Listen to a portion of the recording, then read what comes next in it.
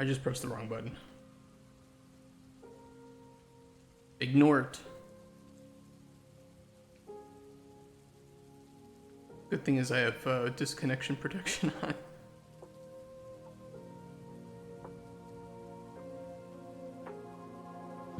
Oh, professional streamer, by the way.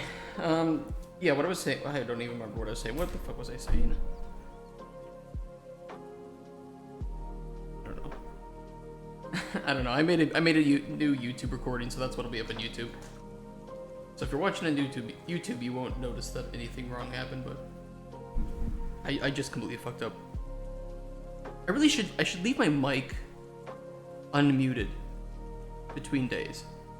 Because I muted, I don't know, it's like, by default on my stream, muted at the end of the stream. I don't know why, but I do. And then I just forget to unmute it. Whatever. Okay, let me figure out what we were writing for this story here. Of course, personal lore loop. I promise you the performance on this is so much better than it was when I had it. Had these backgrounds updating every frame. Friends, what he's afraid of in dreams. Yeah, I guess today we'll tackle his, today, comma, we'll tackle his dreams and fears. Is he afraid of forks? Oh my god, we'll give him like an irrational fear of forks. Is he afraid of forks? Does he dream of one day owning a spoon factory?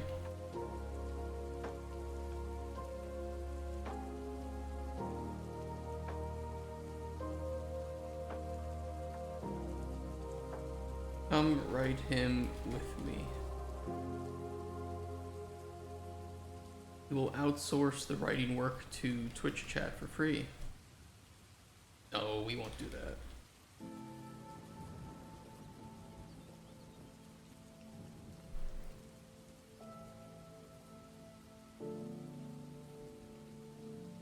Perfect.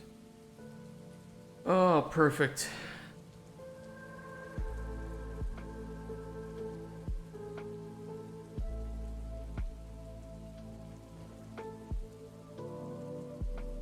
Friends dialogue to current and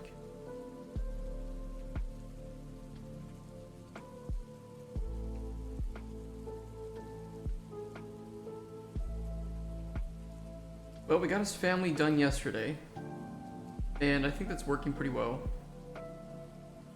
I'll have to have somebody test that. I think we're gonna have a couple people test all of the lore for Spoon once I have everything written for Spoon.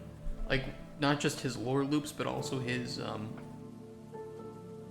am I thinking? His, like his story, his actual story for his potions. So that you can completely play through his storyline and get the different endings depending on what you do for him.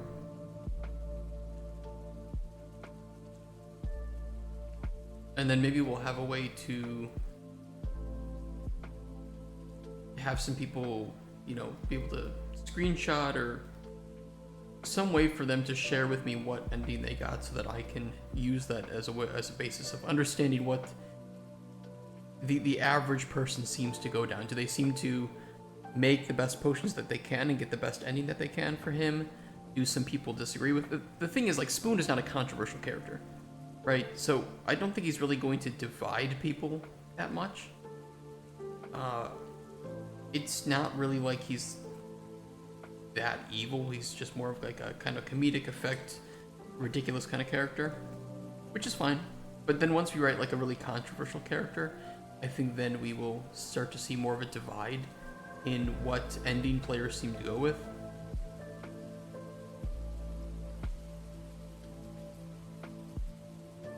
And I do look forward to that. Forward to that a lot. Okay. Does Spoon have any friends? I suppose that's the big question that we have today. Does Spoon have any friends?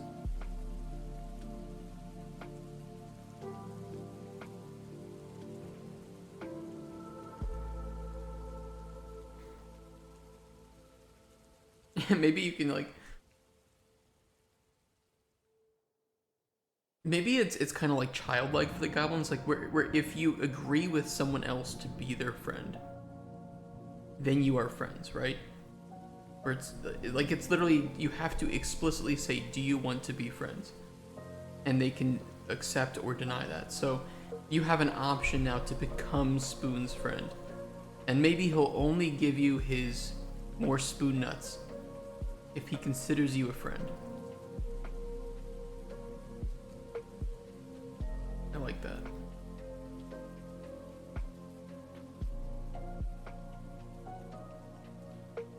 I mean, we also have the relationship level though, so do we want to use a saved choice of that you are friends? Maybe you can become like besties with Spoon?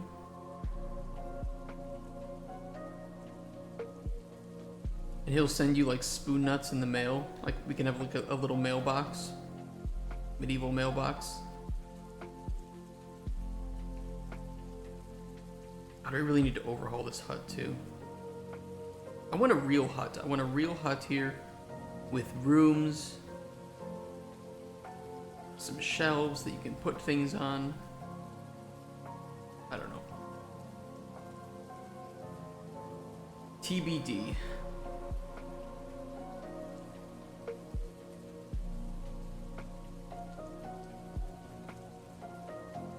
Of course, Spoon has. Let's say, of course. Of course, I have friends. Everyone from my clan back in the sewers are friends. Well, maybe except for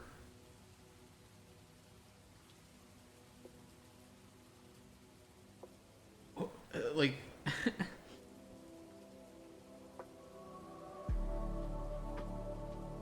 it's the first word they say. Maybe except for Pebble, Floater, and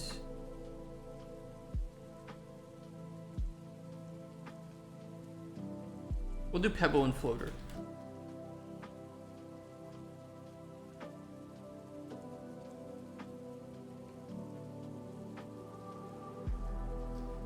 We need a lot of space here. I don't want to make this loop too, this bit of the loop too big. We just have a couple of interesting responses.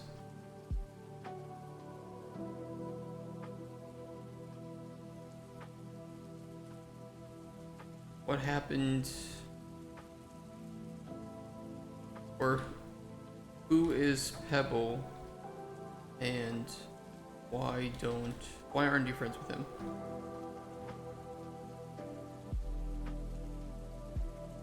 And then we'll say, what happened with Floater?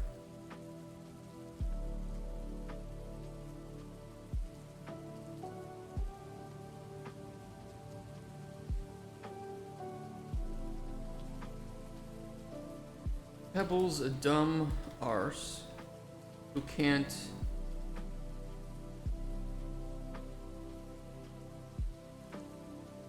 tell up from down.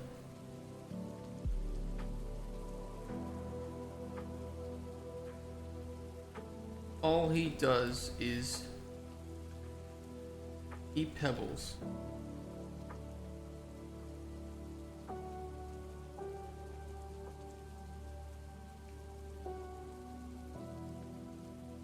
Making this horrible grinding sound.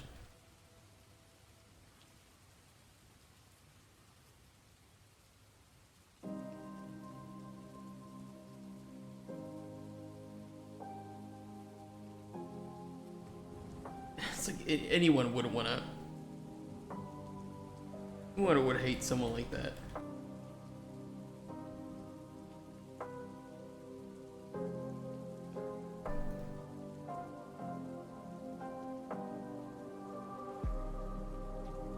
What are some options?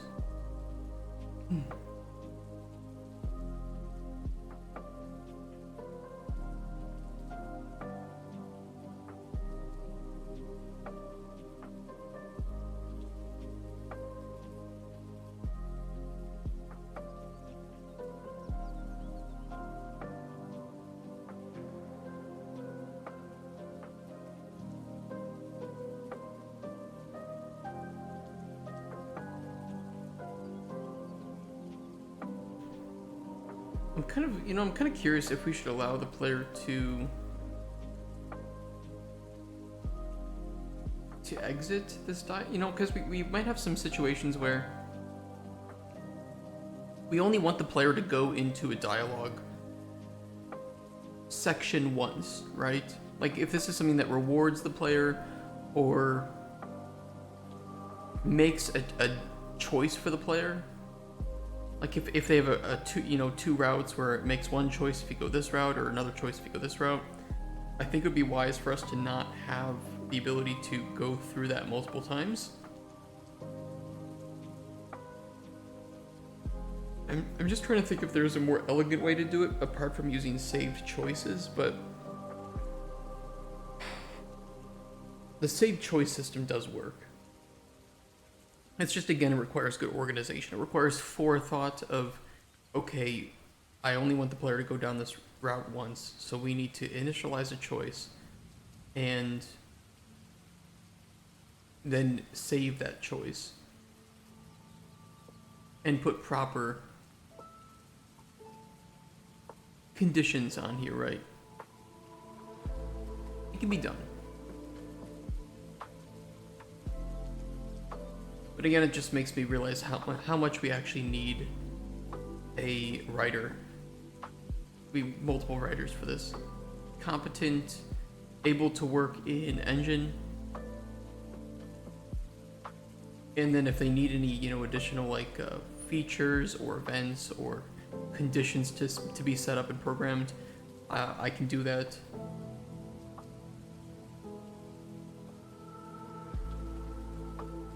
I have a couple of writers who may be interested in working on this. Give themselves some experience in the process.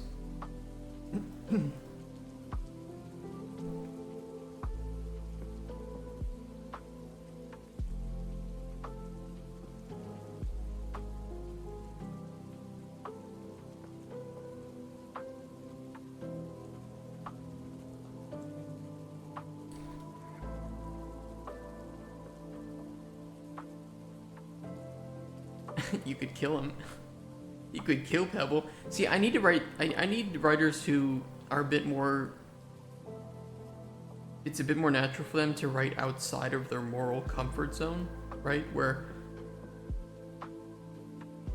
I'm kind of a good character. I don't automatically go towards these evil routes, and so I don't often think of the dialogue responses that would fit that route for players.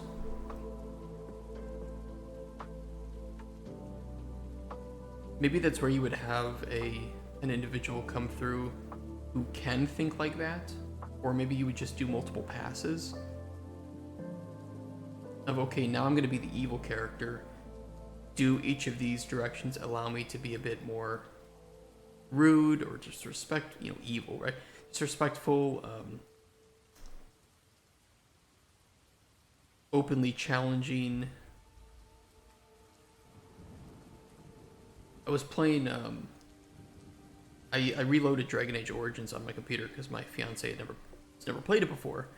And I thought, well, maybe this is worth getting into. Maybe it's worth retrying to play this. I barely remember anything about it. And just immediately I was struck by the quality of the writing. Just right off the bat, I realized exactly why it held such fond memories for me and had such nostalgia for everybody. Just the writing is good. It's very good. The characters are interesting, the world is interesting, the world building is great. And it really puts a lot of modern RPGs to shame.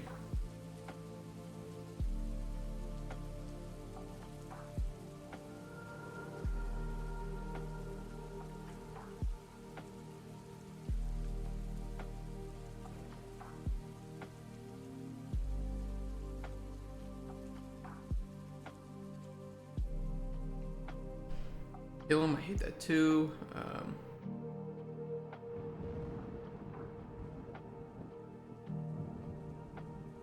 Could try asking him to stop eating pebbles.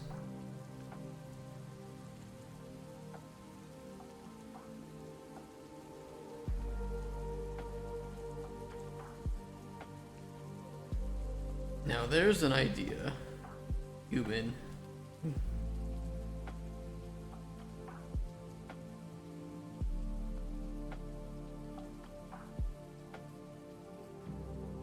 Should we save that? You know how we have like I want to have these like ending epilogues and whatnot. Should we have like one of these slides for the Golem Stone region that Pebble is not alive anymore because he was killed? That's a choice where we would show players the percentage of gamers who got Pebble killed. Next time I visit the sewers,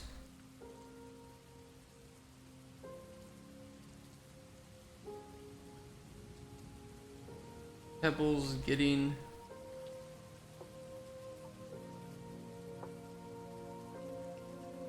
a few too many pebbles shoved down his throat.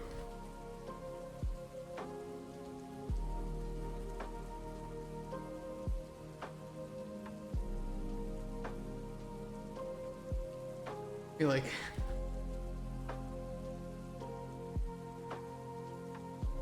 I was just joking, you know.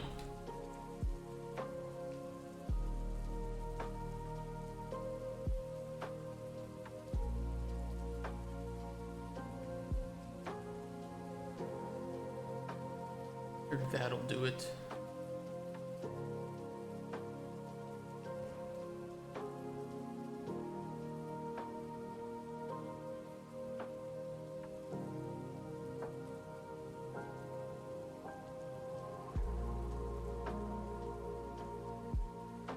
You might have been, but I wasn't.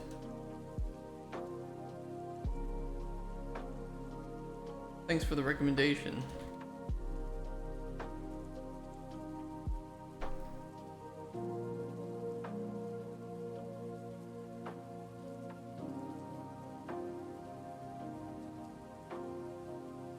And we'll just do a continue here.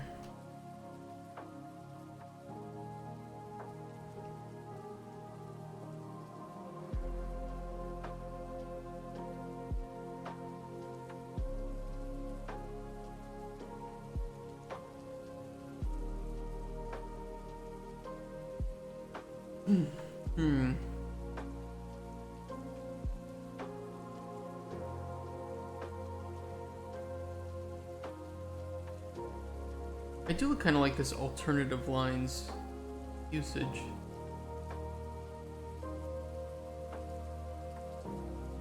Kind of wish you could attribute.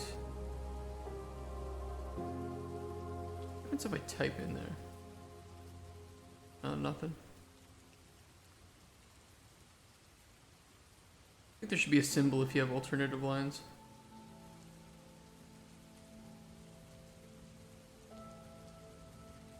Okay, so this is kind of more of like an evil route of you tell him to kill Pebbles and or Pebble and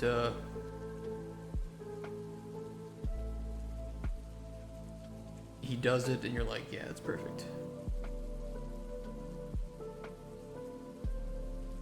Thanks for the recommendation.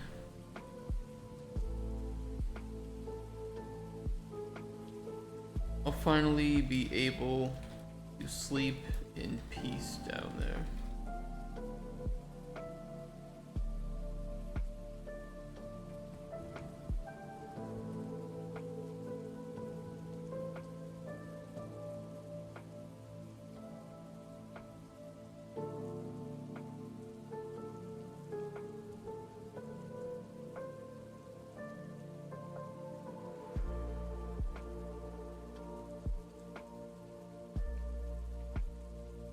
I want to try it here.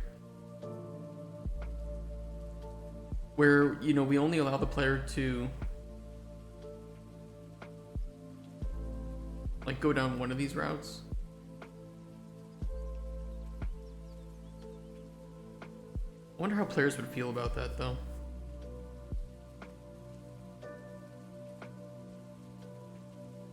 I think then they, you know, it might be a double-edged sword where they would be maybe a bit upset that they can't experience all the dialogue and learn about the lore like that. But at the same time, I think that they will attribute more weight to their decisions, even in casual conversation, which I think is a positive outcome for what we're trying to make. Right? There's no reason that we have to stick to conventional means of creating dialogue. There's nothing that says we need to do it.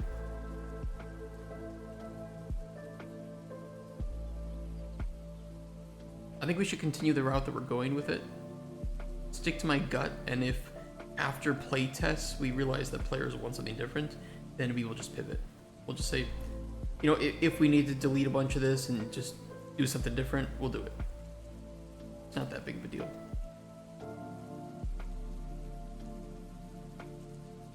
I mean, it sucks, but it's not that big of a deal.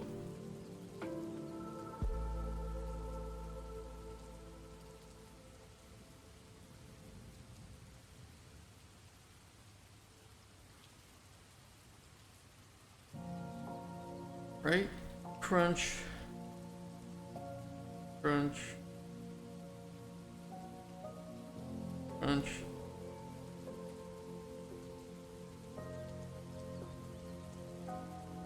Off already, mate. Swallow or spit them out. Like the rest of us do.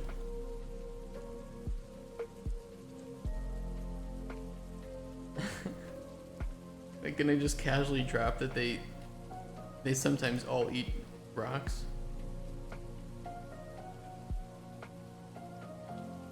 We'll have this connect up to the you could kill him. Maybe. Like, you all eat rocks? Or you all eat pebbles sometimes?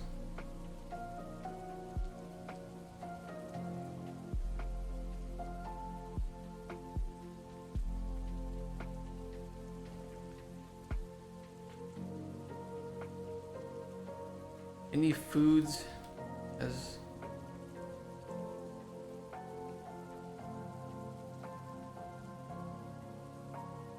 any food's as good as any other, right?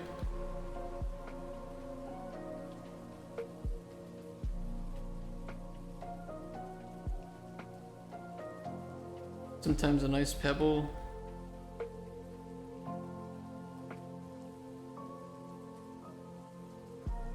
Sometimes sucking a nice pebble.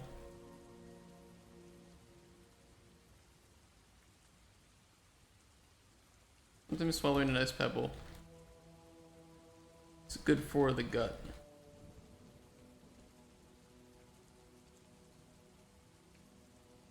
It's like digestif, right? Is that what they're called? Digestif?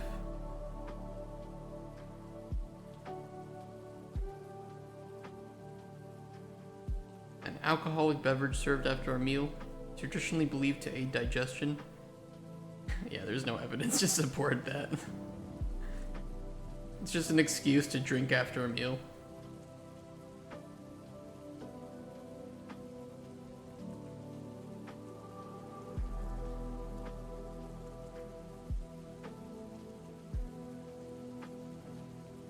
I wonder why that is. Do you think maybe it was because I theorize maybe if drinking some alcohol after a meal helped to potentially kill some bacteria that may have been present in food back when it was common to do so. And so therefore it did aid in digestion because it killed bacteria that may have given you some, like, you know, some upset stomach or something, or hit your, you know, some like stomach bug or something. I wonder if that theory is possible.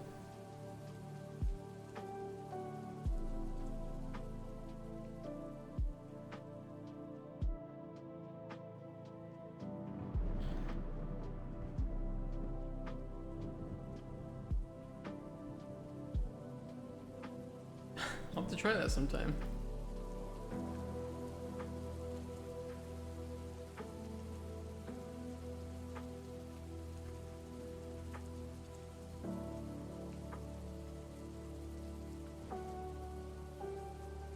I'll stick to my potions if I get an upset stomach.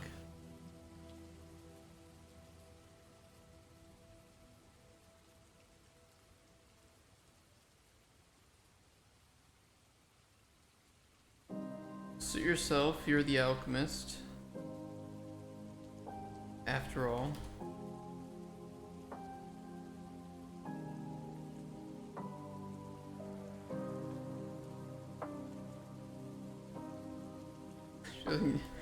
Nine out of 10 sewer goblins. Sewer goblin doctors. I'll say it seems to show signs of improving digestion. It's a highly recommended remedy. Trust old Spoon in this matter.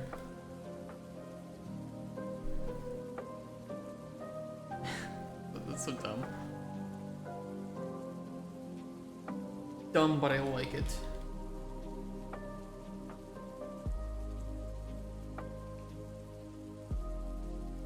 Okay. You try asking him to stop eating pebbles.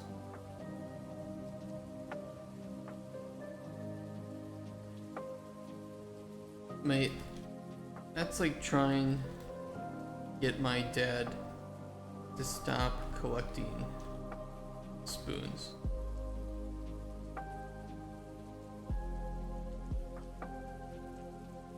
Pebble's gonna eat. Do you think that MMO is a genre? Hey, Ice Creek.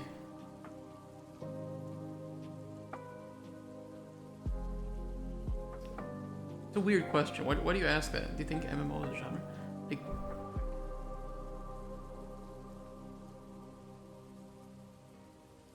I think it's more of a descriptor of a game, like of the online components of a game. Like saying a game is co-op. Like co-op is not. I wouldn't necessarily say like co-op is a genre. It is more of a descriptor of the online components. Like you can have like a MMO puzzle game. Which, I mean, that did exist, right? There was that, oh god, there was like a puzzle game pretty recently. Some open world MMO puzzle game.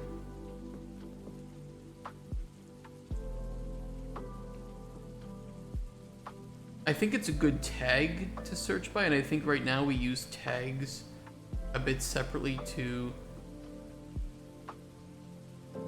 genres.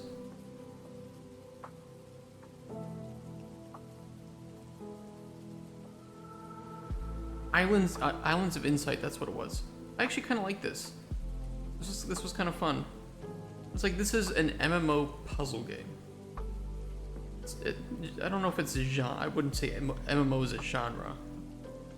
So people want to make an MMO, they immediately assume I'm trying to make, yeah, like a MMORPG, right? And I wish that WoW didn't taint the term MMO from what it literally means. I think it's because the most popular and well-known MMOs are MMORPGs, and especially the ones that I think set the standard for what a lot of multiplayer games need to accomplish.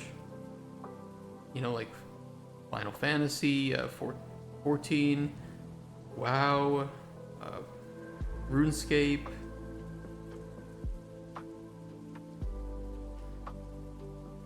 Guild Wars, Lineage. I mean, if I look up best MMOs of all time, it's going to be, well, it's MMORPGs specifically. It's like this is just going to be MMORPGs or just MMOs for many years. The same thing, best MMO ever made. Like, well, these are all like specifically MMORPGs. All of them.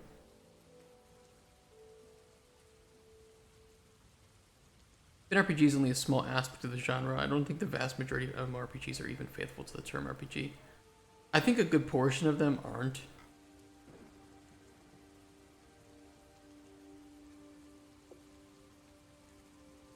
I think some of the older MMORPGs are the most RPG-like, right? Like where you have like OSRS, right? I think OSRS is a pretty strong contender for an actual MMORPG that's still around today, because you can be, if you want to be the guy that just smiths items all day and sells them to players, you can. If you want to be you just want to go out and do big boss battles, if you're the fighter, you can. If you just want to, it's like you can play that role if you want to.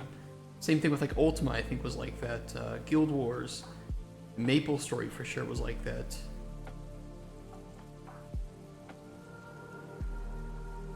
I don't know about nowadays. It's kind of like I would classify Diablo 4. Yes, it's an MMO arc. 100% GTA MMOs. But people would probably say Diablo 4 is an MMO ARPG.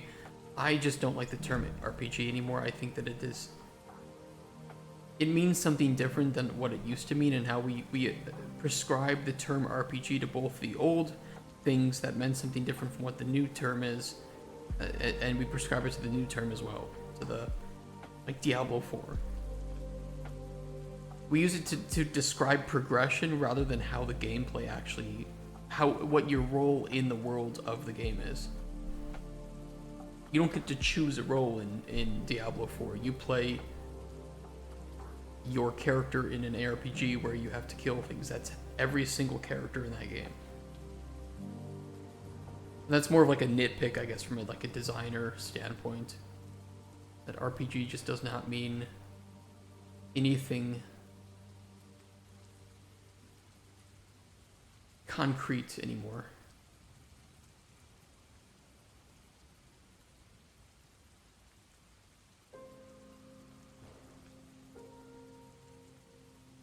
Whether we like it or not. I watched a video where a guy said RuneScape is not an MMORPG because it's not like WoW or Final Fantasy 14. if anything, and correct me if I'm wrong, but I think if anything, OSRS, and let's just say OSRS because I think for me it's the one I know the most, is more of an RPG than WoW. And probably Final Fantasy 14. If we want to use the term of we want to use the definition of you playing a role and the number of roles and options that you have to play, I think OSRS probably offers you the most choice of varying account builds that are all viable within the economy and world of RuneScape. And you have that with people like just making skiller accounts, making peers, making just PVM accounts, accounts that are locked to a certain region or doing only certain actions. Any feature of an RPG is having different skills that you level up. For me, I just see it as, I don't know, it depends on if I'm going like the old school way of defining it as, can you play different roles in this game? And if so, then it's a role-playing game. Are we describing progression features like levels, gear, equipment, skills, things like this, right?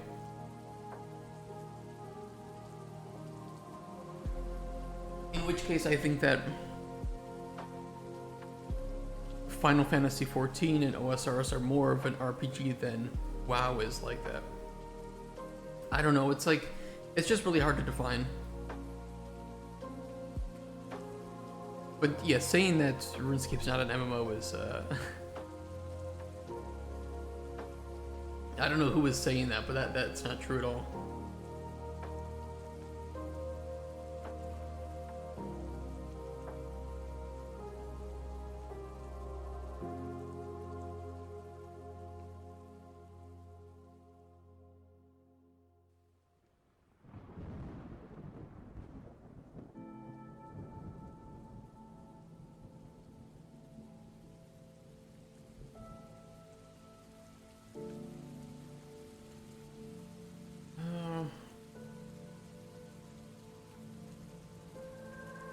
Let me do this.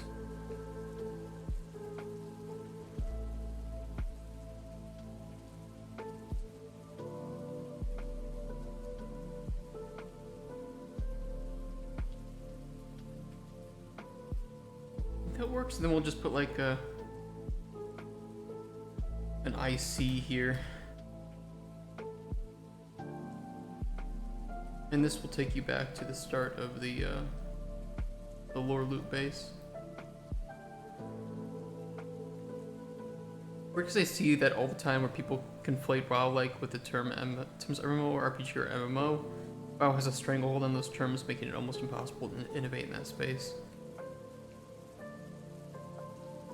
I think that the people who are actually interested in playing an MMO game, it's such a niche, specific genre that the people who are still playing MMOs probably have some experience playing one of the big three. So WoW, RuneScape, or Final Fantasy XIV. And most of those people then came from, like, especially like Final Fantasy XIV players or OSRS players, and had some experience playing like Guild Wars Lineage. So of course there's like an expectation to do the things that those MMOs did, and if you don't do them better than these games that have been worked on for over a decade in some cases, or almost 2 decades, I think, in OSRS's example, that you just aren't as worthy of being in the space. It's hard to compete. It's like if I make an ARPG game, right? I have to compete with Path of Exile. Like, there's no fucking way I can do that. Unless I target a different audience of the ARPG genre, like a more casual audience, and I make something like Torchlight. So, it's like if you try to make New World, right? Tried to compete with that, and originally it was supposed to be like a PvP focused MMO, and then it became more, I guess, WoW like in some cases, or just more traditional, I guess we could say. Then it was like people were looking and like, well, why would I play this over the games that I've already played on and already have an account that I've been building up for decades? Like, what's the point?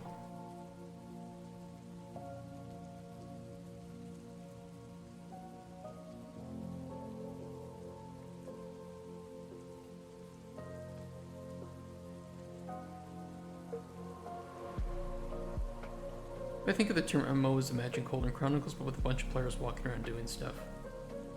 I think there's just so many ways you can interpret MMO, right? Like if I would even say Journey, the game Journey, to an extent is an MMO. Even though your only interaction with other players is being able to basically just see them and to follow them if you want, but only for short periods of time. But it's like it is a massively multiplayer game. You aren't connecting to other people. It's being automatically done as you play. They exist in this space. I don't know. It is a really hard term to define, I think.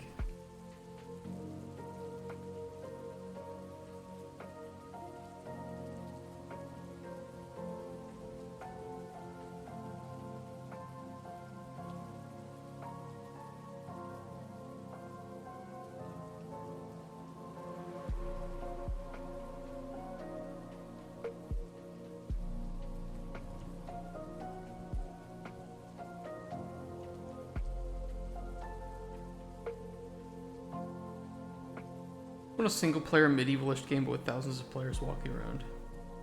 So like do they interact with each other, or are they just existing in this space like if they were all Iron Men in RuneScape? Why are you up? Why are you awake? What is your fascination with being awake early in the morning, Mom?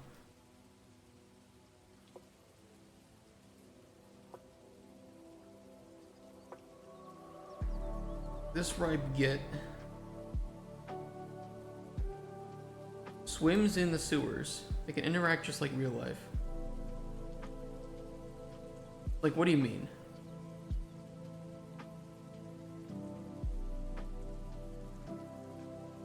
Doesn't even have the decency to wash off.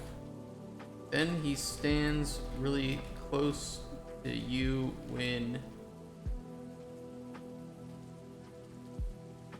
talking, and you can barely contain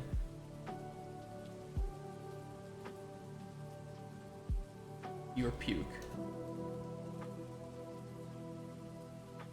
With the middle of the night. Medieval simulator sandbox. Wasn't okay, I see what you want. So you want like a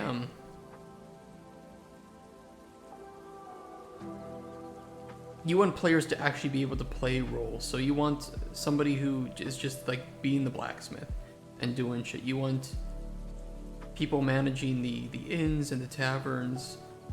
You want it to be a traditional role-playing game. Sandbox. This is what it sounds like. Just like basically give the players the tools and let them form the society that they want.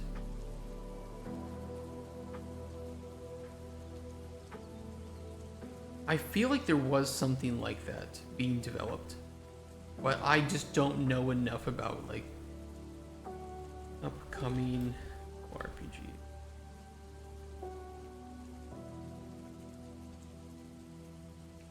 It wasn't Throne and Liberty, was it? No, I don't think it was.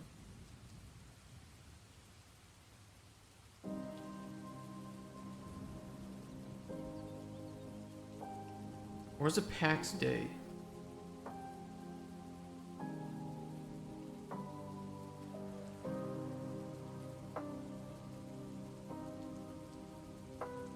This looks like it might be the one I'm thinking about.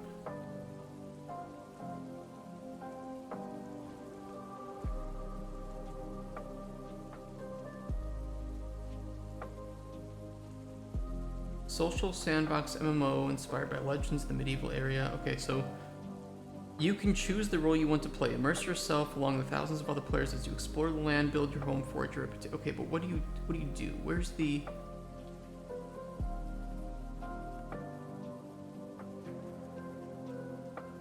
Everything in the game is made by players, which I do like. I like that.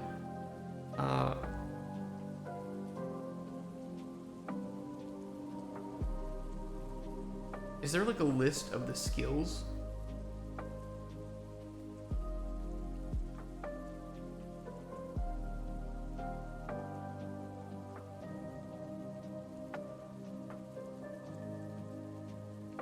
Building, leatherworking, cooking, tailoring, blacksmithing, fletching, jewelry crafting, baking, charcuterie, mining, tanning, and woodcutting. Yeah, I don't really know anything about this. I just know that there was one like what you're saying. This seems to be the one, but I don't know anything about it. I don't know if there's been any... It's looked like they had a closed alpha? Or early access?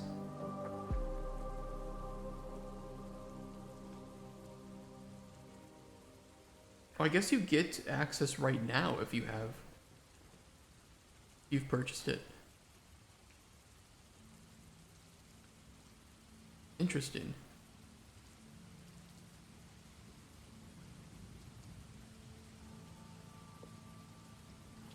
Wait. Or is it out yet? Hold on.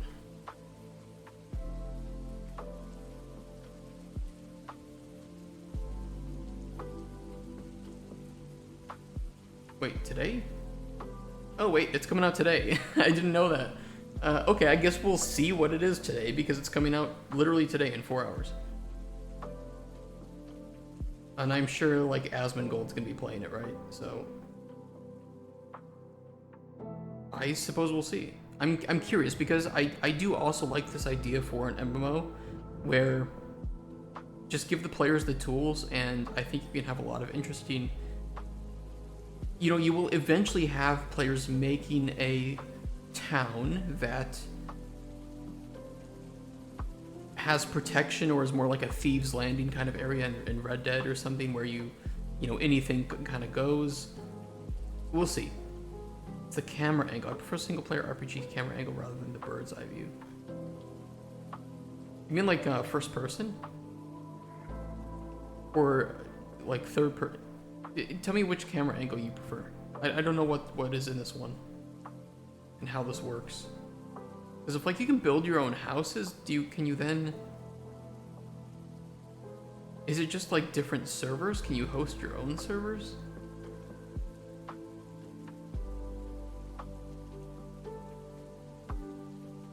Can you play solo? I don't really know how this game works.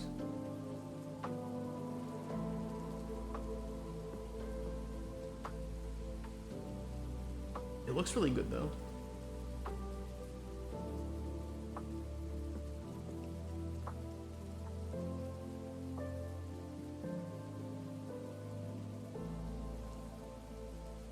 It's not a single player game. We do want the soloing experience to be highly enjoyable, and you can play without joining a clan. That being said, we designed packs today to encourage group play, and the harshest corners of the game cannot be soloed. Okay, I'm okay with that.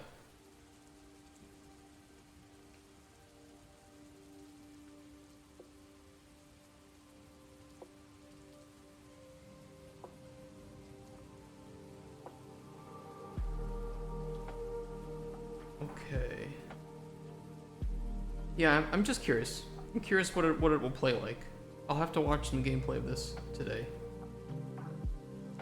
So most of a distant camera that's 45 degrees, whereas single-player RPGs typically have a closer camera that's over the shoulder.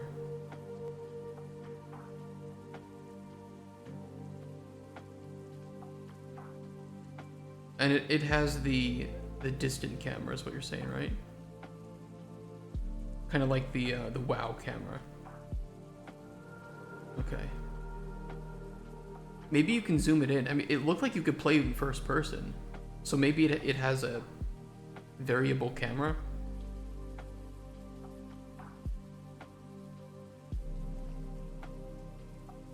I don't know. Pack stay, one of the... Oh. I'm sorry, that was rude.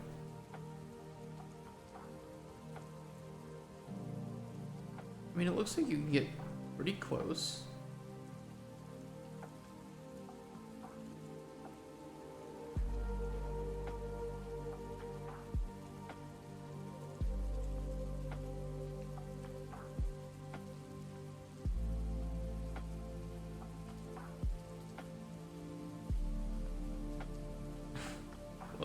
Little clunky. Early access. I don't know, it's not that far away. You're not wrong with that. You're definitely not wrong with that. If a game isn't designed around different camera angles, and especially if it doesn't have different animations in first person and third person, you get a lot of wonky nonsense.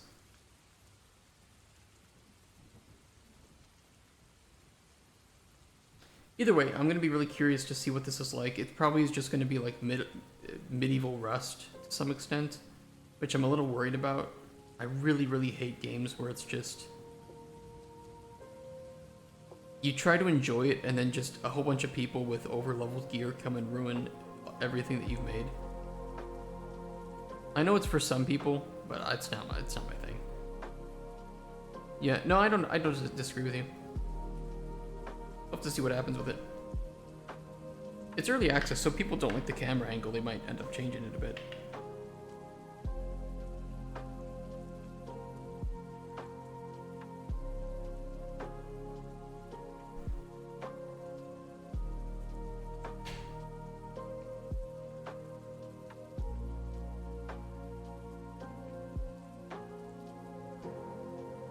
What are some options to this dialogue?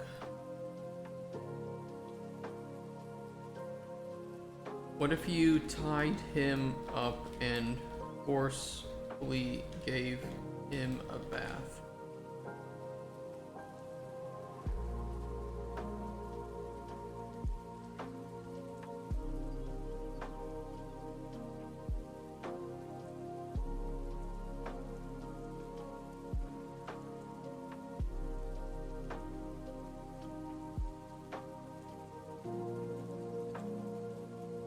I'd still have to get close to him though. Trust me, it isn't a pleasant experience.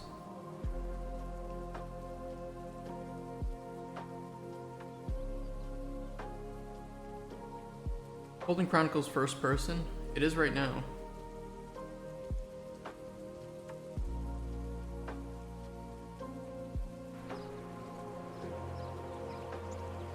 It is right now. And at least for the... You know, I like that because I do want the player to get immersed into the world, but I'm thinking of exploring third person option as well.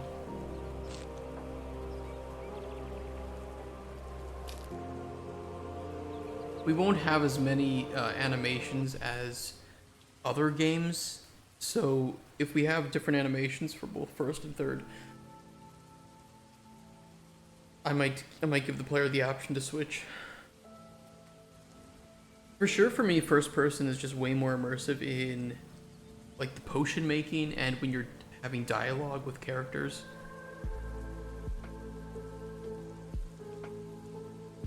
The player themselves isn't going to have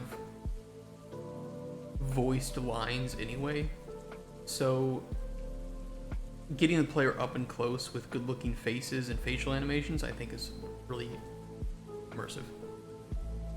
Yeah, potion making is, I don't know. So I was thinking if we do have third person, it would force you into certain perspectives in certain cases, and one of those would be potion making, where it puts you in this first person perspective. A lot of people have said that they don't like the way this minigame works. I understand what they're saying, but I kind of disagree with it. They want to be able to move things in this amount, but I think that would really slow down the creation of potions. I don't know how to put it. Like, you have to hold over here. It's like, it might be a little bit more interesting, but it would also be really fucking slow. Have they playtested it? A few of them have playtested it.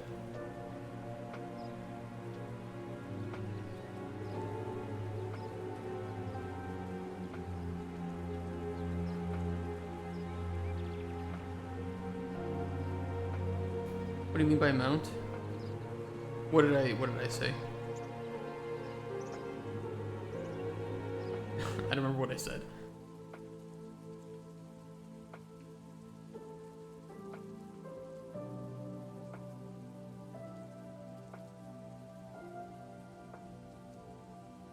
What they want to be able to make to take out a certain... I just meant that when their feedback was that the potion making being this system that you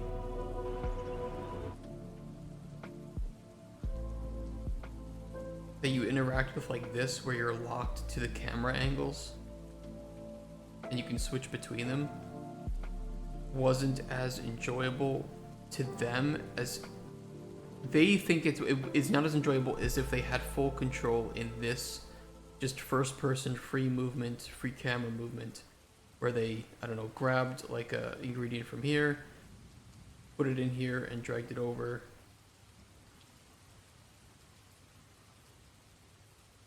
To me, I think that's a little bit more clunky.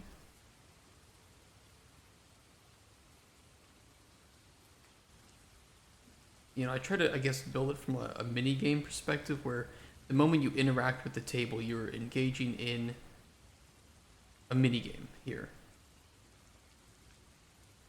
And I like not having to worry about my camera angle when I'm in these perspectives. If you put it on the middle wall instead of the left side, I think that's a possibility. I mean, I think that there are different ways we can do this, but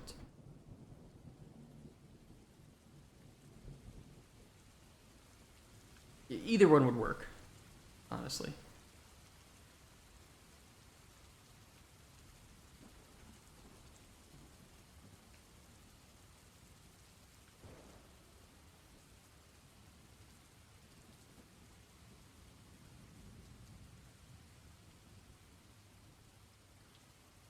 For me, the location of different aspects of the alchemy is not that important.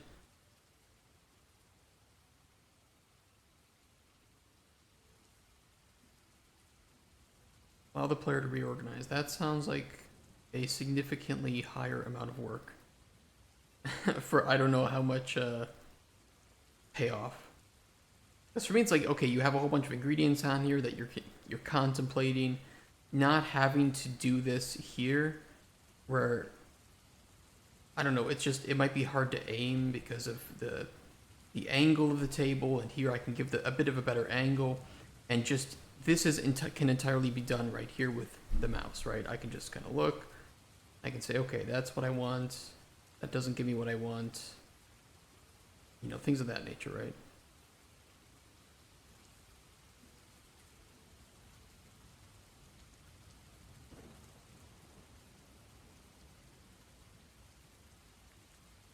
And yeah, I just feel like that would be more clunky if I were doing it here and clicking and pulling and dragging. And oh, I need to process this, so let me grab it and drop it over here.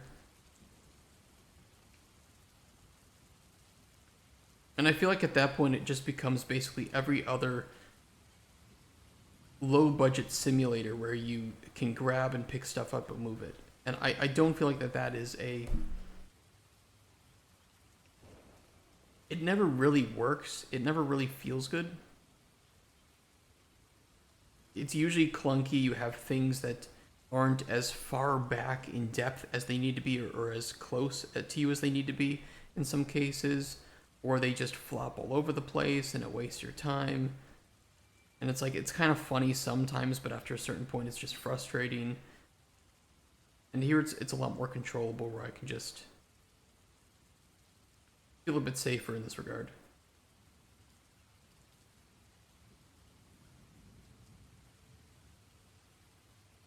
I don't know how to put it. The pestle and mortar will be the grinding. So this station just represents the processing as actions, but we don't have the immersive part of that yet. So when you dry something, when you cut something, when you grind it, then you'll have different tools on this table that you'll use to perform that action and complete that processing. So this just allows you to complete that action without us having the immersive aspect of it yet. So there will be the pestle and mortar and a small little like cooking station for you to do the cooking processing on.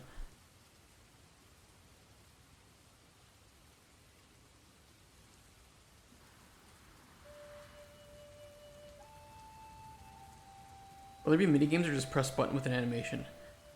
I envision small, quick minigames, right? So if you have to grind something up, it's going to be just a quick action. I don't want it to take too much time, right? I imagine that the player will have to do a lot of processing in the game, and at a certain point, if it is taking too much time to do, then we'll just trim down the time, or allow the player to, in the options, set a more like an accessibility or ease of use option to make it instant.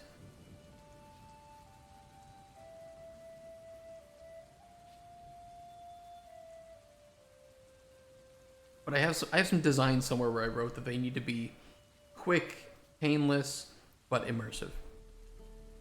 So something like Red Dead Redemption's cooking. I can use that as an example. Red Dead 2 cooking.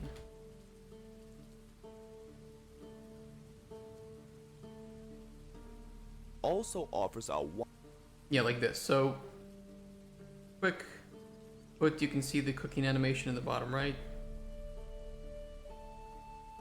And it's cooked. Immersive, quick, easy to do. It'd be cool to unlock automated processing tools later in the game after they had to do it manually many times. That could be cool. That could be a nice way to do progression. I agree.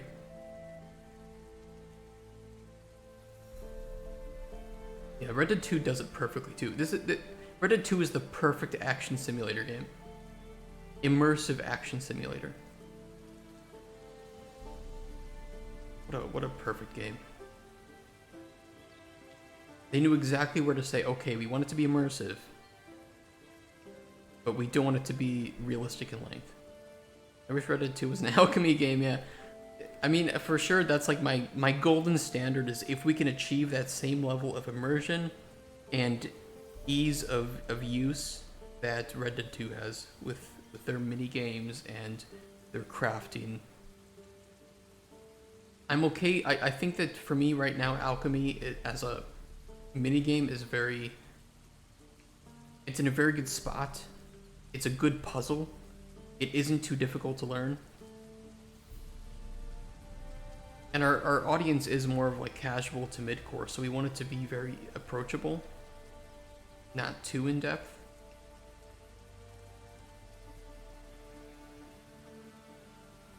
We don't want it to be the CK3 of...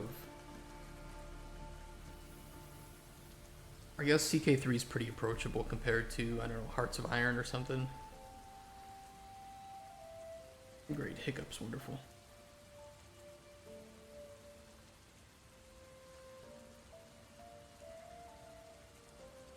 Just stand further away from him.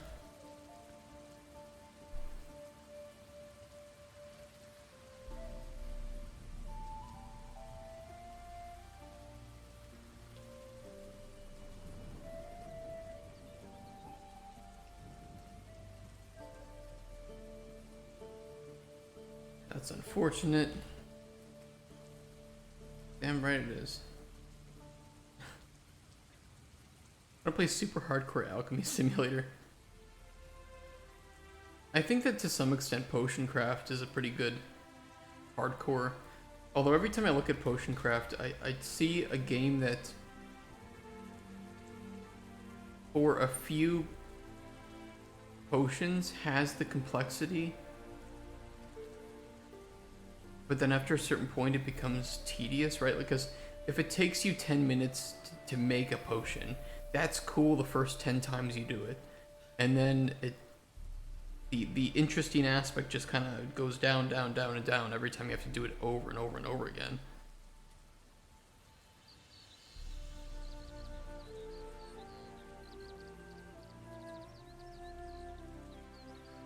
You need spreadsheets.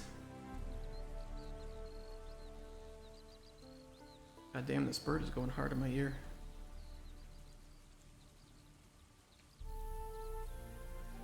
And save recipes, you can do that, but if you, I think somebody told me if you use any new ingredient, it becomes a new recipe, which you have to do kind of often. So then you need a totally new thing for it, which is annoying.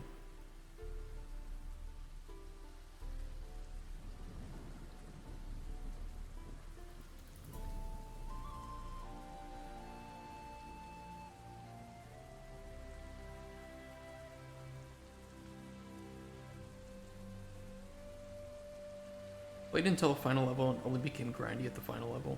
That's not too bad then.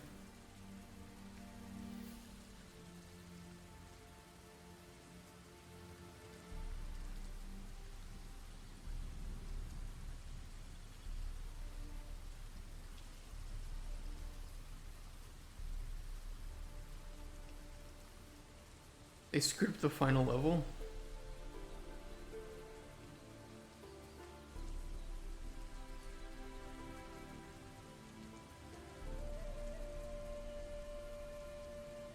Too grindy. Yeah, I want to avoid the grind with our potion making. I want it to be a system where, because for me, you know, potion craft is like where you can't really avoid some of the time sinks with potion craft if you need to have that time sink. And with Cauldron Chronicles, it's more of it rewards the knowledge. If you know that mixing a couple of ingredients results in a certain effect, it's always going to result in that. So it's more of a game of, as you learn it, you become more experienced. As you become more experienced, it becomes this innate skill that you have. It's like, okay, you need a healing potion? Okay, this and this ingredient. Or it's, you know, it's like, okay, I have those done in, boom, easy. And if you need something else with restore health, you have those other things that you've uncovered, and it's very easy to filter that, add them to the potion. At most, it takes an extra 10-15 seconds.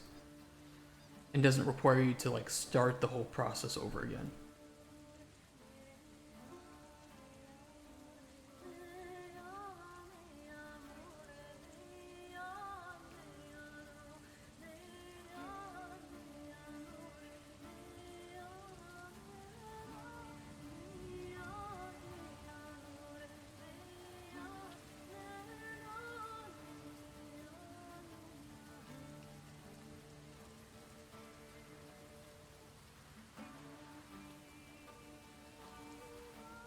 An alchemy game where it's extremely complex, but where the player can theory craft potions based on what he knows about ingredients.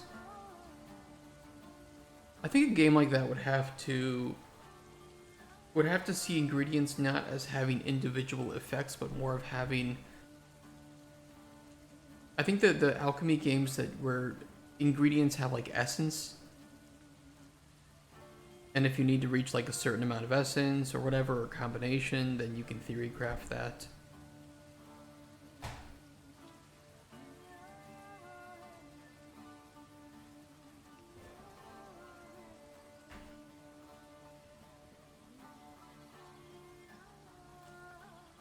Yeah.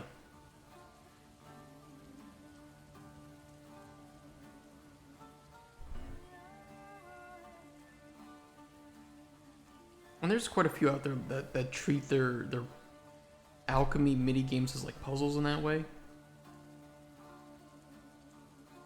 Like 2D puzzles.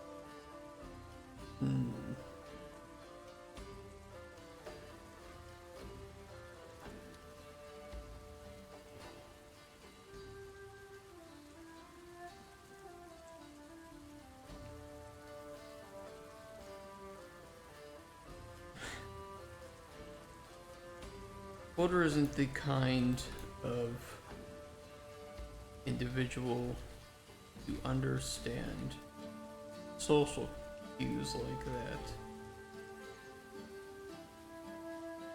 You stand further away from him,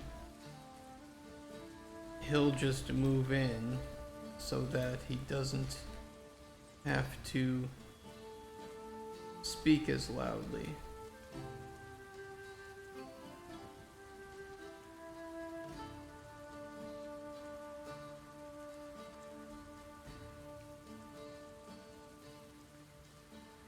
He's at least 10% of the reason I left Golem Stone.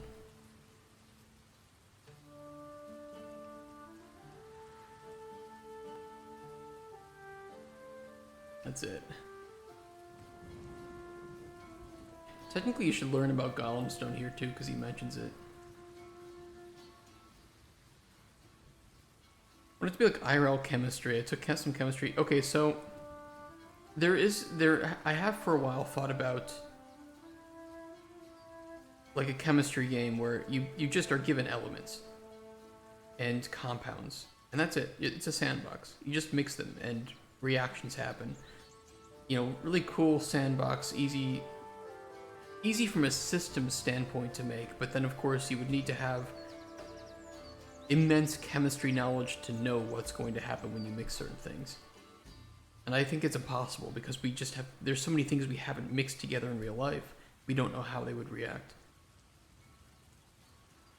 How goes the Cauldron Chronicles? Hey, Belicha. Goes good. Goes well. Where's the Golem Stone one? Asked Thief about Golem Stone.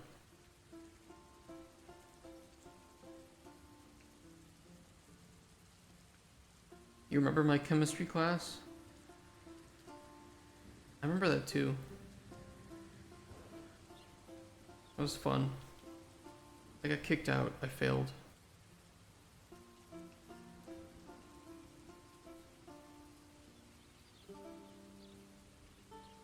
That wasn't the only class I got kicked out of and failed though.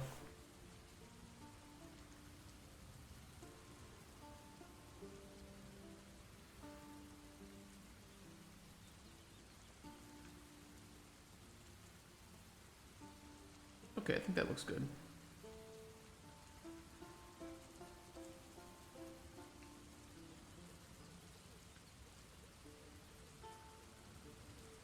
Themed after medieval alchemy with similar cause and effect to real chemistry.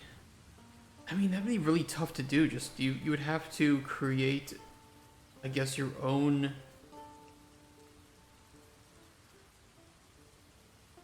chemical reactions. That just seems kind of impossible. Or, I mean, it's not impossible, right? It's certainly not impossible, but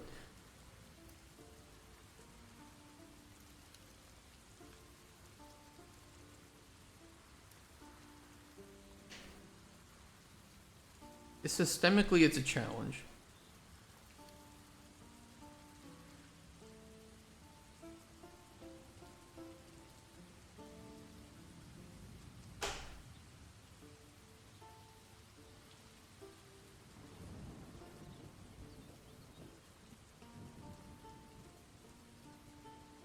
I think at a certain point you would have cases where either it would require too much work to individually balanced ingredients to be mixed together, or I don't know, it's really hard to gamify and make satisfying because, you know, part of the challenge of real chemistry is that there's so many unknown variables and so much theory, right? It's cool.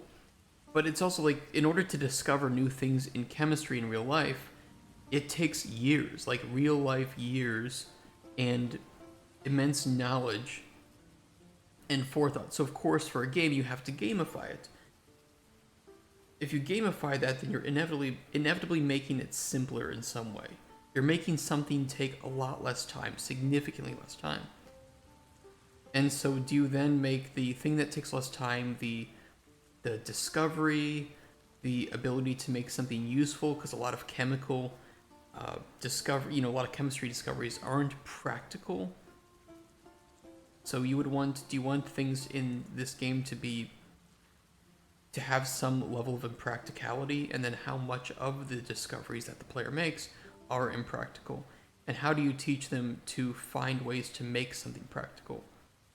I think there are a lot of unknown variables if you go down a complete sandbox route compared to if you made a system that, I guess, like Cauldron Chronicles, where you still have that unknown, but as you discover effects and flavors, you can theory craft combining them in different ways to create unique potions. At least that's the goal. I mean, school for me was a whole shit show. I watch all of Nile Red's videos, yeah. But he theory crafts chemistry.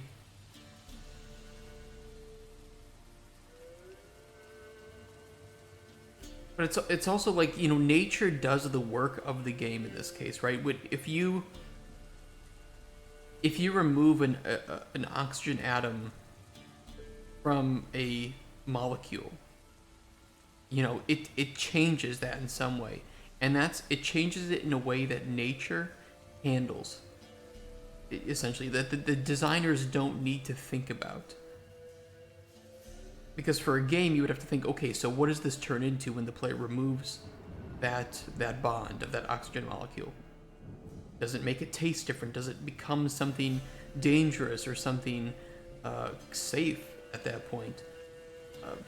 And you know, nature, it just is what it is. We discover what that is. It's a cool reaction. It's a cool bit of discovery, but that's because we don't have to think about what actually it turns into. We just learn what it turns into. I don't know if I'm explaining that properly. But I, like, for sure, I understand. Like, I love now red videos, and I get the whole idea of, like, okay, combine these two molecules to make a compound, or, whatever. I may not be using the right terminology, and it becomes a completely different material. But designers would have to think about that and design what that actually ends up becoming. And so it leaves just this web, this ever-growing network of possibilities that I think would be, in this case, what I'm saying is like impossible to design because it would just take too much time to create.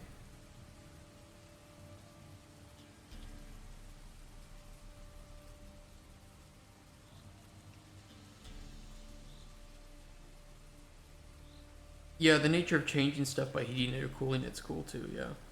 Yeah, I mean, theoretically, it's a great game, and it's actually one too, Ice Creek, that I've thought of trying to make. I think after watching Now Red videos as well,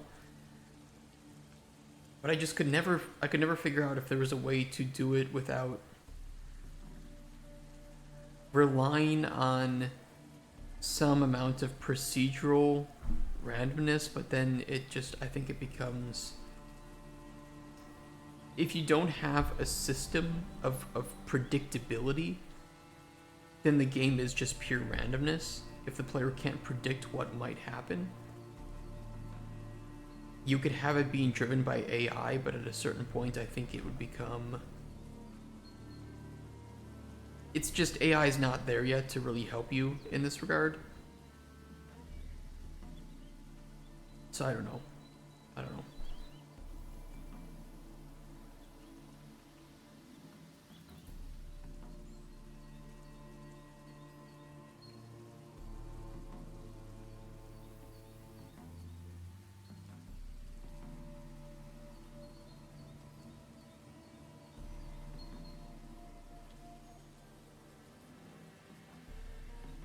We let I want the player to become friends with... Maybe if your reputation is high enough with Spoon, you can become his bestie.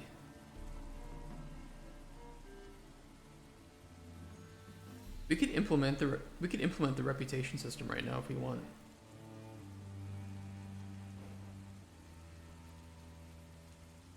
Are chemical equations where you know exactly what you'll get on paper without relying on trial and error. But you know what you'll get. You know how to write it, right? You can make up a theoretical molecule, or a chemical substance, I guess is the right way to say it, and you can, I guess, theorize what it might do, but it may do something completely different, right? And it may taste different. It may be toxic. I don't think there's predictability in that regard, right?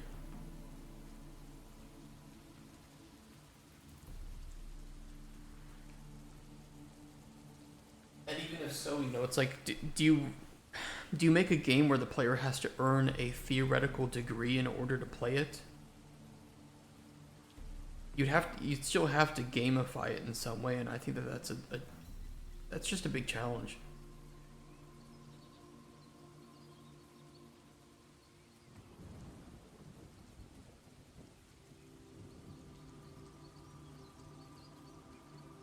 If we implement reputation, though, would we actually utilize reputation enough in the game?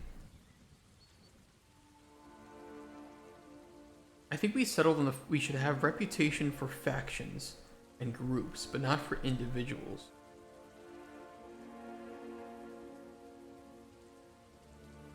I think that's what we settled on.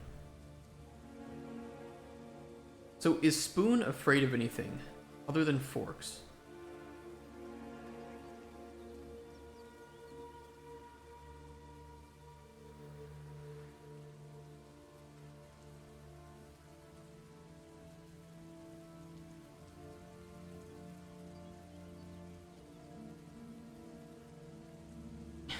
He was traumatized as like a child. Maybe he was stabbed with a fork.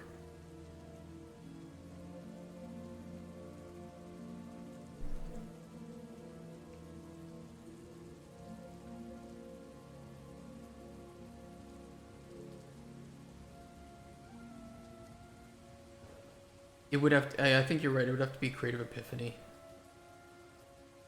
It's certainly possible. It's certainly possible.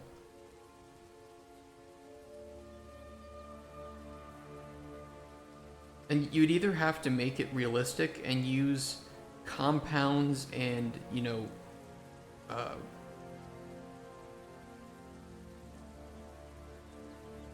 what's the word I'm looking for? Elements that we have in real life. Or you'd have to gamify it completely and make up new elements, you know, put it in this different universe, right? And there's like pros and cons to both, because if you go like the realistic route and you use elements that we have, you already have a huge basis of knowledge to start off of, and you can consult with chemists to figure out how to build the system better. But it's also a lot more challenging because chemistry in real life is still just a complex subject that you would have to spend years in order to even learn enough to I think make the system, and then you'd have to spend many more years just to perfect it in a way that is complex and realistic enough and believable. And if you go the fantasy route, you have, you know, you can do whatever the fuck you want, but also you don't have this already existing system and understanding to work off. Sometimes you're just taking a shower and you're like, holy shit, I'll have to do X. I do like when that happens. That's how my mod came to be, my overhaul mod for Darkest Dungeon.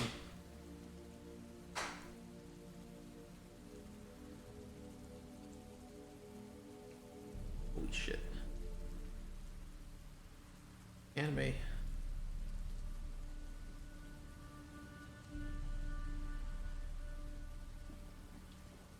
Like one of the big things we had in here was the enemy variants, which I was inspired by ARPGs, right? So things like Path of Exile, Diablo, Torchlight. And there wasn't really a lot of ways that you could accomplish this in game because it was too hard coded. So I realized that you could do this by making new enemy variants, but like making an entirely new enemy with the exact same skills, stats, and animations as the existing enemy. And to the players, they would not know that it's technically a different enemy. And then therefore I could adjust it as needed and spawn it instead of the older enemies. So I could take a, you know, 2 skeleton comp encounter and I could change one of those for a variant that I've made. And I could create these subtypes, but they're technically new enemies from the perspective of the engine. For me is I would want it to work in the way that medieval alchemists thought it worked, which was incorrect, yet still it worked. Like they came up with an incorrect system. Yeah, with like the alkahest and the system of like humors. Medieval alchemy and medicine was diabolical.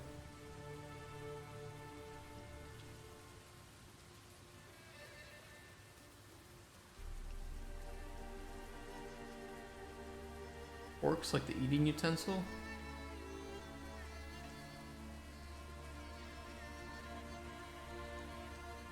Yeah, they scare the shit out of me.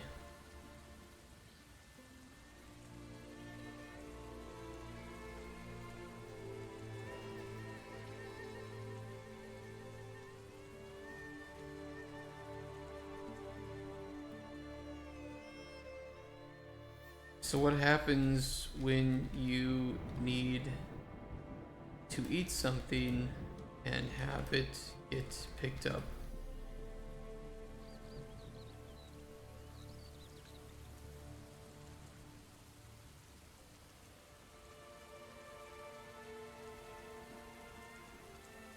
He's just gonna use a spoon for it. I use a spoon.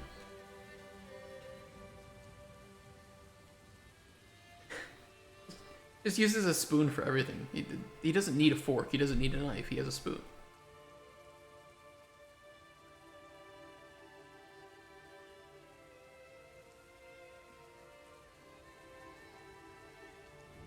What about cutting food?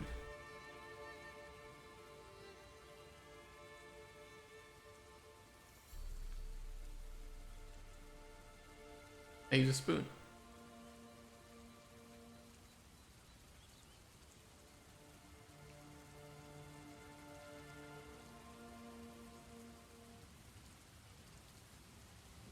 We'll do this and then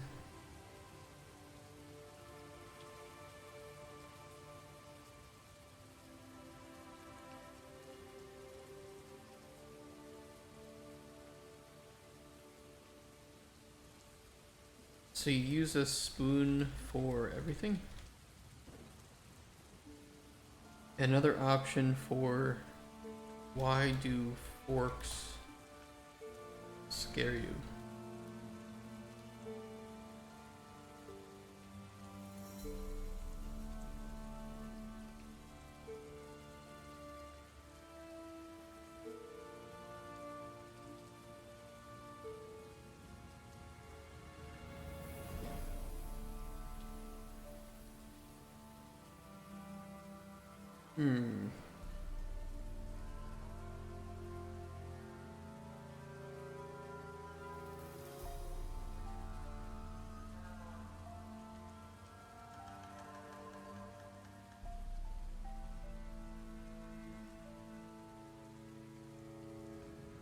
Do you want to be able to like connect this up to the spoon lore that we wrote up here?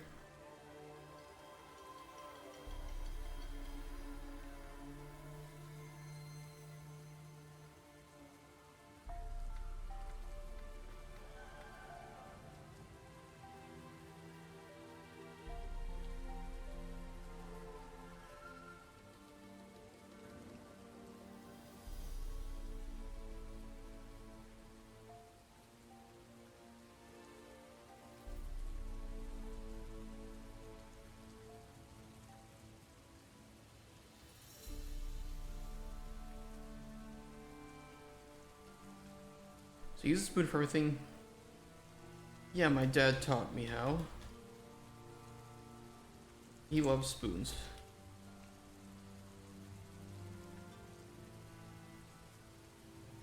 Maybe we can save a choice. The player has like heard the spoon story. And so if the player's heard the spoon story, you know, we don't have to link into that, but the player can do that again if they want. You made the grass move out of the way as the player as he walks. Dude, nice. Took you several days. Wow.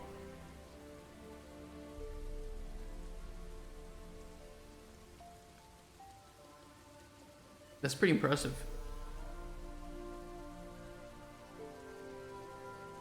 How did you accomplish it?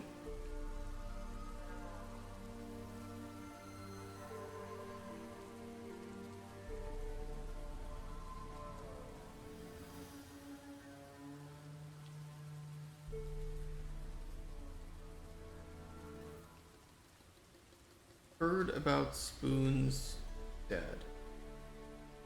False.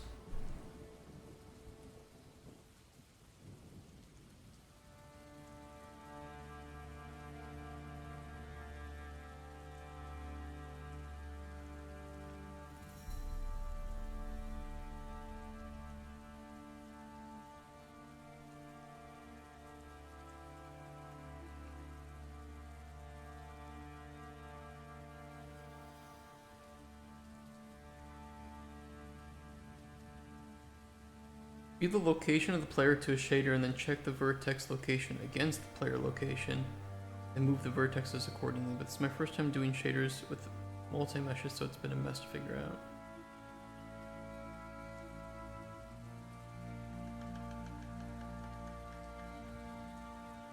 I mean, wouldn't that mean that every instance of the grass is checking the player's location at all times? Or am I misunderstanding that?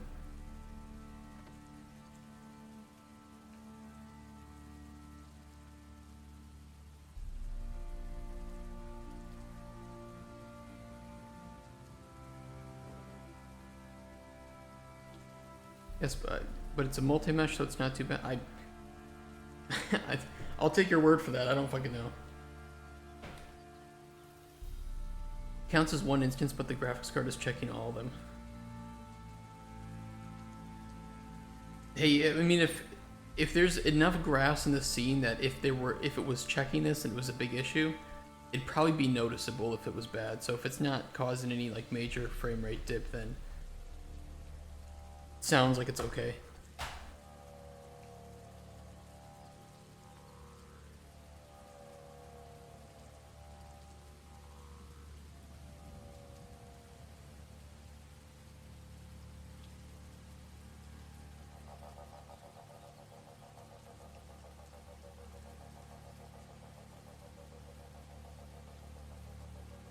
Event saved choice. Heard us about Spoon's dad. True.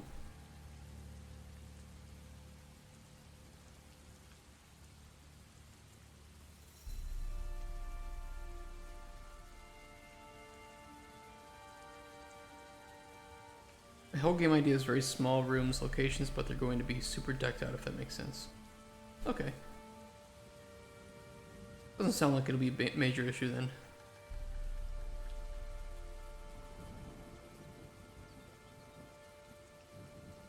What about Spoon's dad full?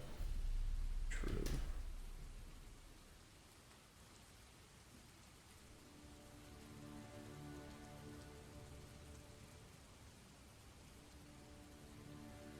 So this way I can detect if the player has heard about Spoon's dad already or not.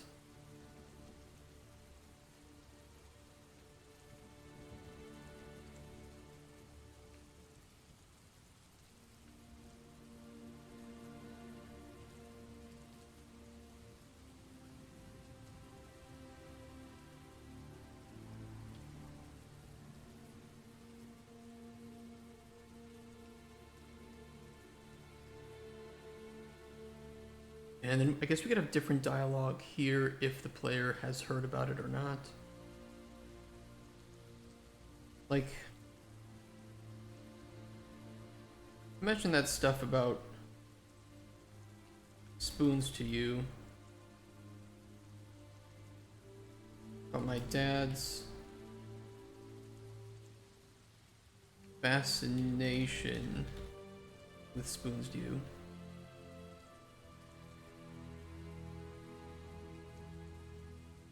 It rubbed off on me as a child.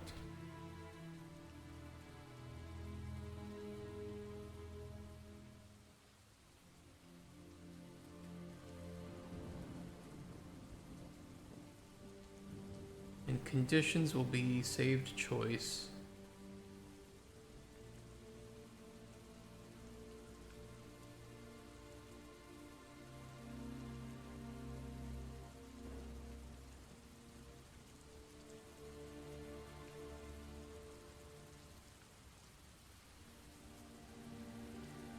Heard about Spoon's dad. False.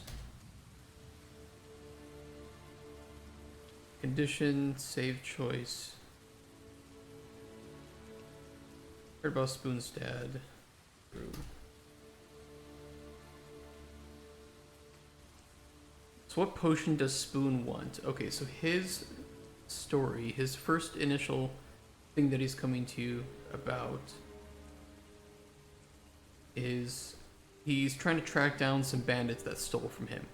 But he did steal from them first. And he wants some poison to put on his dagger. And he also wants to paralyze the leader so he can tie him up and interrogate him. So that's the first thing that he wants from you.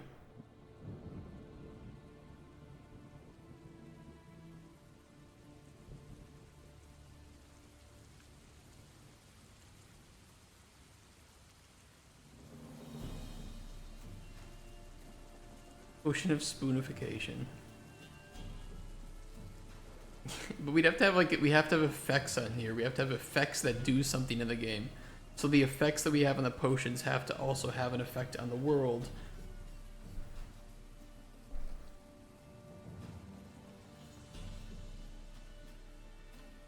Let's do save choice.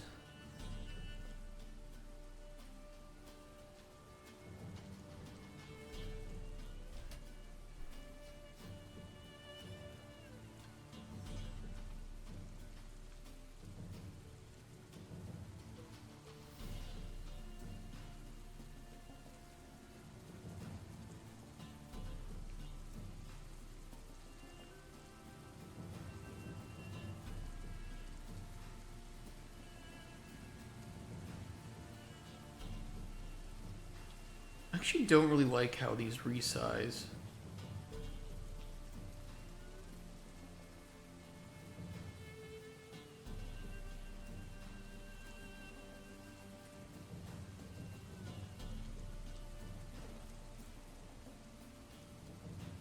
Yeah, ingredients have effects which get passed on to the potion.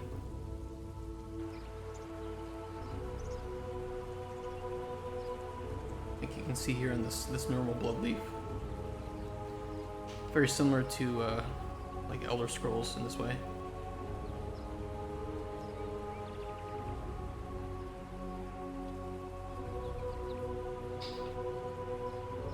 And because you can use potions in the open world and drink them yourself, we need to have corresponding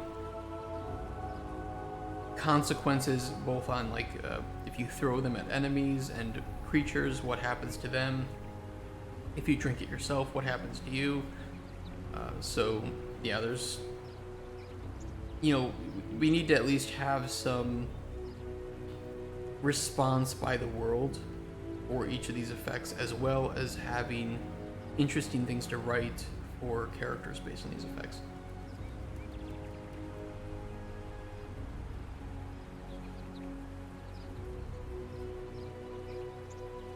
Ooh, my PlayStation 3 will arrive today. What a PS3. Grind up a spoon and put it into the potion. If you drink it, you turn into a spoon. Maybe those stupid ass spoon nuts that spoon gives you. These spoon nuts. These can be. These can have like some interesting weird effect on them. I still need to frame this and put it up. Somebody paid me $10 to frame it. Don't ask, but yes, somebody yesterday paid me $10 to frame my image of a spoon nut and hang it up on the wall. So I have to do that. I don't know why, but it is what it is. Okay, so if you have heard... I don't kink shame. Maybe we can have him tell it to you again. I want to like warp the player up here.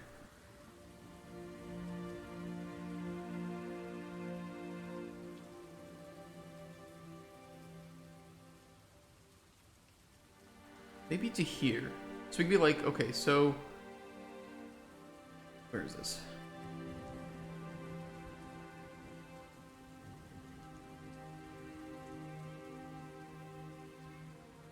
Like, tell me a bit more about your dad.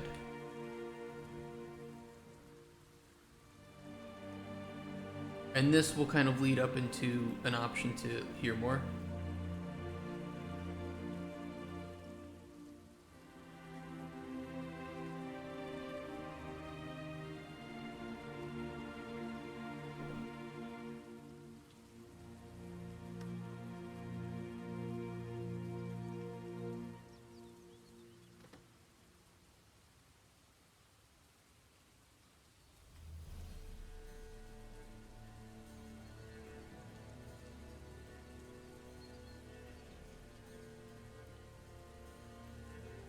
Dad was the greatest thief in the business. Could steal turd out your arse. He could. Never got caught. He did.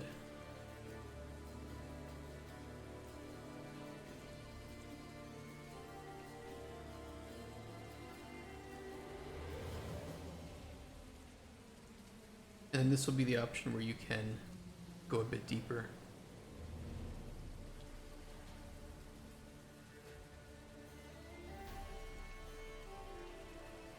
You'll say what?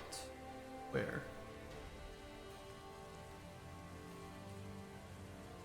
Your dad was a thief too, question mark, and then this, it'll lead into this. So this will be the response.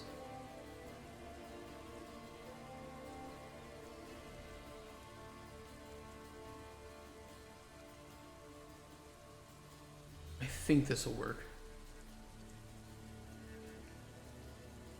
Dad was a thief too.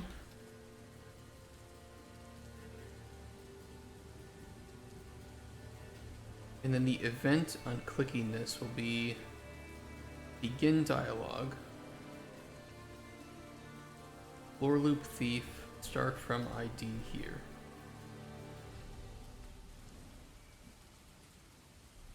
And that'll jump the player up to here.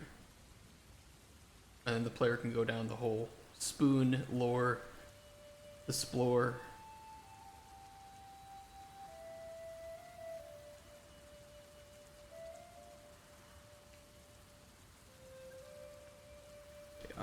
I see. Thank you for sharing.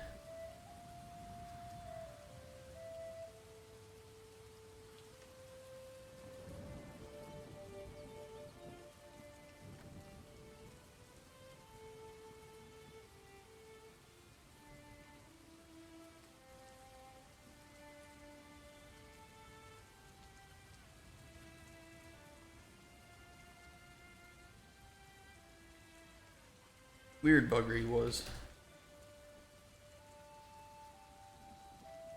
We'll connect down. You can ask, why do forks scare you? I did just say explore. That is very accurate. It's spoon lore. We'll eventually branch off tier 2 about sporks. Like I want to talk about sporks, and I think sporks are a very interesting topic for Spoon. Maybe he's kind of afraid of them, but he understands that this is just a... Maybe he thinks they're an abomination between spoons and forks, and that they should be separate. And these are not an acceptable utensil for him. Another Twitch game dev who named his game Explore. Did he? Was it for like Explore? Because for me, it's I think of it as spoon lore.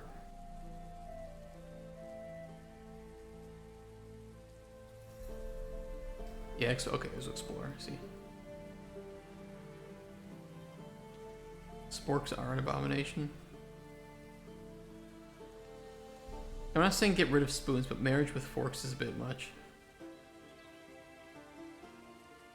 Oh shit.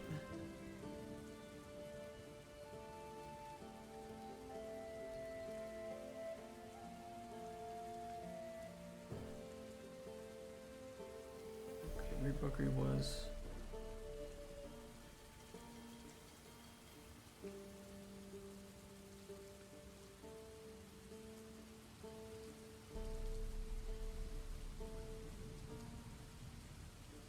I don't mind just connecting that up.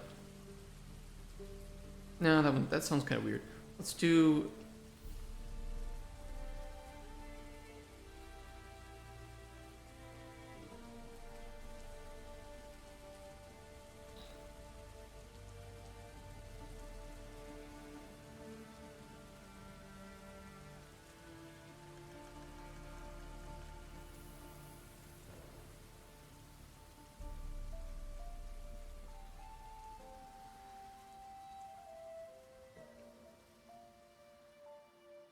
Okay, I know how we'll do it. We'll do a condition here, save choice.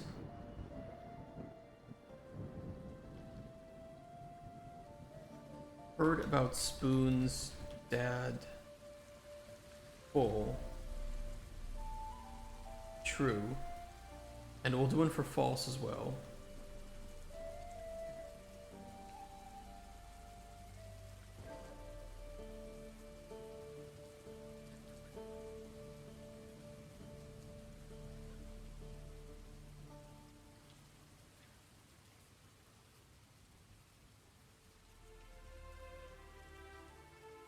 Heard about Spoon's dad, full, false. We'll do... I didn't hear the full story.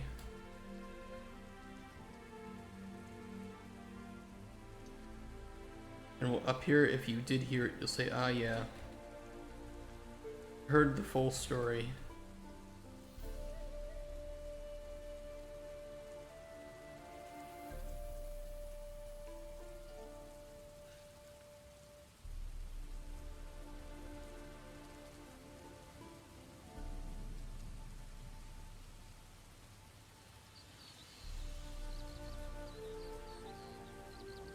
Okay, here what we can do. Don't need to hear it again.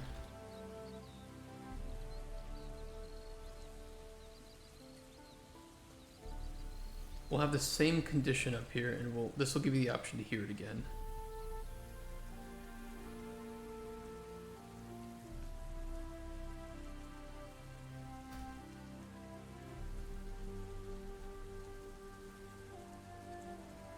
I heard the full story.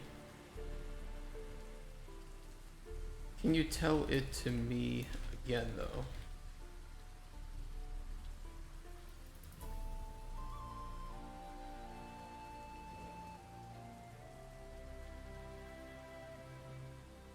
Didn't hear the full story, but would like to.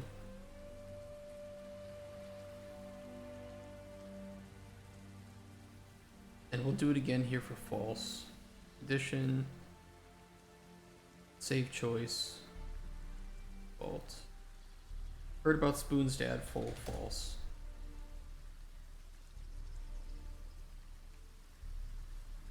Didn't hear the full story, but I think I get the picture.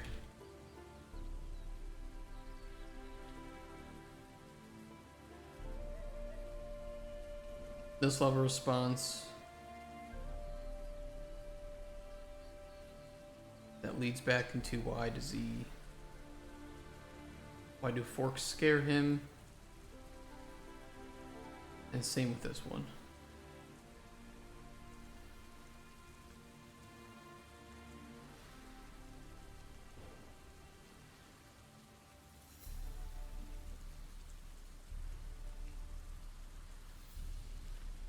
I think that works.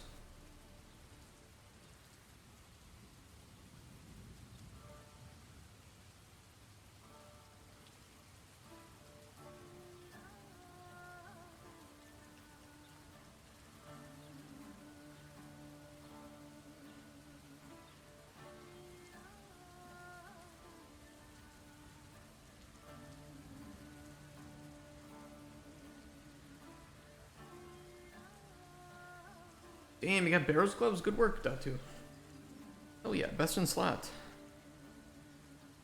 Well, I guess best in slot for mage, but I mean, who's gonna get Van braces soon anyway, right?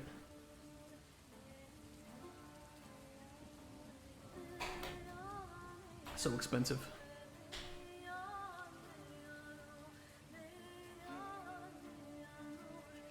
Ferocious gloves are worth it though. Ferocious gloves are nice. But I think they're a bit expensive because Hydra leather is up. It used to be like 2-3 mil. I think it's now like 6 or 7 mil. Oh, it's 10 mil, okay. They should make recipe for disaster too. They should. I just hydrated.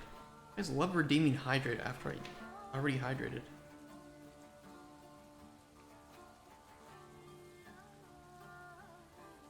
I did have some wine last night though, so it's good to hydrate.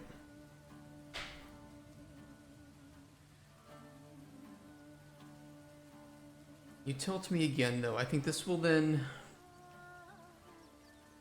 hook up here.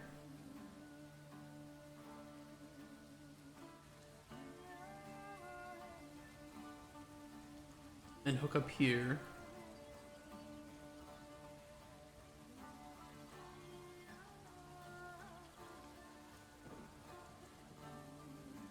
Okay, and then we'll write these two.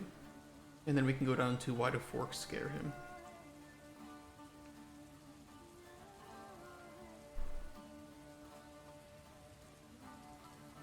Fair enough. It is a long story.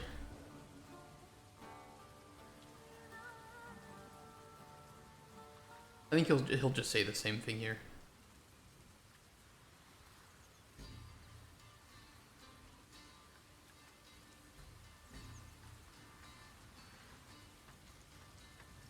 Bit of spaghetti, but it works.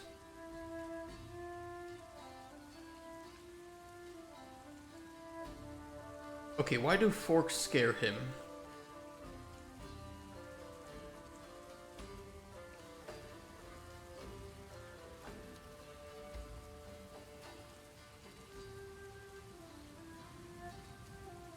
Brother stabbed me in...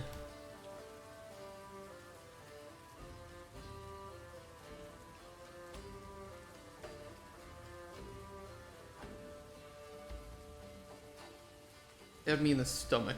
We'll do... with a fork when we were young. Wound got infected, of course. Because that fork was pulled right out of the main river.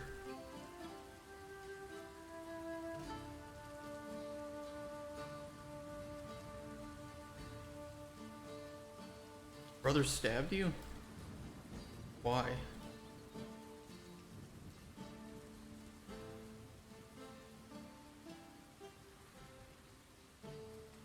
We'll do a main river. The main river, he just means the sewage river, the river of sewage.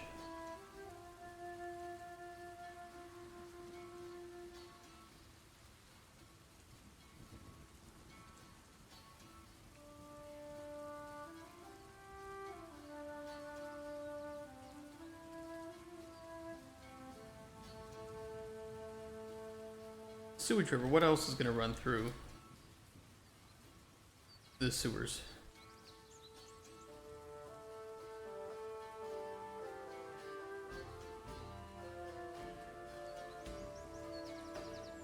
Why did his brother stab him?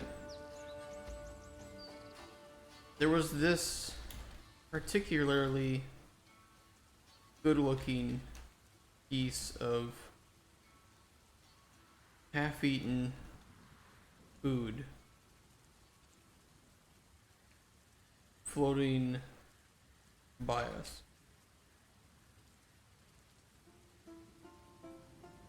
It'd be sausage.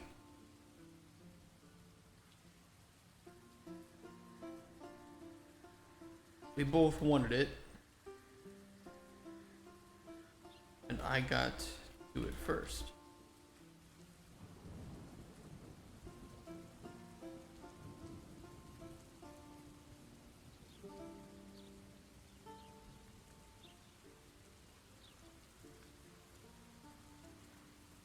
So he stabbed you for grabbing a piece of sausage.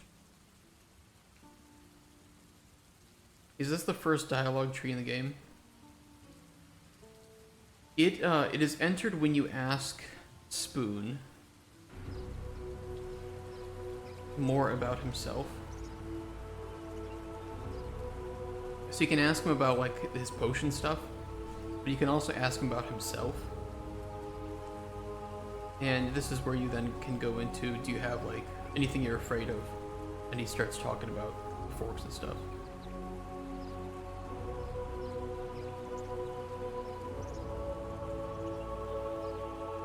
And then you can go into this deeper. Tell me a bit more about your dad. Dad was a thief too. And then this jumps up to that dialogue tree about the spoon lore. And you can go deeper into that.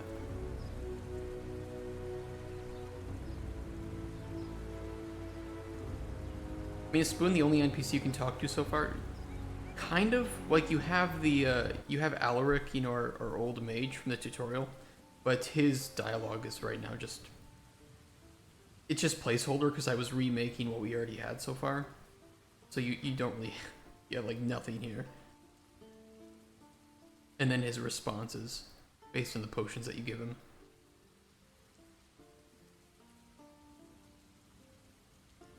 So this is, I suppose, like, Spoon here is the first deeper character, and I'm trying to write this in the depth that I envision, just to see how long it takes, and is it enjoyable, and then how many words come out of this. And we can use those three things to determine how many writers we might need, if players like this amount of depth in the writing of the lore of the character, and... if it's feasible to do, right? Because this is just too many words for one character and we want to have, I don't know, 20, 30 NPCs, you know, costs just a significant amount of money to localize and voice act for those. Going back to sleep, great job so far. Well, I don't know about that, but hopefully, great job at the end of this. You should do Calfight Queen, at least for the head. Just get the head, and then you can just kiss her goodbye.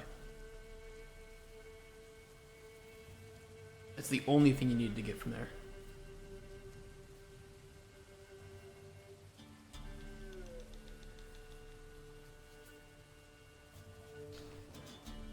He's tempted for grabbing a piece of sausage.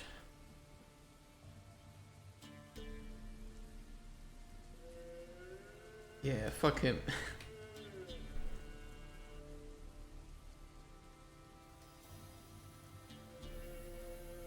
I'm too scared to do KQ. Been terrified ever since she first came out back in 2004. It's just, she's an annoying boss. KQ is a really... It's just poorly balanced. It's balanced around such an old time in RuneScape where it would be okay to do that in multi-combat, but nobody does multi-combat KQ anymore, so it's just... You can only get like 2 KC per trip max, and you'll spend so much time getting there and so much food doing it that it's just not profitable.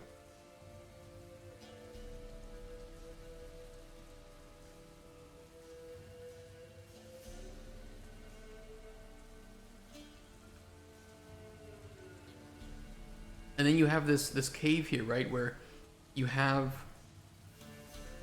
this agility shortcut to get down into her lair. So you enter here, shortcut here, but the only way you can unlock the shortcut is by completing the Elite Desert Diary. And to complete the Elite Desert Diary, you need the Calfight Queen head. So you can't even use the shortcut until you kill her enough and do this terribly boring, stupid long route to get to her enough times to get her head. All for what?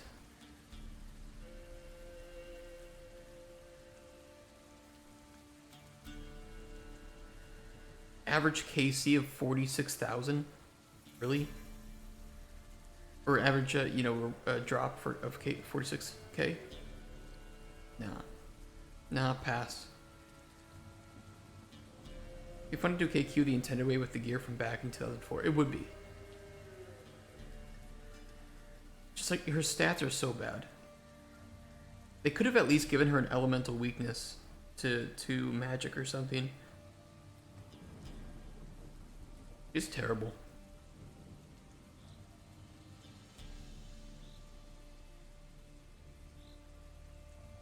You get the head to complete Desert Elite Diary. Block Cal fights. Never do Calfight Queen again after that.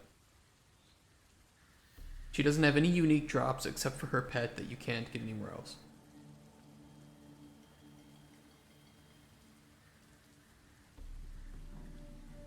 Interesting family you have. Spoon.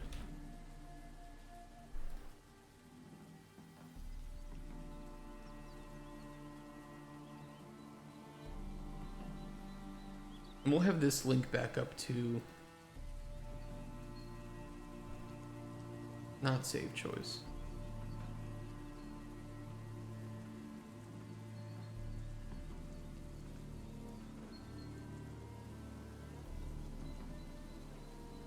Dragon Chain Body is nice, but you can get Dragon Chain Body from Thermi, and Thermi is way easier than Calfight Queen. It's just people do like the step under method or the not redemption method. Where's it redemption method? Of Thermi, of thermonuclear smoke devil. But those are the two like most, in my opinion, annoying ways of fighting Thermi. I just do the AFK method of stand next to him and just hit him with Trident.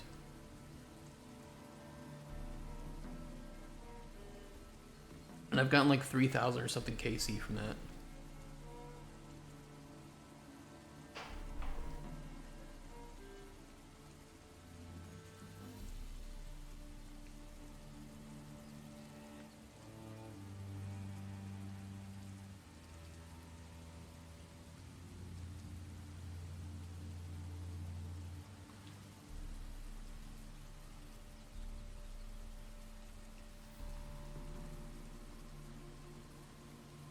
Do so. Why did your brother stab you?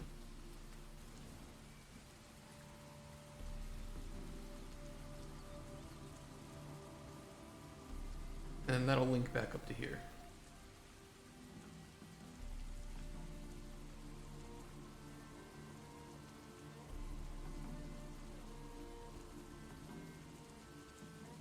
That works.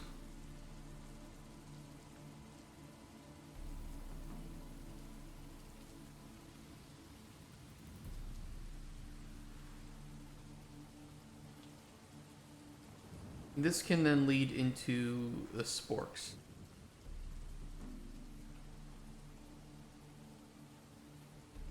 So how do you feel about sporks?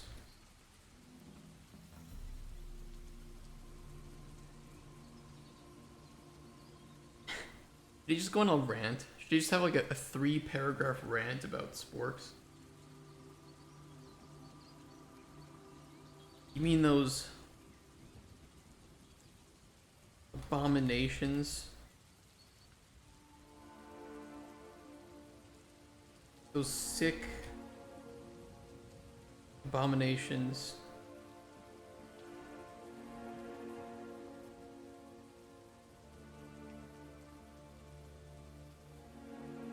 Of a utensil. Those unholy loved, those unholy children between beloved spoons and fucking forks.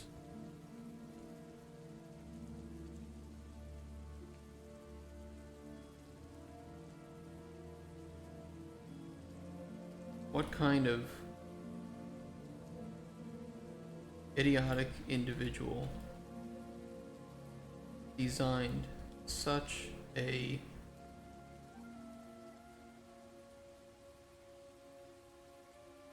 just stupid tool?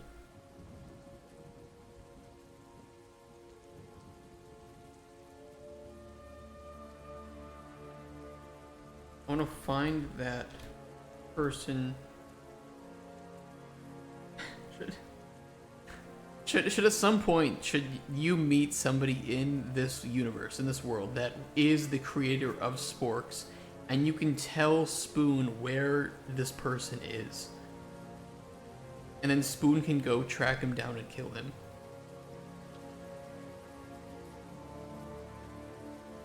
I want to do that. I want to find that person, track them down. Oh, that's kind of redundant. I want to find that person, torture them slowly,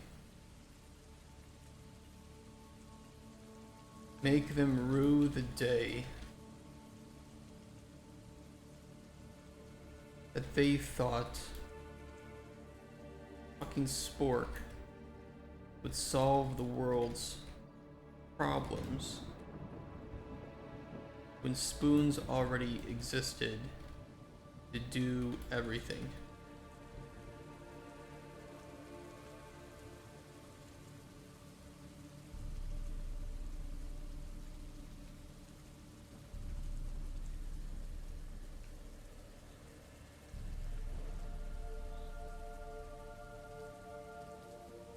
Do you seriously want to kill the person that made sporks?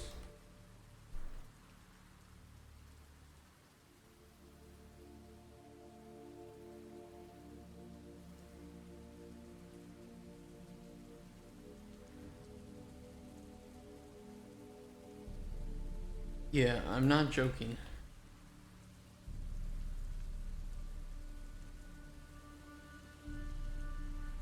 I'll pull out all of his teeth, make him swallow them, and watch as he shits them out, then make him eat them again. This irrational hatred of sporks.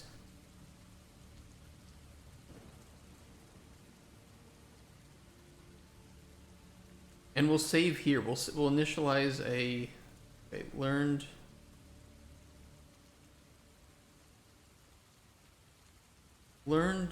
at Spoon hates forks. False.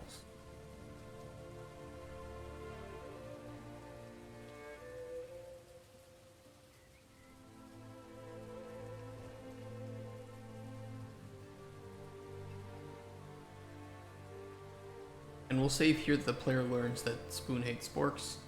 And so when we eventually meet the character that invented sporks, we can then tip Spoon off if we want to the location of that character, and then we can have an encounter where Spoon will kill the creator of sporks. Easy. That's easy to do.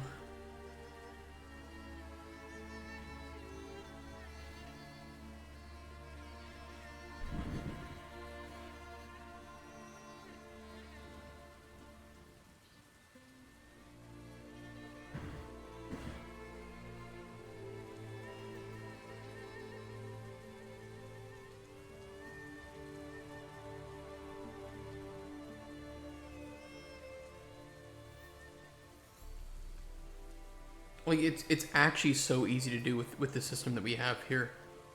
With encounter spawning, we would just let the player, like in this case, probably finish the thief's storyline, and if Spoon is still alive at the end of it and isn't in jail, we can have an encounter that requires that you have learned the location of the person who, like, makes sporks when that appears, and we'll just have another encounter that spawns because of that, where Spoon just comes up to say hi, tell you about what he's doing, and you can then say, hey, you remember that thing you said about sporks? Yeah, I fucking remember that. I fucking hate them.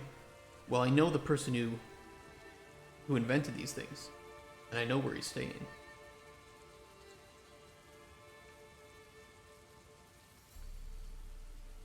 And then he can want another potion for that, right? And then have a resulting encounter of what happened. And then that'll factor into the epilogue of the game of, you know, what happened to Spoon and what happened to this character.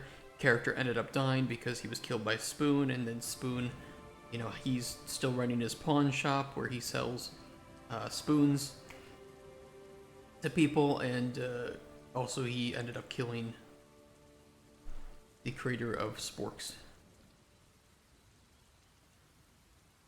Just such a stupid character. It's so stupid, but I just enjoy it. I don't know. If this is the one character that I can write in this game, I'm okay with it.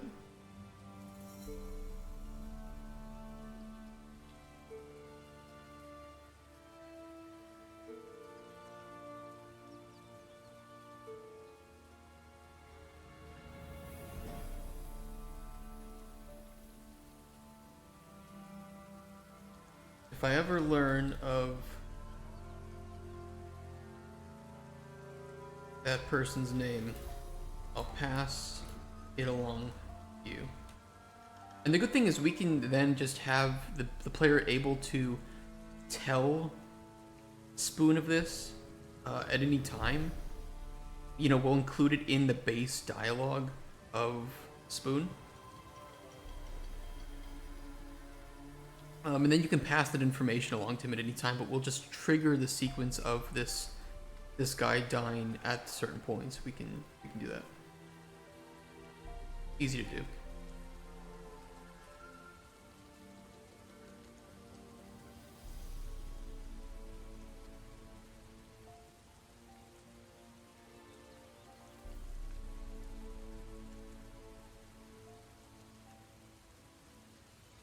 It's a bit of a harsh response,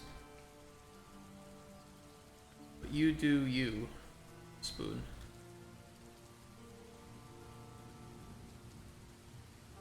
Maybe we'll do I don't really feel comfortable working with someone that's interested in killing others, and I think we already have some dialogue for that.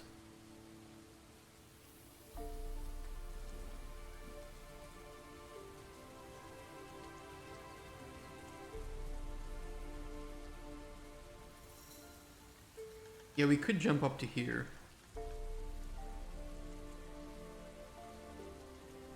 Or just write fresh stuff, I think would be fine too.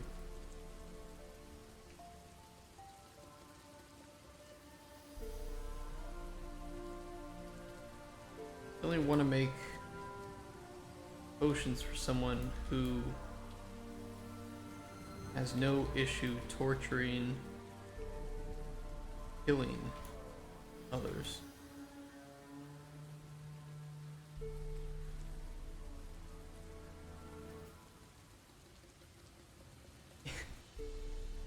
If we can't agree on sporks, we'll never see eye to eye.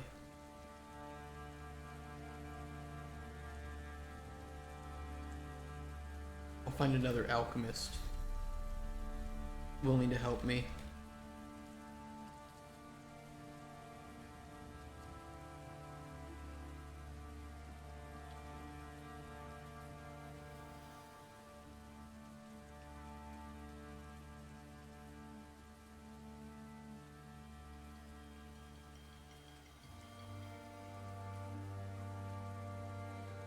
You do that. By spoon. And they'll both lead to the same thing, essentially. They'll just lead to the end. We have 2 events we need to run. We need to run save choice. Thief wants to do business.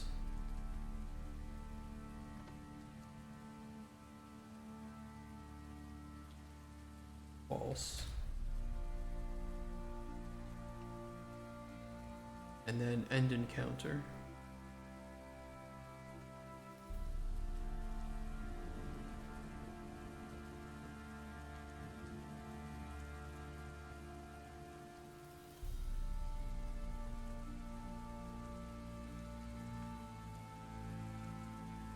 I like that. Oh, you can just basically disagree with him about sporks, and he'll never want to come back to you. He's done. He'll go find another alchemist that agrees about sporks. He doesn't need you.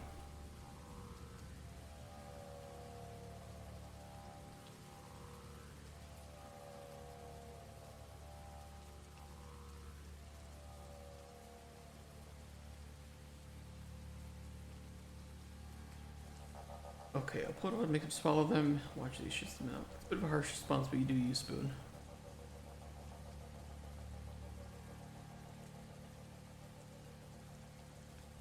As long as you don't actively oppose me about sporks.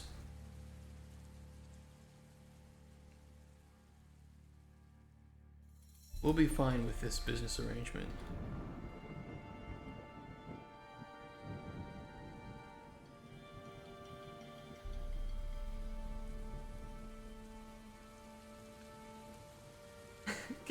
I'm just gonna have one where you can just say fuck sporks.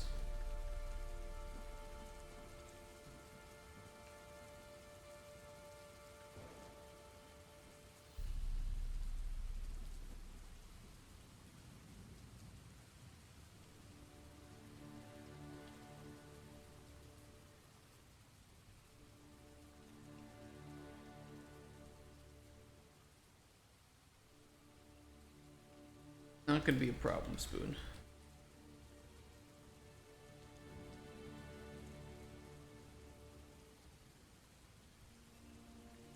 And these will lead back to the main lore loop. Up here.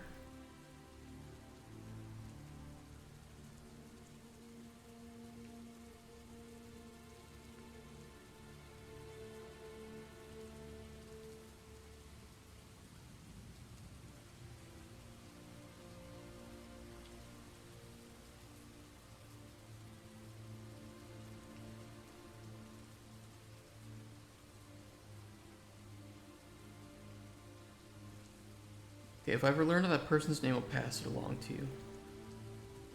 You'd be doing Spoon a great kindness.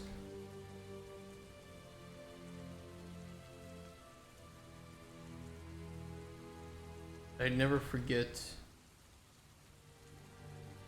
And I never forget it.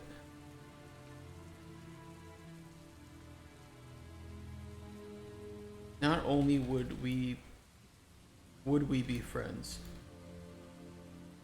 we'd be friends for life.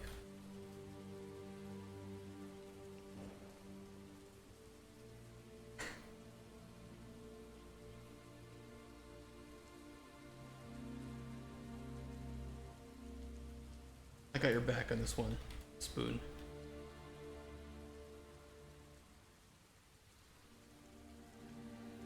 Perfect. Beautiful.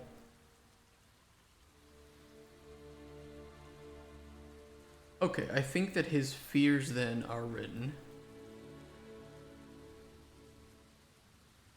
The dreams one is pretty good because the dreams one is actually he's going to talk about his dream to open up a pawn shop and sell spoons, collect and sell spoons. You know, kind of live out his father's dream in this case.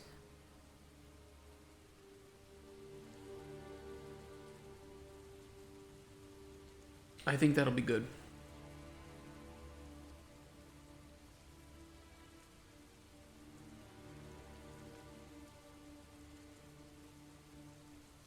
I really wish we had some extra space though. But it's fine.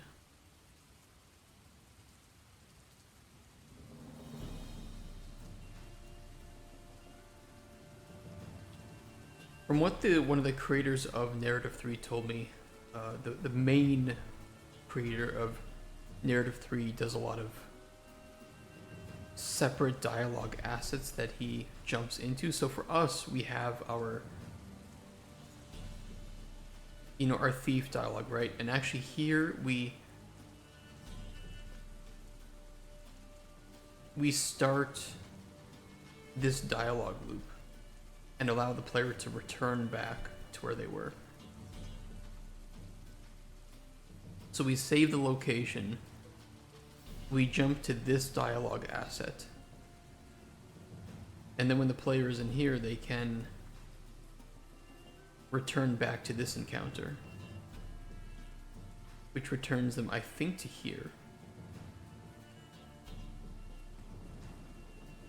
So from like the player's perspective, they don't know that these are actually two separate dialogues that are being jumped between. But it's definitely better for performance and just for visuals, because then we're gonna avoid a massive mess, because this is just the lore loop for personal questions of Spoon. We also then will be able to ask him about goblins, about the sewer goblins, ask more about like his culture and what goblins are and what they believe in. We'll be able to ask him about the city that he grew up in and any like things that he knows about this area or what he's learned so far. So, you know, there's a lot of separate information to be gained here and a lot of different questions that we can ask. And we don't want to pack that all into one asset file. That's just going to be too much.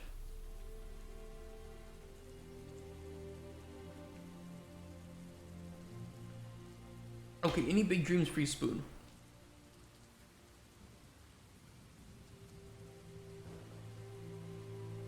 Well, maybe it's not that great of a dream. He's gonna be kind of like shy about it.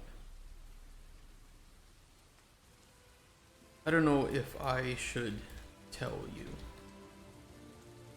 I don't want you to laugh at it.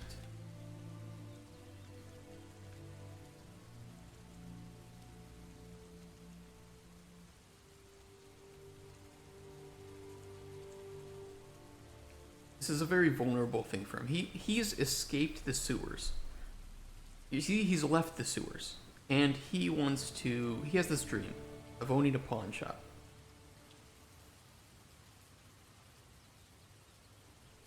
I'm still unable to kill KQ. Are you doing the Varrock method? Not Varrock. Varric. You can use his equipment. I think that's pretty valid. Oh, you flinched the first phase? I know for second phase, I think just doing blowpipe is the fastest. Unless I'm wrong.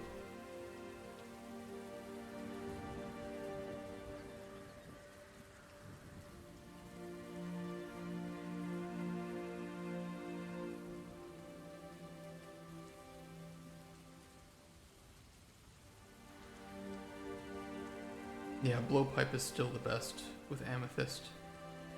Unless you have a twisted bow. You have a T-bow? That ain't happening.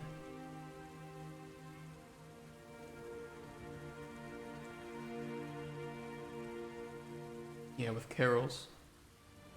Or blessed actually seems to be better, it says.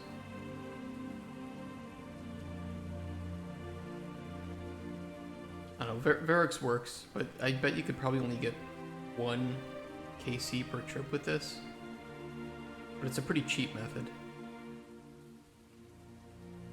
Oh yeah, you're on task, you're right. Good point. I think then just the blowpipe. Like phase 1, probably bludgeon, or flinching in your case. That works. I can lend you my bludgeon if you want. I think I own a bludgeon. And then phase 2, I would just blowpipe.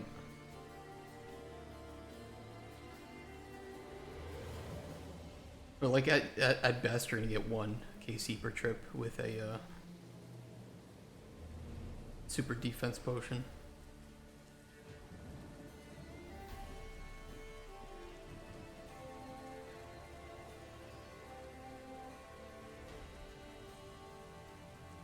Yeah, the phase 2 is just, it's just nasty. I mean, you can't avoid the damage. You're just fucked either way. He does random hits, and they're both extremely accurate, so you're basically just going to be able to pray against one of them and hope to God that he doesn't kill you with the other.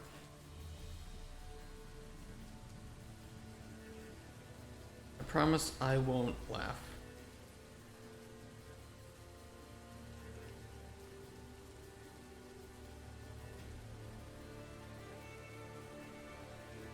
Promise I won't laugh, Spoon. I'd probably just laugh. So best not to tell me.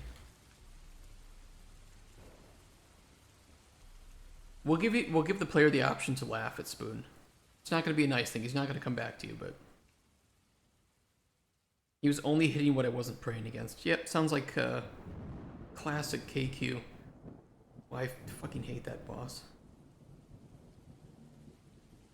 Like, there's no skill involved. It's purely luck, and it doesn't matter how good your defense is. You're just... It's too accurate that you have no real defense against it. It's very poorly balanced.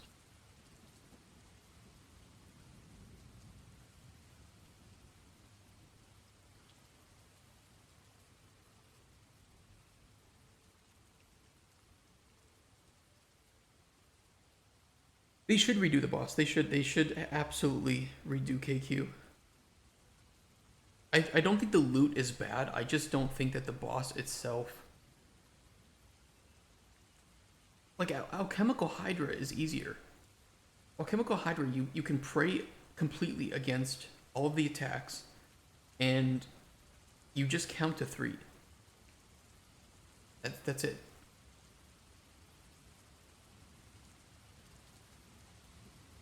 Yeah, it's just a really poorly designed boss.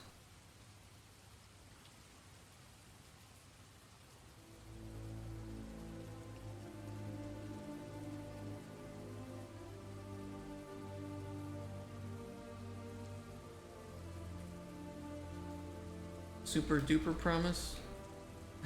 Super duper.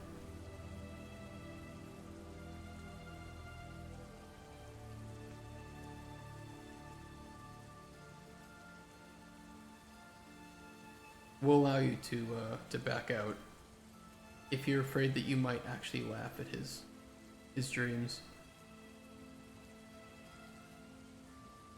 Of course, Spoon. I'd never laugh at someone's dreams.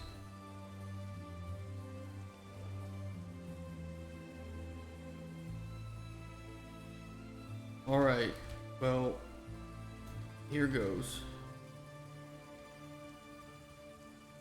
I want to open a pawn shop to spread my love of spoons.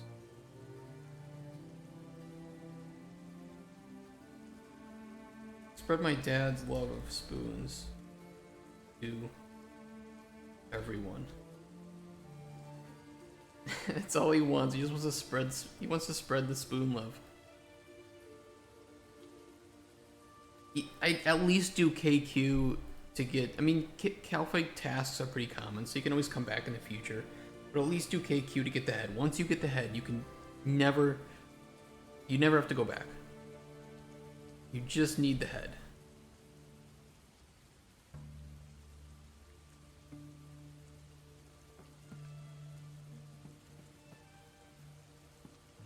Because the Desert Diary is pretty nice.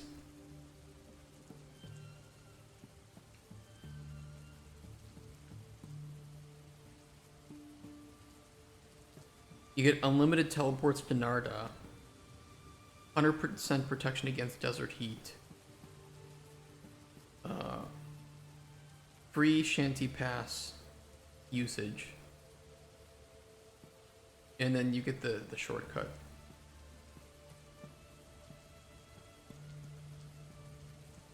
And the shrine's pretty good. The Narda shrine is, I think, better than a rejuvenation pool because it over boosts your prayer, I think. Right?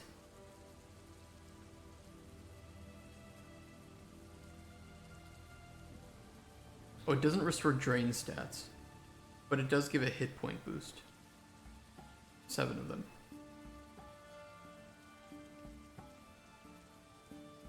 If you want to come tank, the problem is I think that Calphite Queen will attack both people equally in there.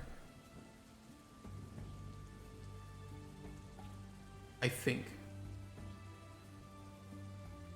I don't know if there's a way that we can kill it together and you can for sure get a head drop. Because only one person will get the KC counted towards them. I don't know. I don't know. If you flinch the first phase and then I came down in there and helped you finish off the second phase, you might be, even if you get one shot more on the second phase than I do, you might end up counting as doing more damage total than anything I would do, and in which case you would get the KC. If that's the case, then I could help. But it might be that only one person gets the KC, and therefore only one person gets the head. Which, again, very stupid. They need to fix that boss.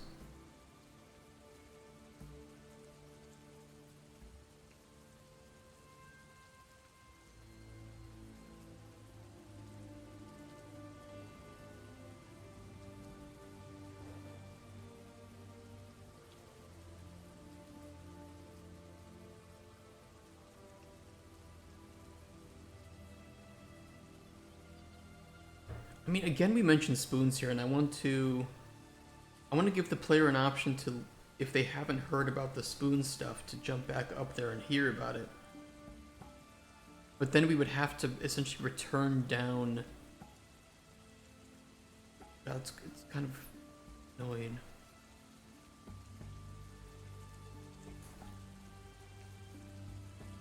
Remake of the boss and ours. Any change positive that they had done to KQ and RS3 is definitely going to make it better. It's just it's just a bad boss. It's not fun, and it's way too difficult and requiring. It's a stat check, right? It's not a skill check. It is a stat check. You either have the stats to outcompete KQ and DPS, or you don't. stats and gear, right? There's no skill involved. There's no clicking, there's no attacks that you need to move out of the way for, there's no right prayer switches that you can do. It is just a DPS comparison. And if you fail that, you fail KQ.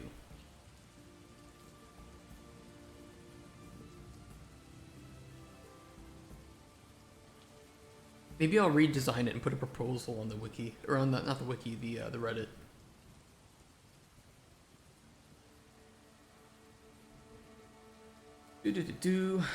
I really don't want to like link the player all the way back up here again.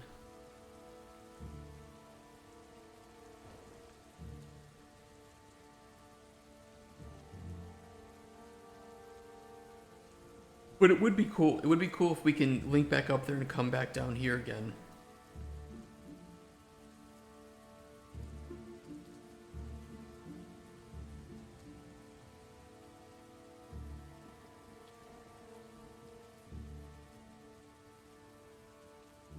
What if we save a choice?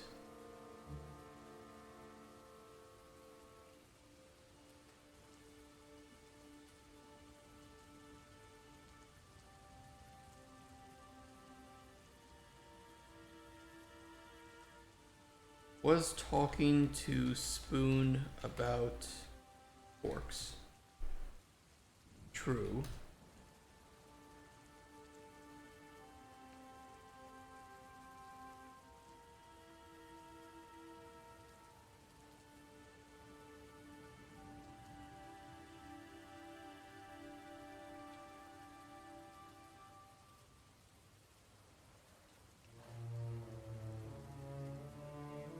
And then in here, anywhere that we can exit, if that's true, if that choice is true, we can then link back down there instead of going back to the start of the loop. So,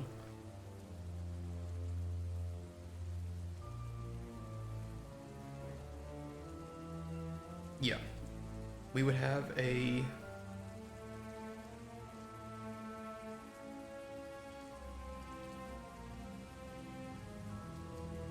another choice.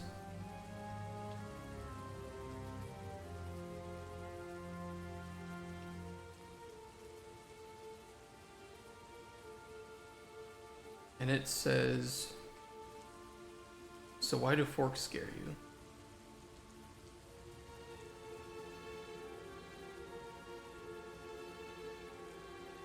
With a condition.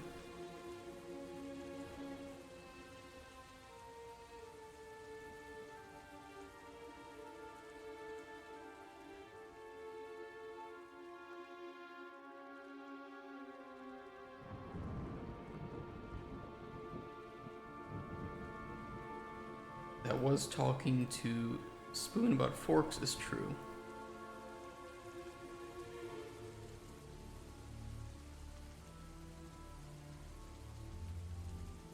And this has to be conditioned with that being false.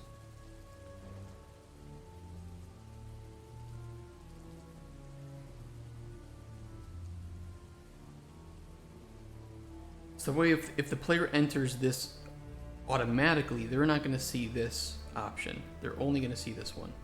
But if the player is coming from forks, not only do we have to have the condition, but we then need to set the event.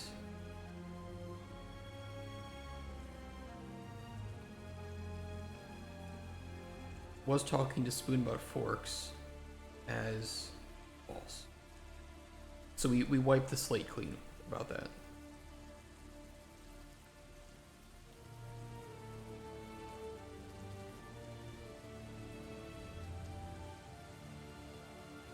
Hold on, let me blacklist.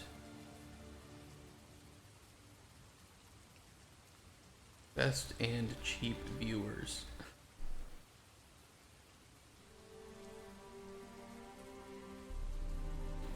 Those bots don't come in here. Okay, so I think that'll work. And then we can do the same thing with with the pawn shop, right? And we can have a return there. So we need to put a return here, return here.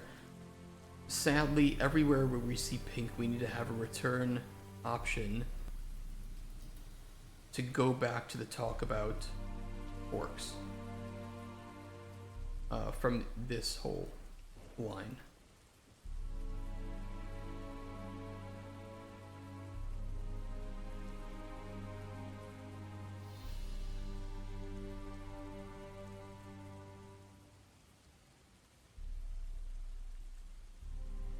No, it's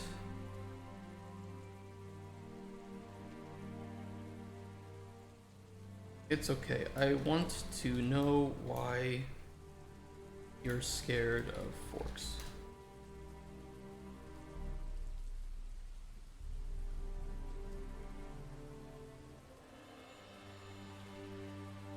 Link up there.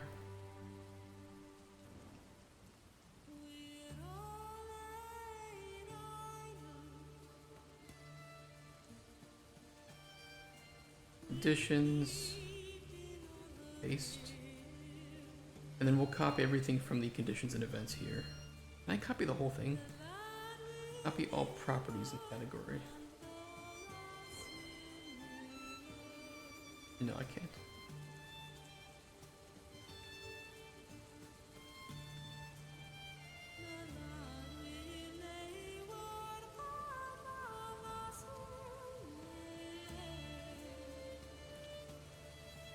Okay.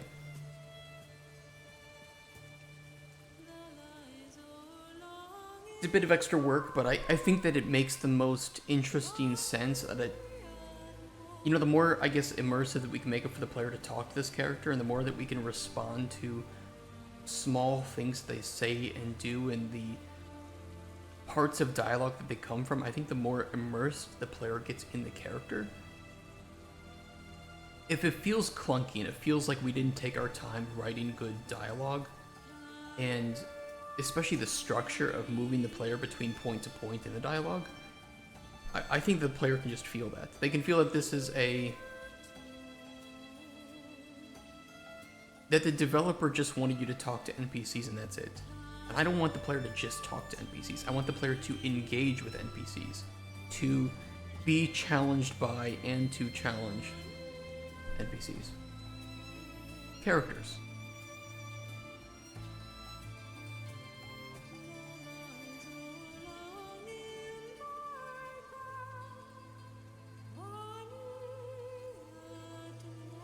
And I'm getting passionate about dialogue, but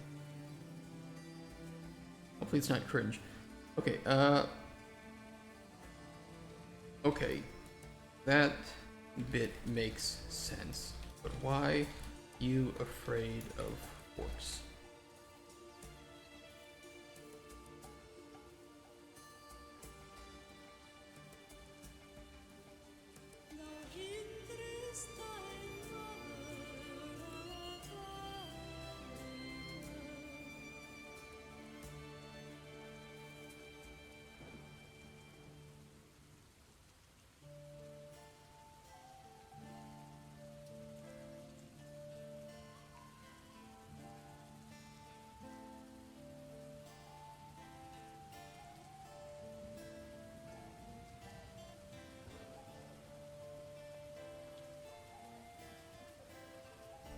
Okay, we have 2 more spots that we need to add it here.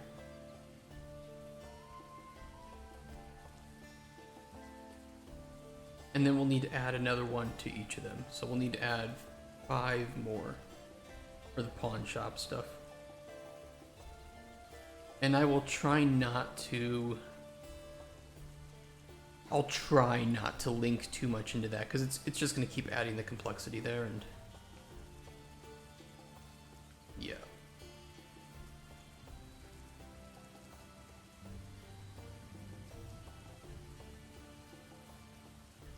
We should comment these off too. I can always do that. Like for this.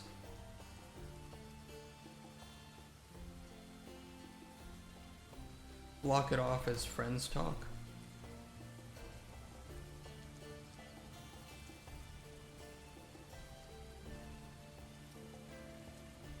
That way we can see at a glance.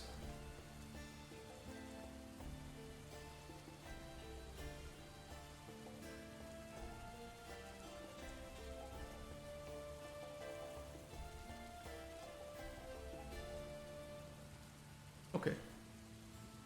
Player response.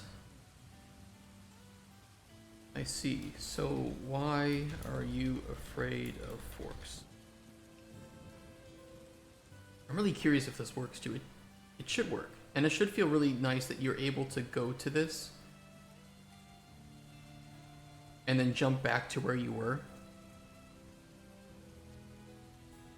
There's probably a more elegant way that we could handle this by making all the stuff that we added here about into its own separate dialogue file. But I don't always know that I want to do that until, you know, I'm writing more complexity like this. So I didn't really anticipate it.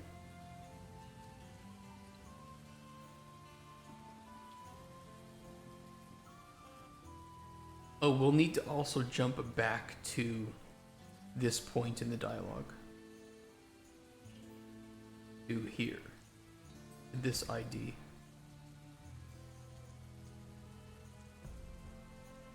Event, begin dialogue. For loop thief.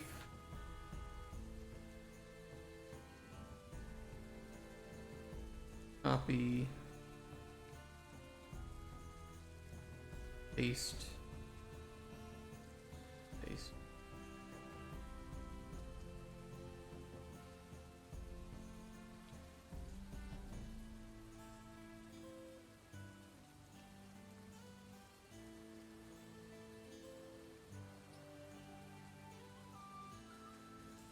Condition, save choice. Talking about forks. True. And this should have the condition that he wasn't talking about forks. Because we don't want this to show up if the player was talking about forks, right?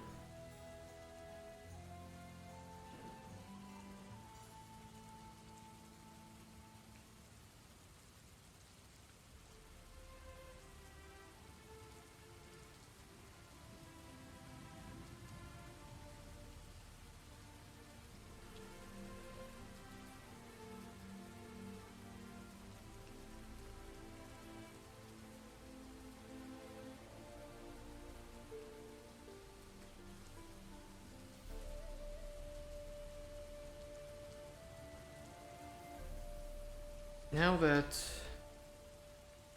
I've heard all of that,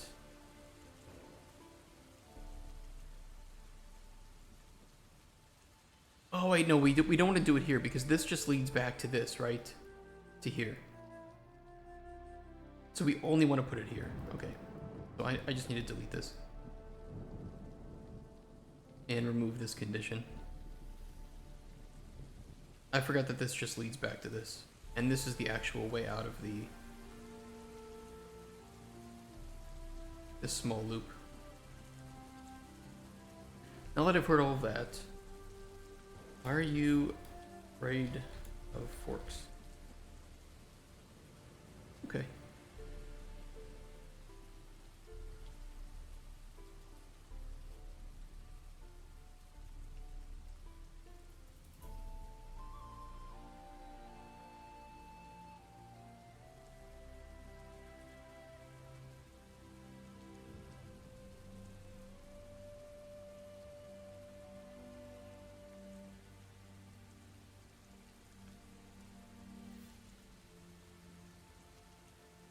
Saved choice.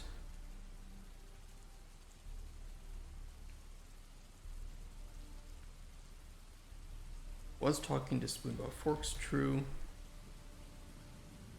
Condition.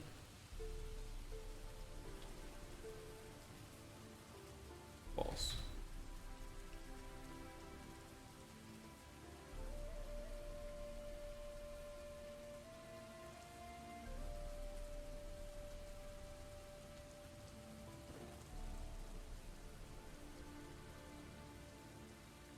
Can we test this right now? I think we can.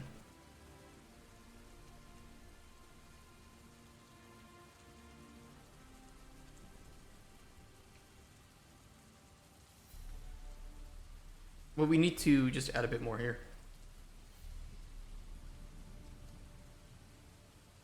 And we also need to loop back. Did we put the right loop in here? Begin dialogue. NPC 121. I think that leads back to here.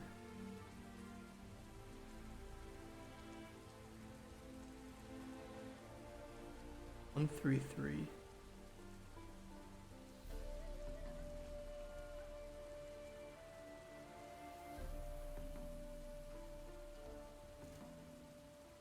Okay, where does that go back to?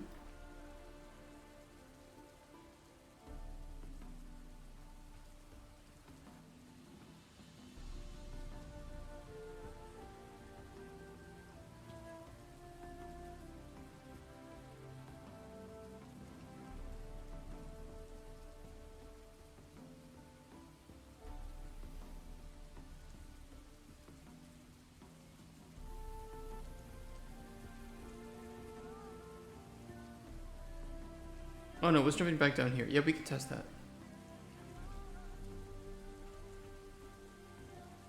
Let's try it.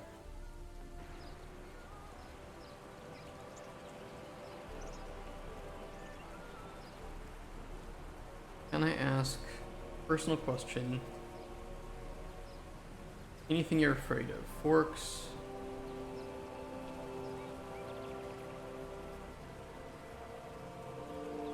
So you use a spoon for everything. Tell me a bit more about your dad. Dad was a thief. Why'd your dad love spoons so much?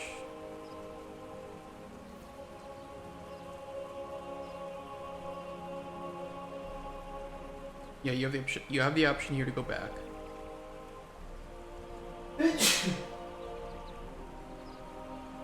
Alright.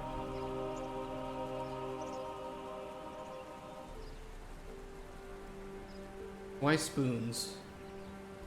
Nah, it's okay. I want to know why you're scared of forks. And it jumps right back. It's perfect. Oh, it's perfect.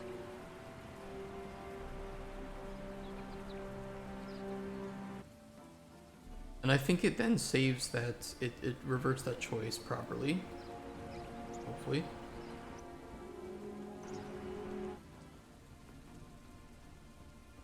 And if we just jump into the question about is dad. Yeah, we don't have any of these options.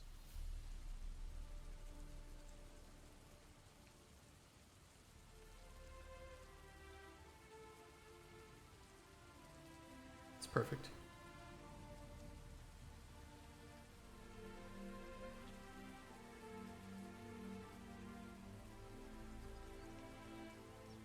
Okay, and we'll do something similar here. I want to open a pawn shop to spread my dad's love of spoons to everyone. And this is where we'll have the dialogue options for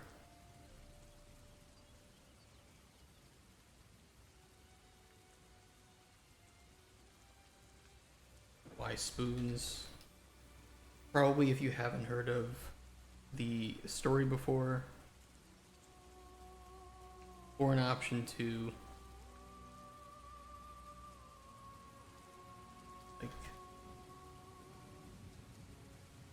because of your dad, question mark.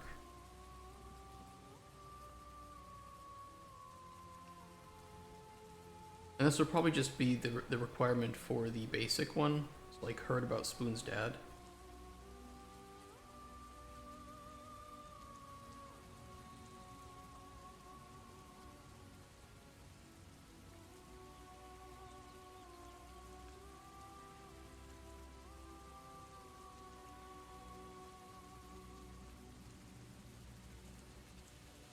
False.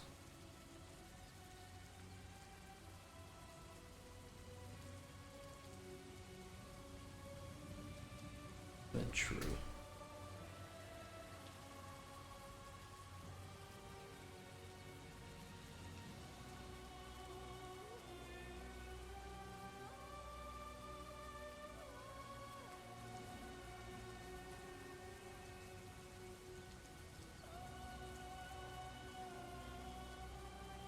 And we'll give the player the option to hear it again, similar to up here.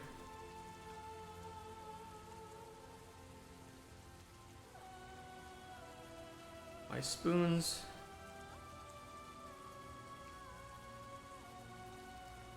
Has to do with my dad. He was a thief who used to steal spoons.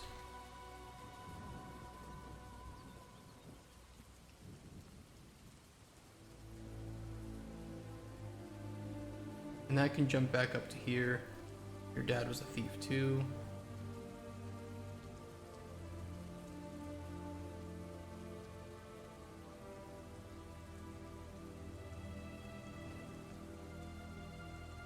Tell me a bit more about your dad.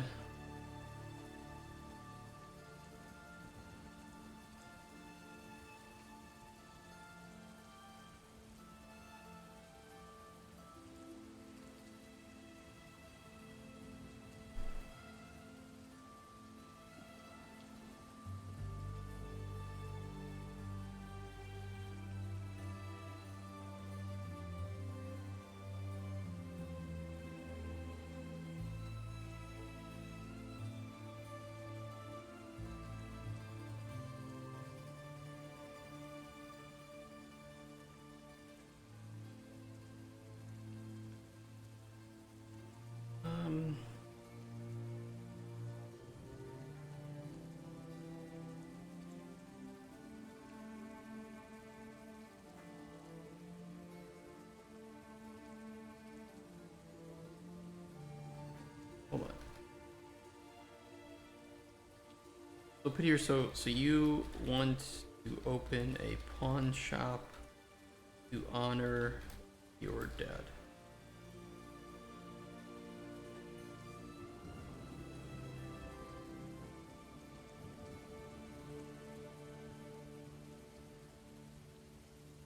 And this will be where we'll save a choice. We'll initialize a choice.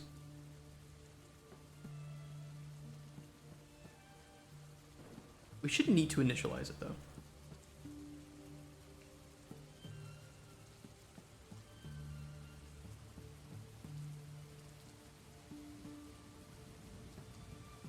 Was talking to Spoon about pawn shop.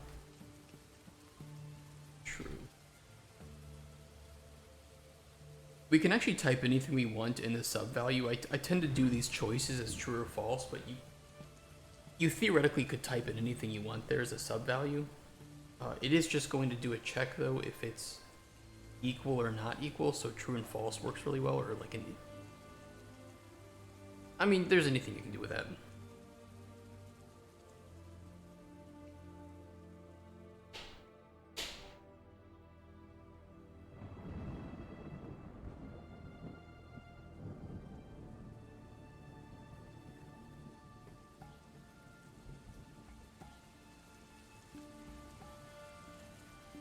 Okay, was talking to Spoon about pawn shop, true. And then that's gonna start a dialogue. It looks like he may commit suicide. Suicide is badass. No. Which scams? So many of these do these long-lived chaos. They get banned like within 5 minutes too. It's wild.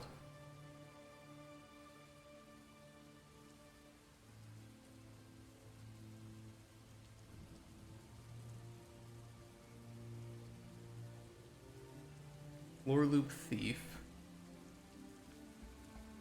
Where does that jump up to? Here.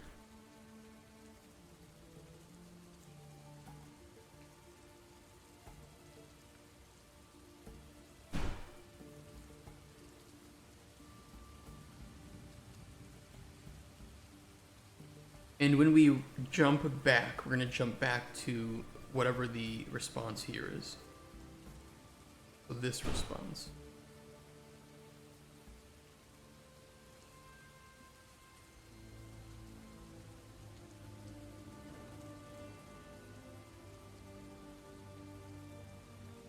Yeah.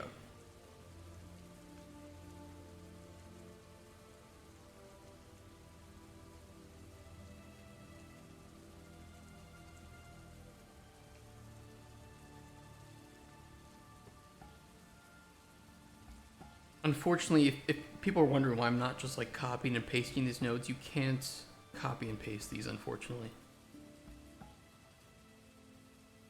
So I have to type them in fresh each time.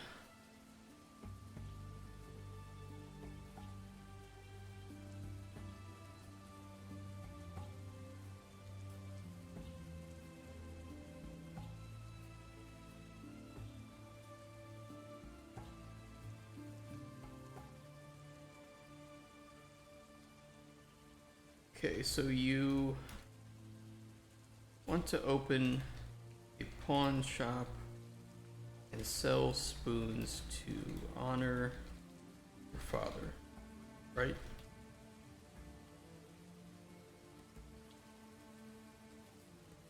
Good thing is we can pretty much just copy and paste. Well, we can start with that. Better than nothing. Saves me a little bit of time.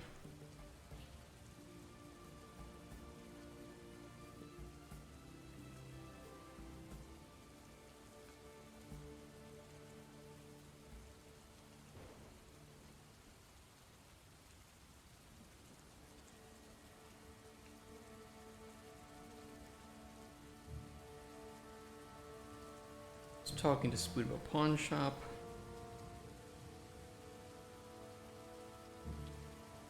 True.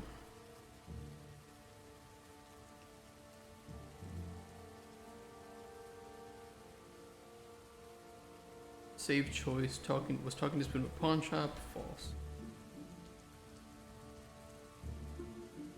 I'm sorry. Wait. The condition. Hold on. Condition has to be true. Saved value has to be false. There we go.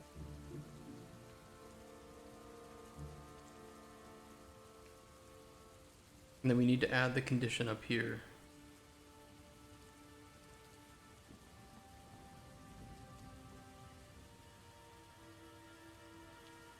Talking to Spoon of pawn shop, false.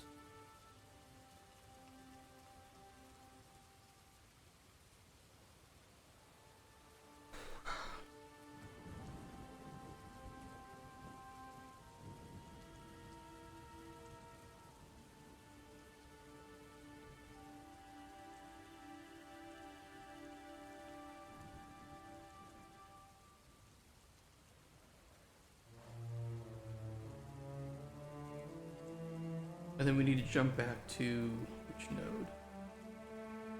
This node.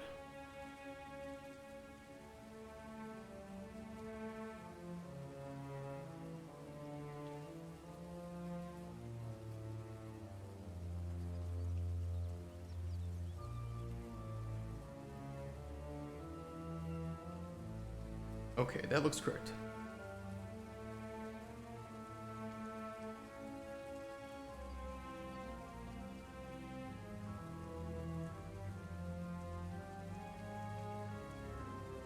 Paste in these conditions.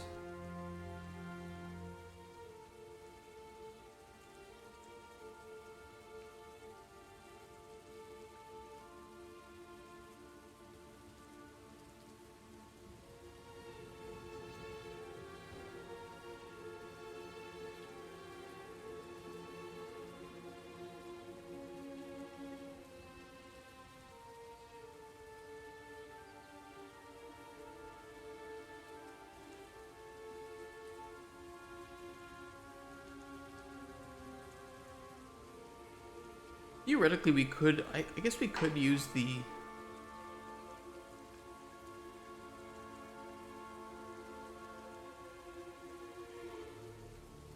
No, this is okay. This is an okay way to do it.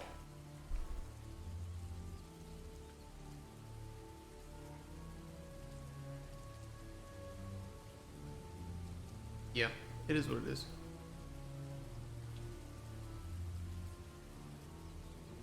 Alright, we need another player response.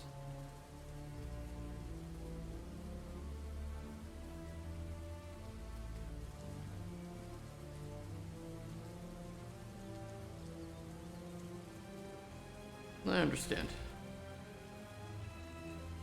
You want to open a pawn shop and sell spoons to honor your death.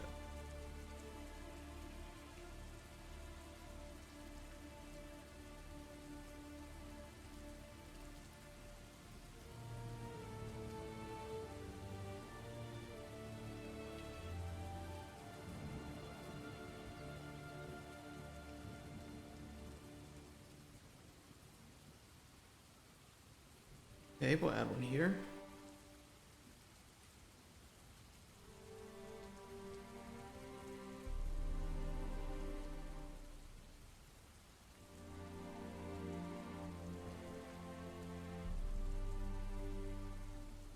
Because he's in jail, you want to start a pawn shop to honor him and sell spoon.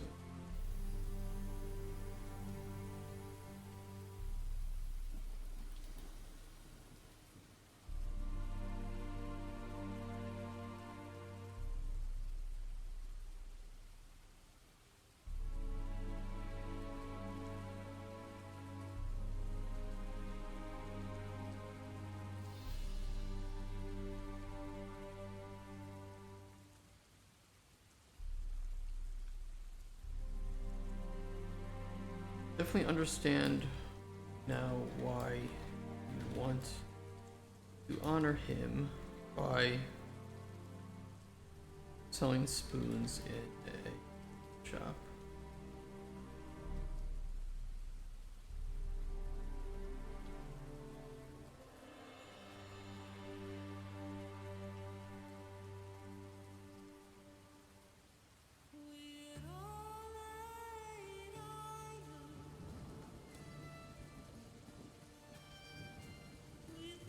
Paste the condition. I think that's set up. A lot of work.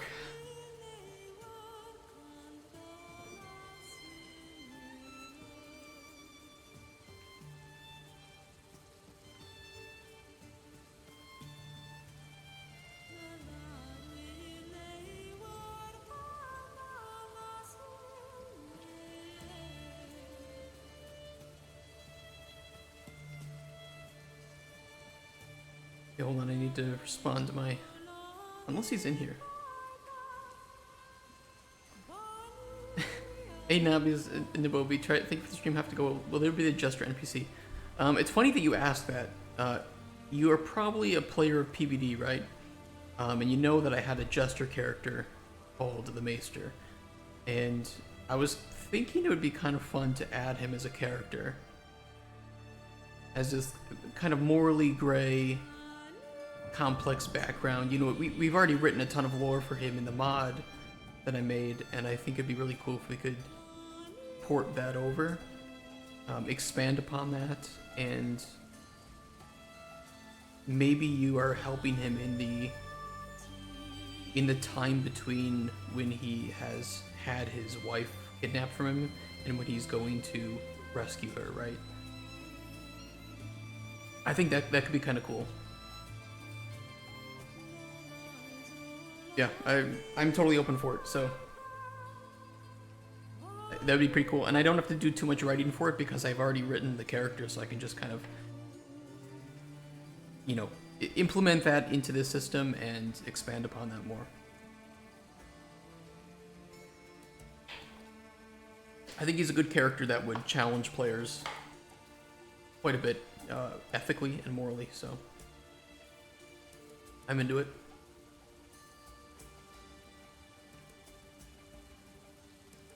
Okay, Kotsport is not here, so I just gotta type to him on our Discord real quick. I added the plugin to the engine, so the modified files are outside of source control.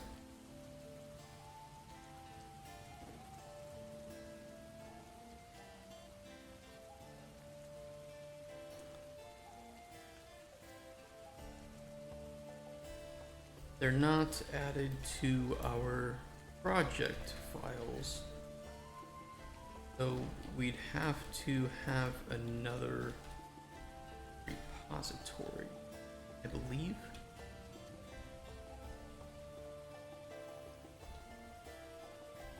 Or engine file, I think.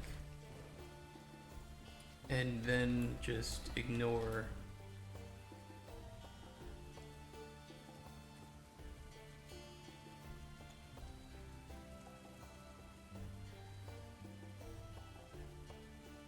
or copy paste them to each other.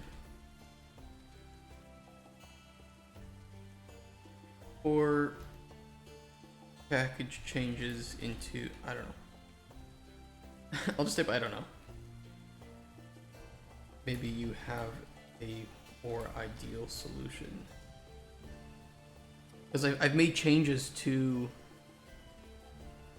narrative 3, but it's tied to our engine, so it's not within our source control. So if I go to here, where do I store engine files? Probably program files, epic, UE5, yeah, and then it's an engine, plugins,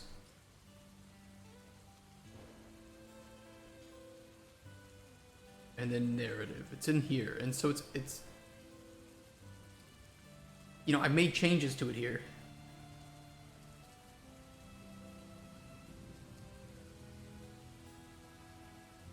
And I could just copy, for now I could just copy the folder and paste it to teammates. But I'm sure there's a more elegant way to do it that I don't know about.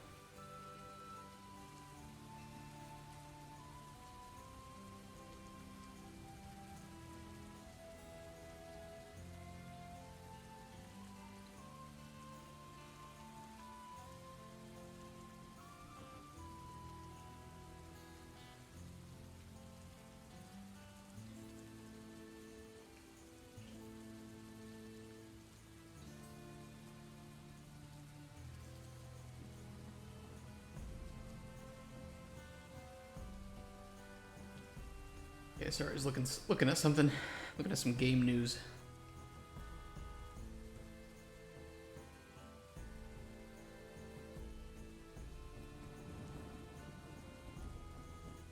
Bad.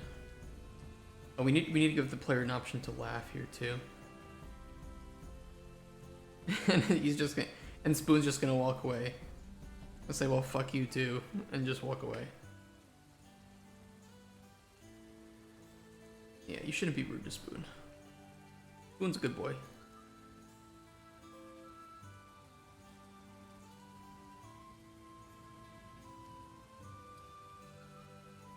So dumb.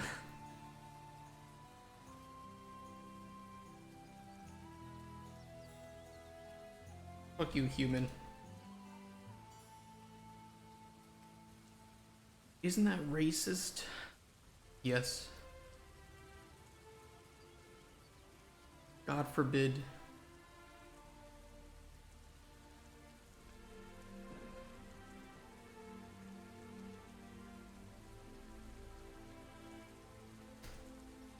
God forbid a fantasy world have problems of its own? Oh.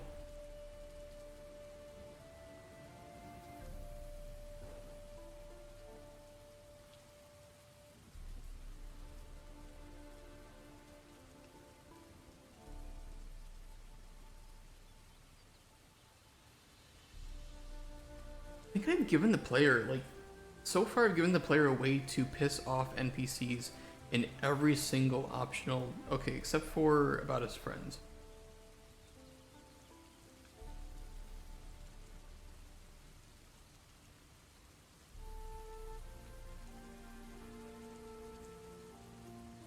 That's the only one where that doesn't happen.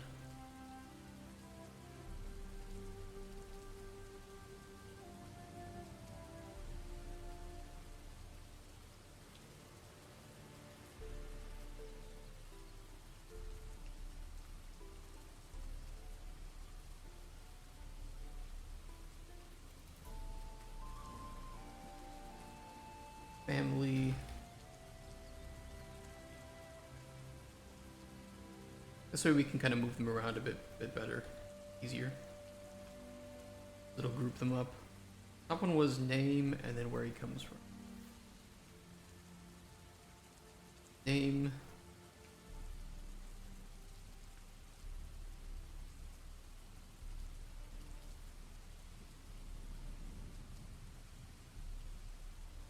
Origin.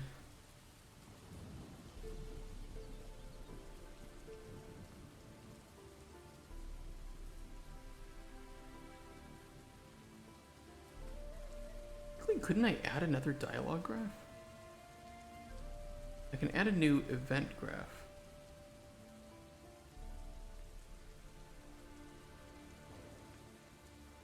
Yeah. Wish I could add a new dialogue graph. Would you rather be isekai'd into the world of OSRS or Cauldron Chronicles? I don't know. I don't know if I know enough about the world of Cauldron Chronicles yet to know if it's a world that I'd want to live in, you know?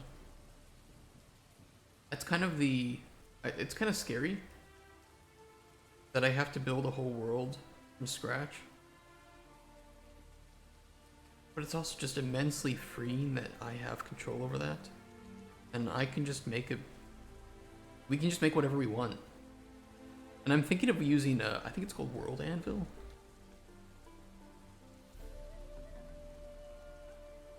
I'm thinking of using World Anvil to build a wiki.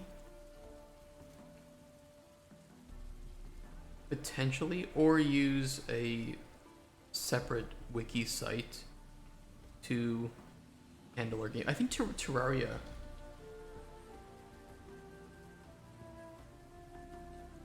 What did they use? Oh, they use fandom. I'm really not a big fan of fandom personally.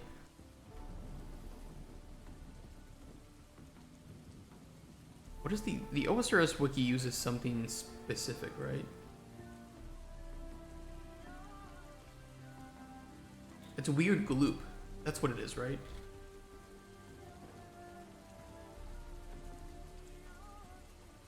Yeah, they run Minecraft and RS.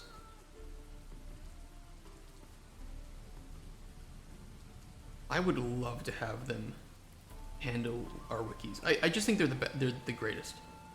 They make some of the best wikis for games. But I don't know if they would. You know, I don't know if you can contact them and ask them to do yours or something.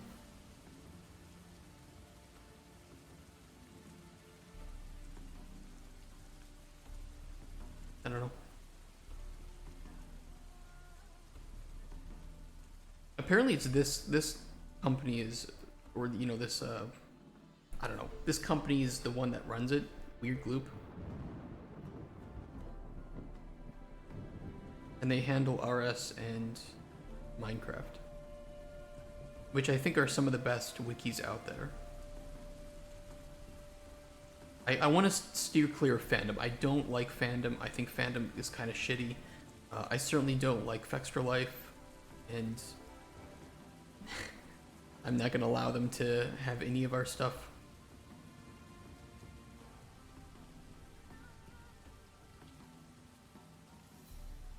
So I don't know how they picked up working with Jagex and Mojang, but if there's a way to contact them to add our games onto that, I'd love to do it.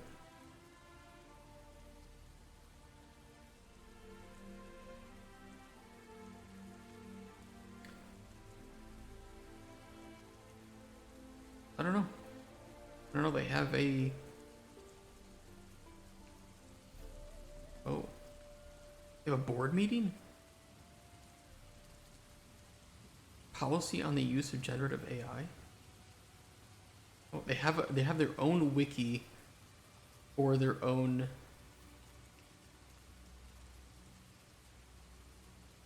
wild company.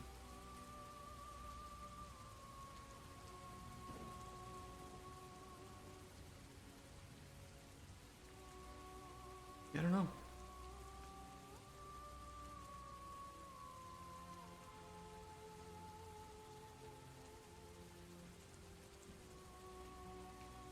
We'll see. I mean, I'm sure it costs money that we don't have, so we might have to just use some other hosting site for the moment. But either way, I want to stay away from sites that will be difficult to migrate out of and will force a lot of unnecessary like ads on people. I'd rather find a way to self-host it, or either way, I just want to find a way to handle it that can provide a good viewing experience for things and to make it easy for people to edit it.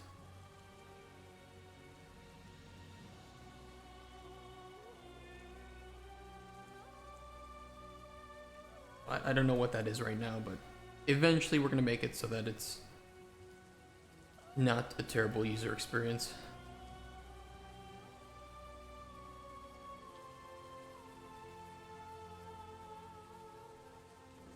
Okay, so you want to put a punch up to honor your dad. Exactly. Thank you for not laughing.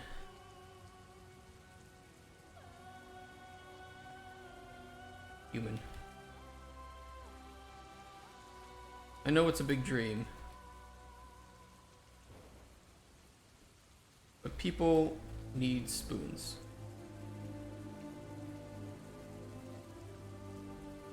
Many people like to collect them. I could stock both specialty and regular spoons. I could even stock unconventional spoons, such as ladles. What would be some things that Spoon would see as a spoon? Like, what are some objects in the world or in your kitchen that could be used as a spoon? I think like bowls would be. Like, you could use a bowl as a spoon. Like using one bowl as a spoon for another bowl.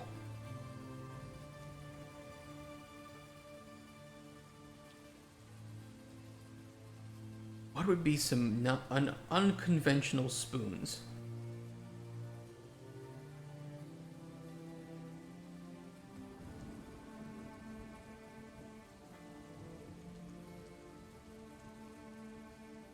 Maybe we can ask ChatGPT.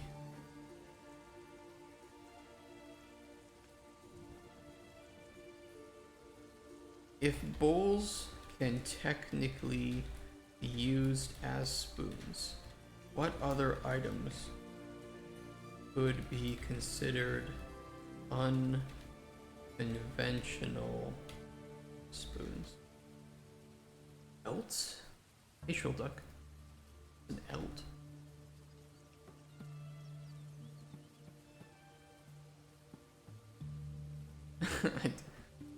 I don't know what the fuck ELT is, but there's something. Let's learn about the ELT process. Okay, so the ELT process takes databases, files, SaaS applications, something as a service, I think. Software as a service, maybe. Application events like webhooks.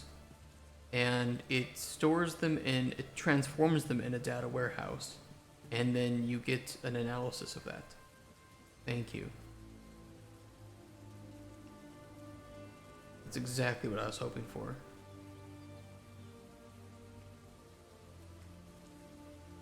Chinese bowls that they use like a spoon. Works. Using the back of a fork can work similarly to a spoon for scooping softer foods or liquids. I love what ChatGPT is thinking itself. Food itself, using pieces of food or crackers to scoop and eat dips or spreads. A shovel apps. Okay, shovels are perfect. Yes, such as ladles, bowls, shovels. After all, spoons are just small shovels. Shells are good.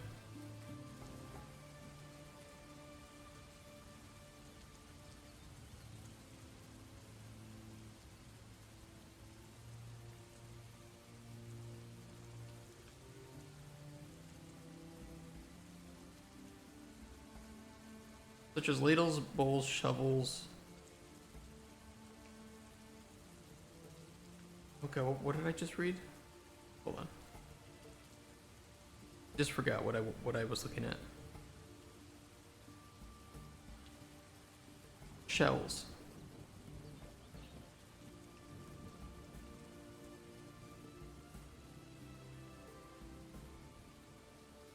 A shoe.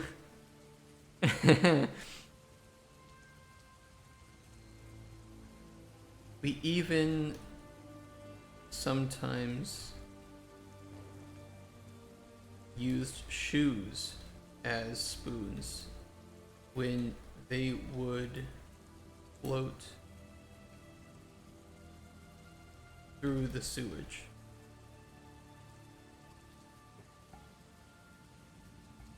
Rare finds they were.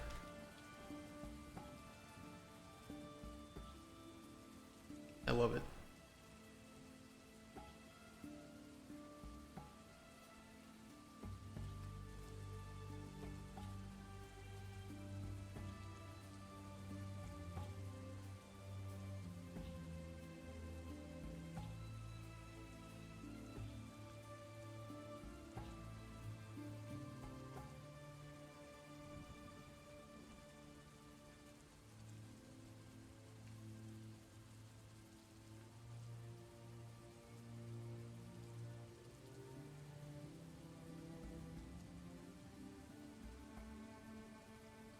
I was thinking I might take off, I might have to take off Thursday.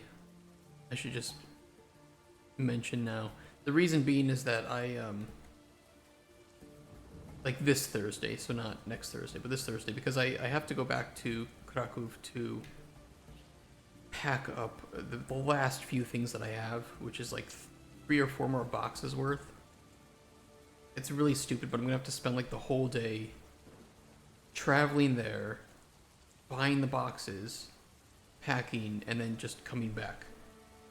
That's it. That's like that. My whole goal is just to pack things up so that when the moving guys come, they can just grab the boxes, put them in the back, drive to our new apartment. It kind of sucks, but it is what it is. And I don't want to do that on, on Shadow of the Ur Tree, so yeah.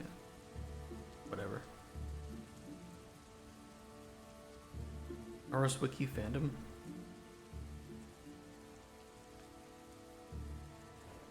Oh my god, dude, no way. Redirected from dung? That's hilarious. Holy shit, that's good. Does OSRS have one like that then?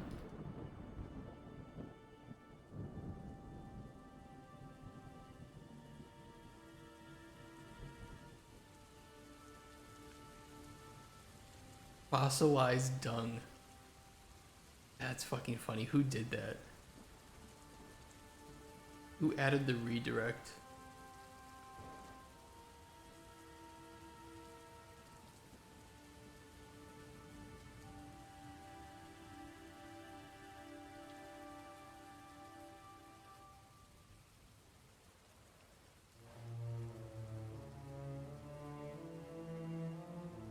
Can I filter with a redirect?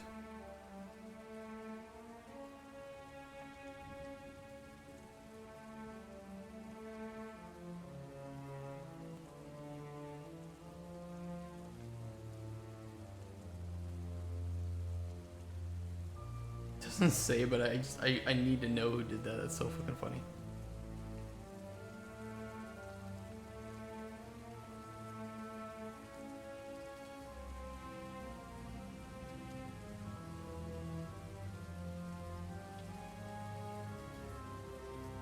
That's so good. Yeah, I don't want fandom, and I certainly don't want Effects for Life making a fucking wiki for my game. I've had to block that site, all their sites on my home network.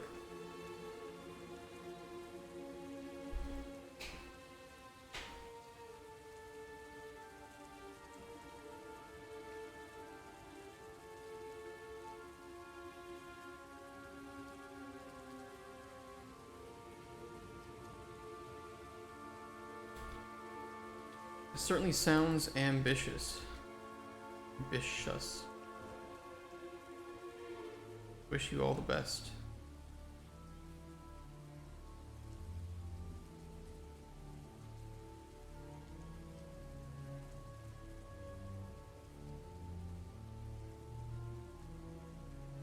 Would you stock anything other than spoons? And unconventional spoons?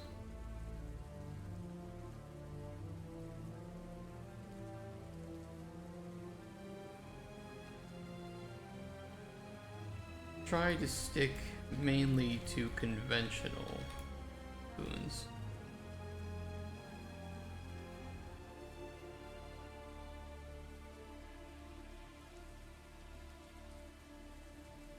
For us,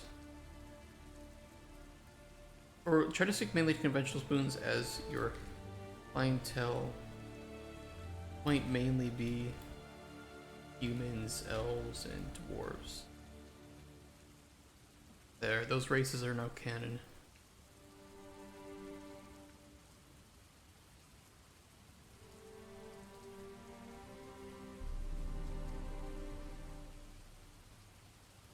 True, but I don't want to turn away any customer. Too many businesses are anti. Too many businesses prevent us goblins from coming in. Because they think we'll just steal everything.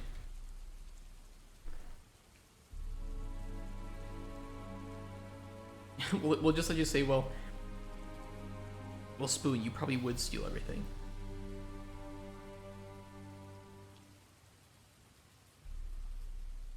Probably would steal everything.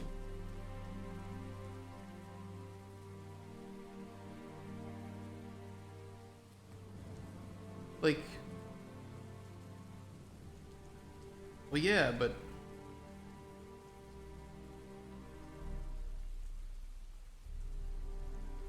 it's still not fair.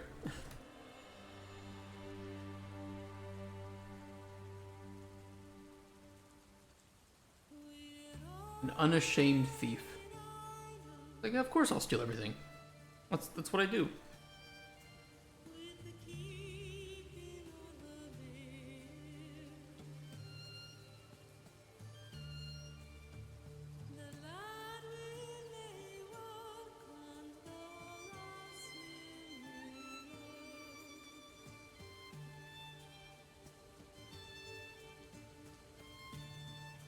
GitHub.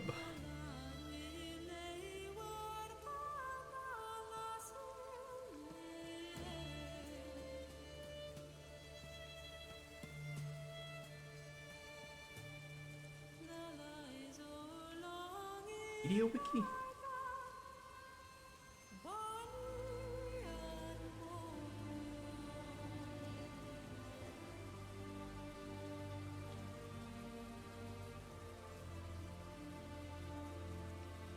Interesting. So they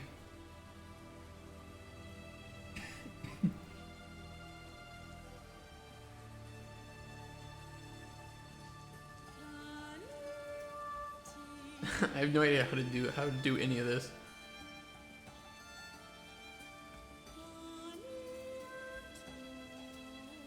I guess you like set up this media wiki thing and then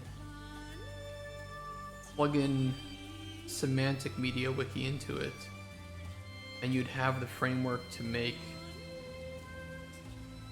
the same kind of types of I mean, there's still a lot of work that goes into making like modules, right? For like, I know for like old school RuneScape.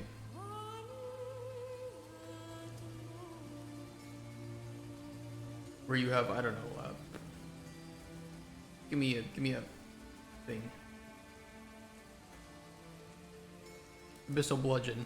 You know, like this whole thing over here is a module that goes into it to show off the weapon stats and keep track of it and all of these. or like modules that are made specifically for this. So there's still a lot of work that would have to be done to have something, I guess, you know, more customized than whatever is just from the basics. And I know that takes more work than starting up like a fandom where they have a lot of this already built in.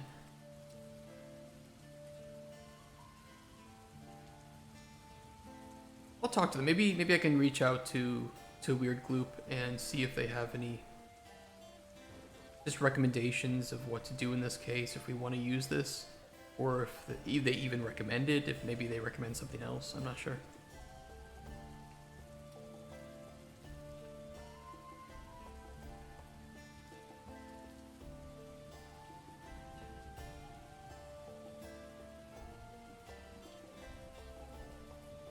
We'll see. Bunch of repositories, Jesus.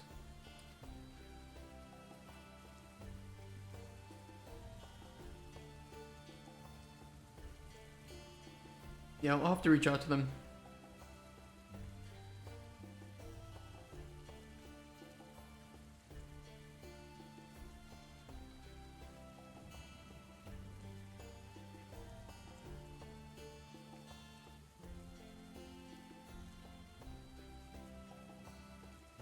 Many businesses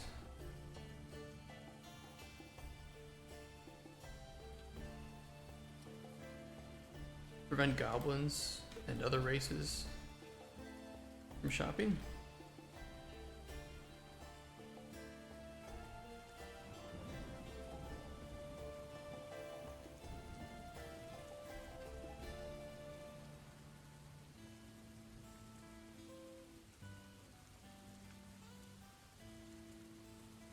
Yeah, especially in Golemstone. Might have been because we lived in the sewers.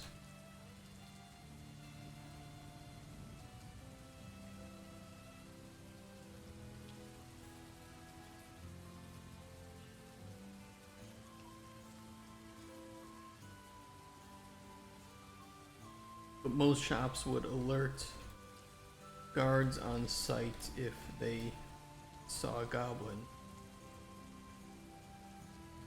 And many banned non-humanoid races completely.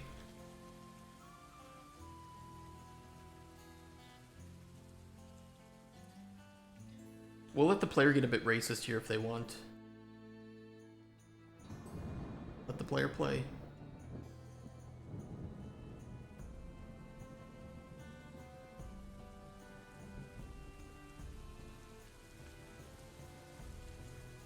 I would too. Not worth the risk when there are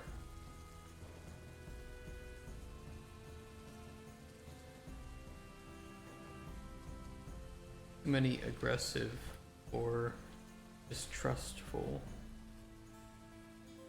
races out there.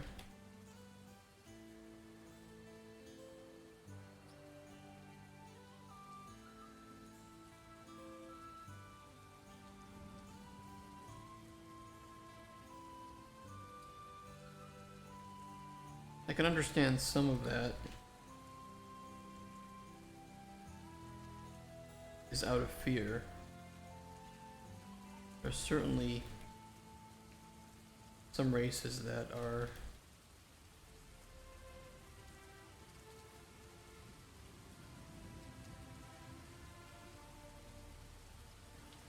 dangerous or distrustful.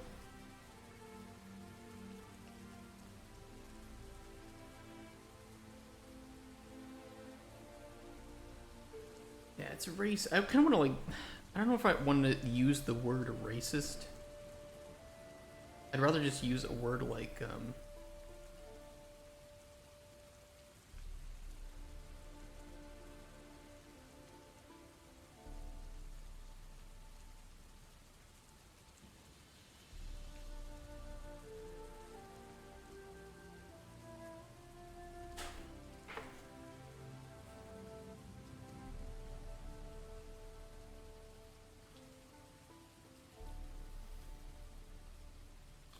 how to word it. Intolerance? Prejudice? Prejudice good, prejudice good.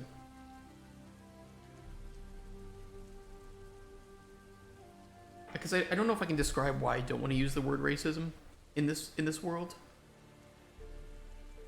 I think that it lacks. It's almost like a term that I don't know.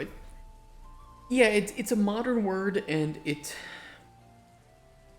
I feel like using it prevents me from getting into the nuance, right? I don't know what races we want in our game.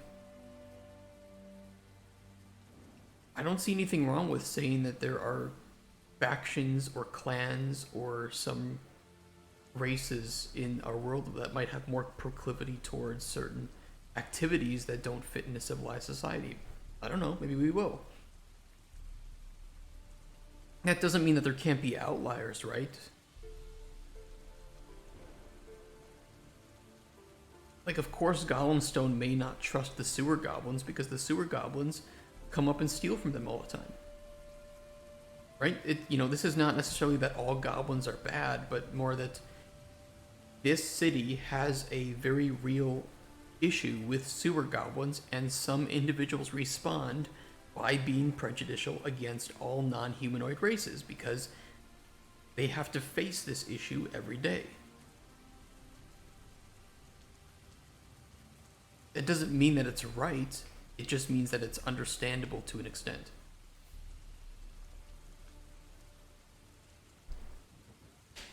And I think even Spoon here would agree.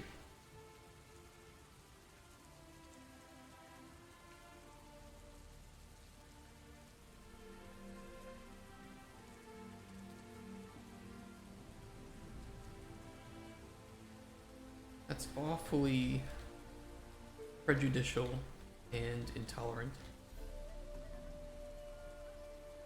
It'd be funny to have a medieval fantasy RPG game and in the character selection screen picking race, the option it gives are white, black, Asian, etc. Be kind of funny.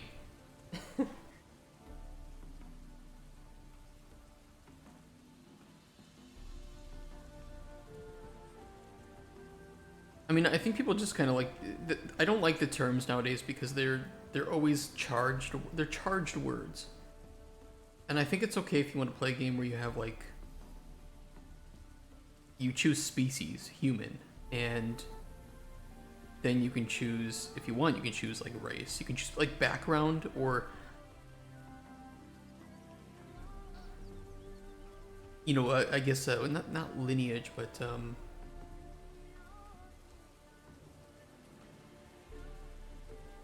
I guess like family lineage. I don't know. Because I'd like to have different parts of my world, and there might be parts of my world that are more that receive a high amount of sunlight, so of course you'd have darker skinned individuals living in those areas. And I don't like looking at that as a race, but more of where's your family lineage from? Why, tell me about yourself and why you have very light skin and you're living in an area where that isn't the norm, or vice versa. I just think that's interesting because then we can dive into why did this character move there, or maybe their parents met up on some adventure and both of their parents are from different parts of the land, and now you have this child with connections to both of these cultures and parts of the world, and maybe they experience some prejudice or some I don't know.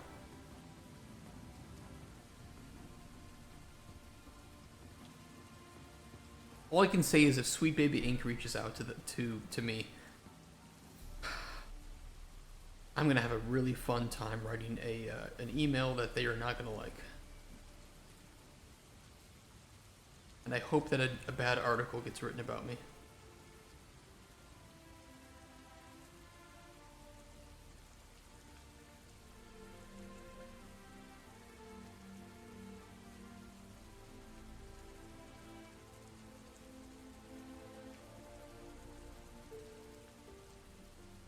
But But yeah, but some of it is understandable.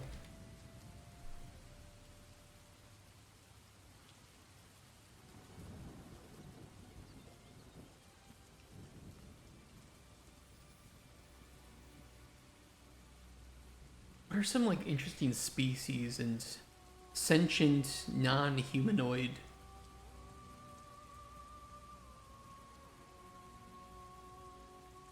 species that we would have in our game?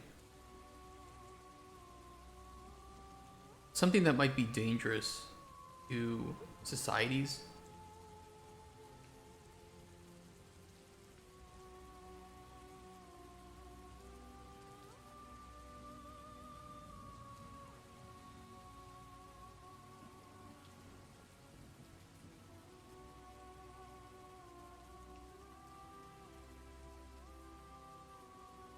You could have like rat men. Like maybe in the sewers there were like rat men.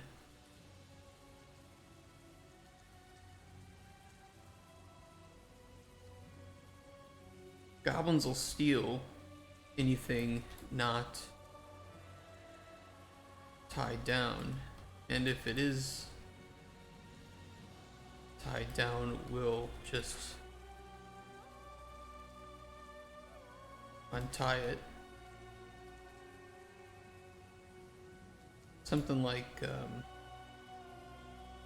what can we call the rat men? Maybe Spoon only knows them as the rat men. But maybe they have like a different name. Hey Bartosz, how you doing? Crab people. Fucking crab people. I would like to do, I want to tie in some of the species into one of our future games called the Nightmare Lake. Hot as fuck. Is it hot out today? It's getting kind of warm in this room.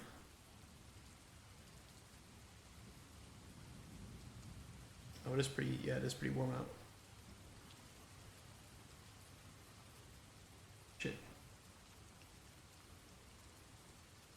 Good thing I have air conditioning.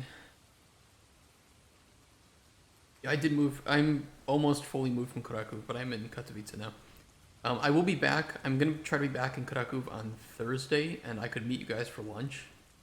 I don't know if you're willing to do that, because I'm gonna have to pack some things into boxes, but it won't take me all day, so I might as well just like, I don't know, spend some time there, and I could hang out until a bus comes. But I have to buy tickets. That.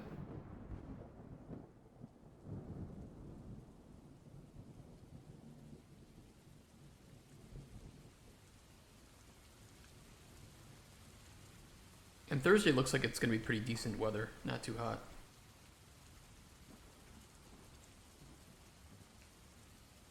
Redeem stretch. You want me to stretch? Oh, you did redeem stretch, didn't you? don't tell people to shut. DM me tomorrow if you're going to be there. That'd be awesome.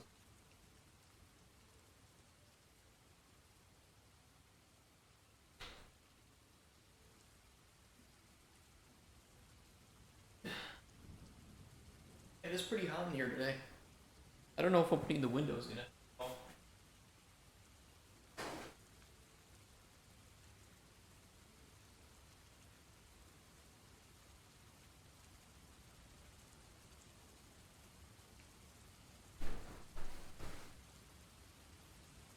About the same temperature outside as it is in here.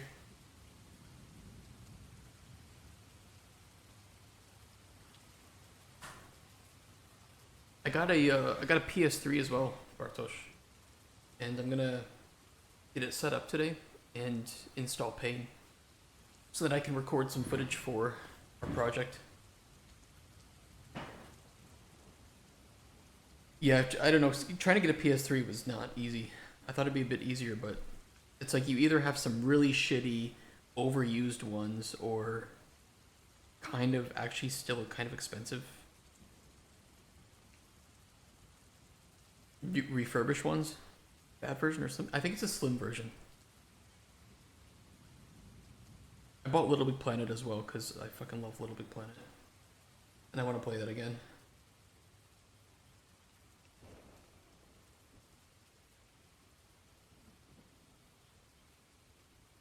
It is the slim version.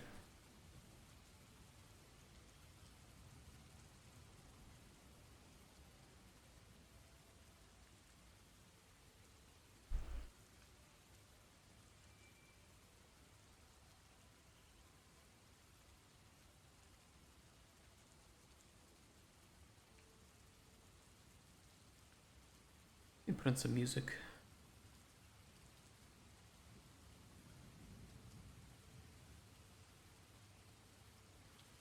Elder Scrolls music.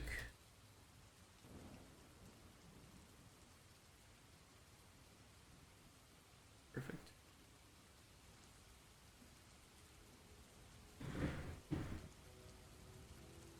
Yeah, so I'll get that working. I'm going to record some footage. I might even be able to record some... No, I can't record it tonight.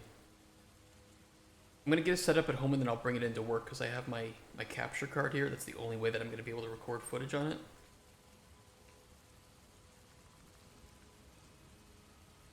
Yeah.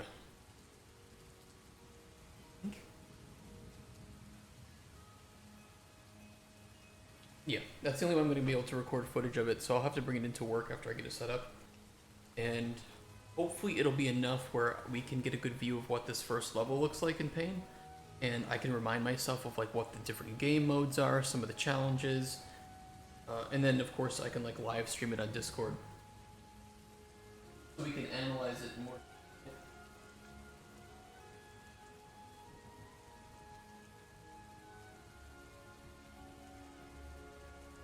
I took my shit.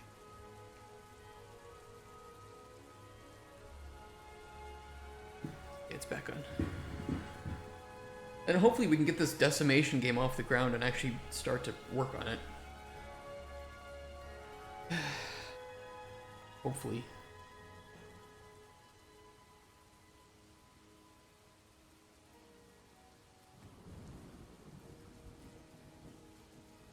Something like the Rat Men.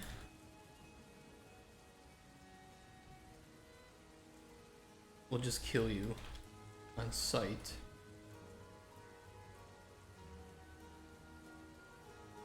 I like to think we're at least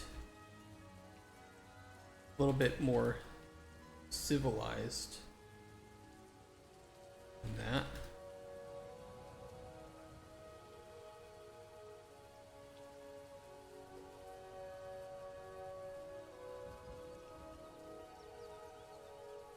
Ratmen? So that can be a species in Chronicles, is like some ratmen.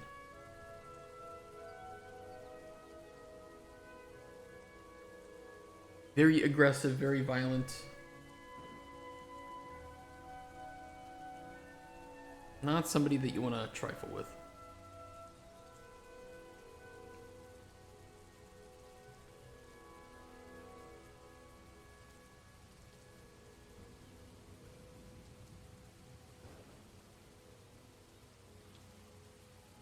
So kind of agree with them preventing goblins from shopping at their stores.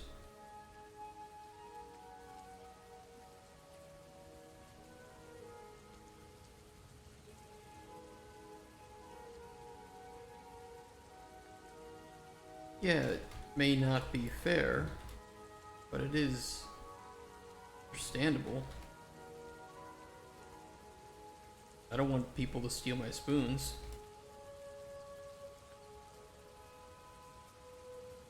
When they shop at my store.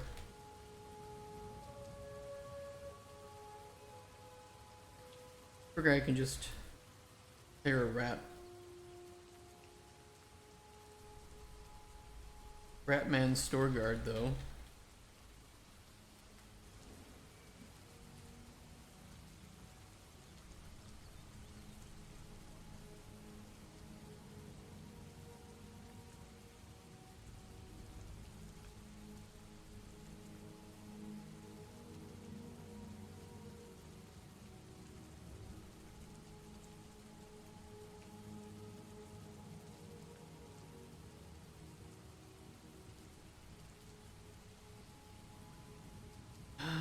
Yeah, I want the player to be able to ask then about the Ratmen too.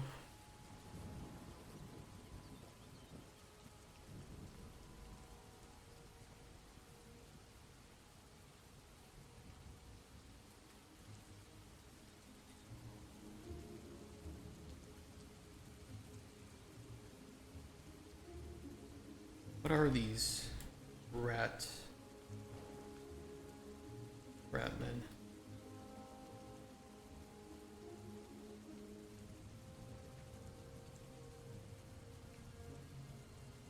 I'd like to give the player a chance to, if they don't like Spoon's intolerance, to just not work with him. I mean, that's fair, right? Play how you want to play. I don't think I want to do business with someone who's intolerant of other species.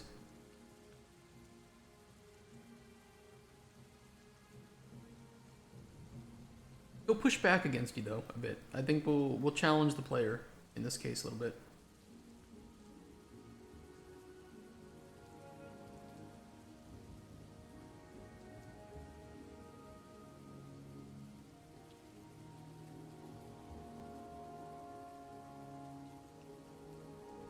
Just a fact though, that some other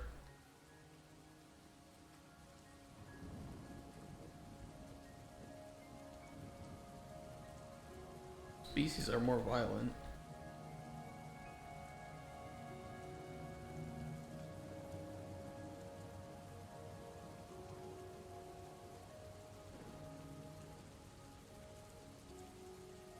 Trolls are pretty dumb, can't be reasoned with.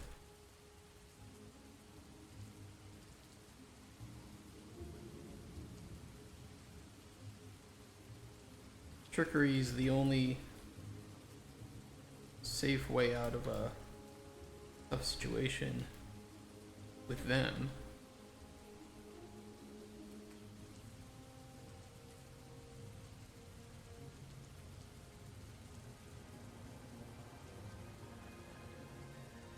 I wonder if I could just like jump back into some old like monster manuals for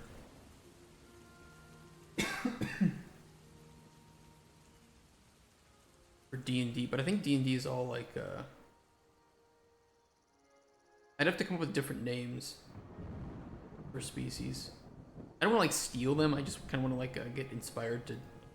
Like, tons of places have rat men, right? Trolls. These aren't anything that are specific to anything. Just general fantasy species.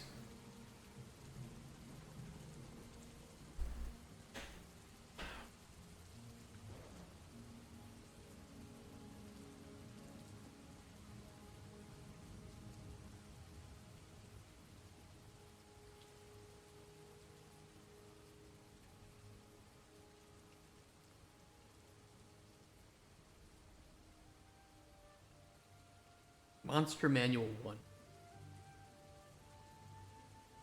We can always rewrite this too and just insert it in any other species if we have better ideas.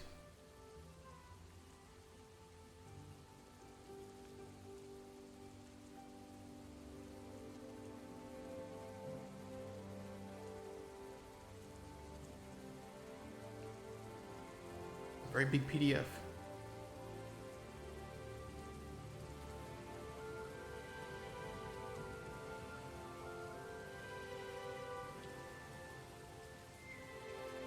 I have good internet too. I have very good internet here. This must be one massive PDF.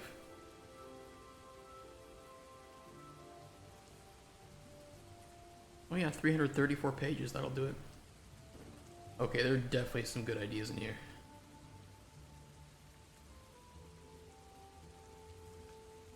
I want something that is, you know, sentient enough that could speak and like be able to purchase things. So it's enough that they might be allowed into a city, but not enough that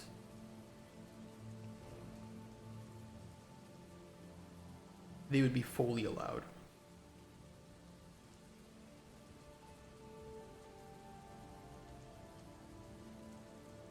There also might be some nudity in here. I gotta be careful about that. Kind of like demonic races. Chain devil, Jesus. Kind of just looking at the pictures in this case.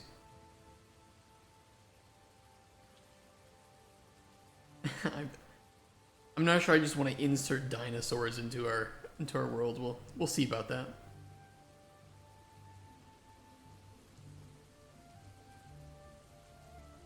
I mean, doppelgangers are fun. Shapeshifters, anything that changes shape.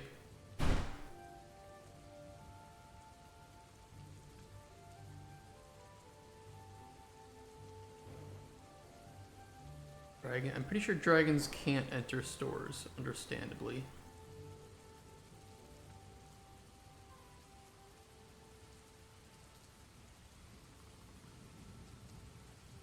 Well, it's just an elf.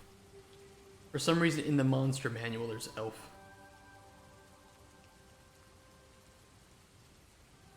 If they have anything written here about like the language proficiencies, because then I could just search for that. If I look common.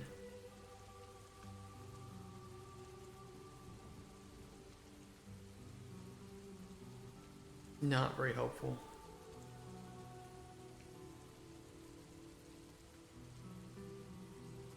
Not helpful at all.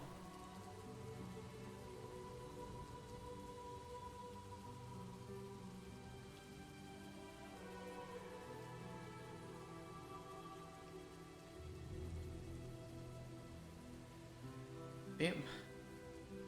Mind flayers. Yeah, I don't think I can do that. I think I might get in trouble if I have mind flayers in our game.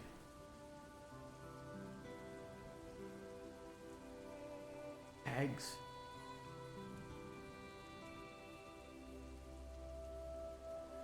Hags can be kind of cool, especially with the kind of connection with witchery and alchemy.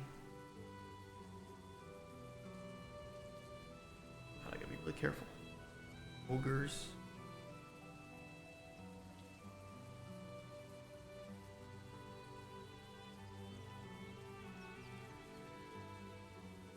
I mean, if there's anything that can visit you as well, like as an NPC, would be great if, you know, it was something that was relatively easy to model, or it just wasn't so absurdly difficult to model that we can't do it, you know?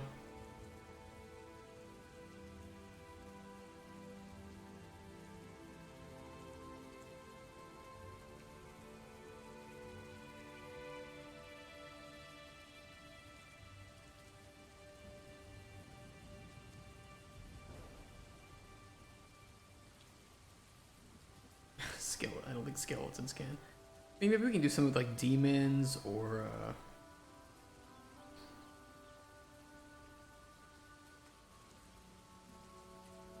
have our goblins.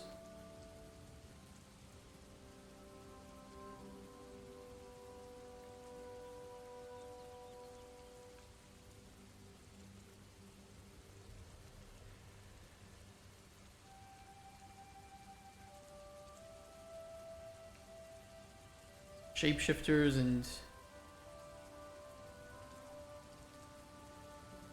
vampires would be killed on sight. They're too good at blending in.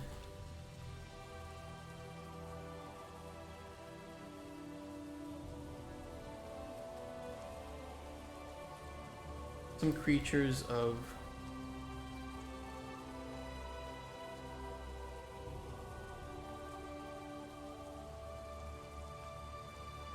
the chasm are allowed, but not all of them.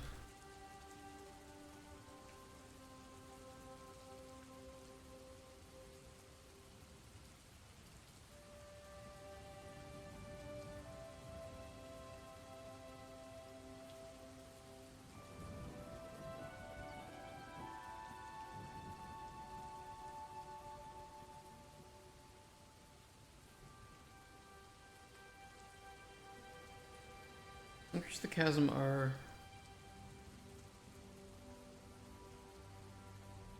probably safe to do business with, but I wouldn't want to test which ones safe and which ones aren't.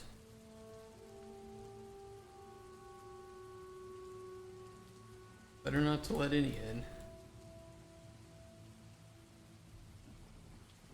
They don't kill me or my family.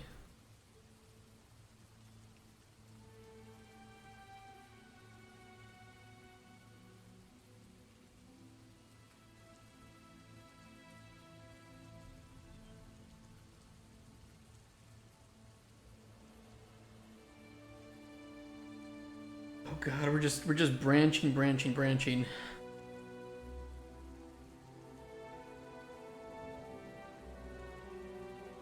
Might become a bit more involved than I thought with this this dreams.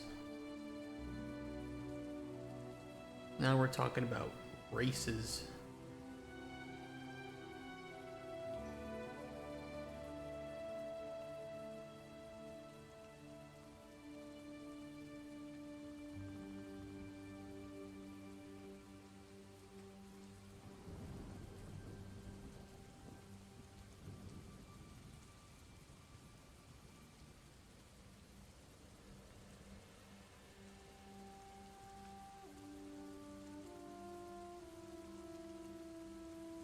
Some of these species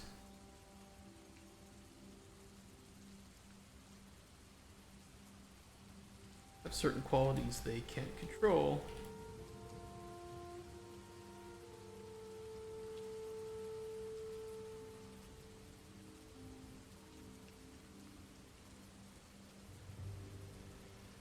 But if they aren't given the chance to change and try,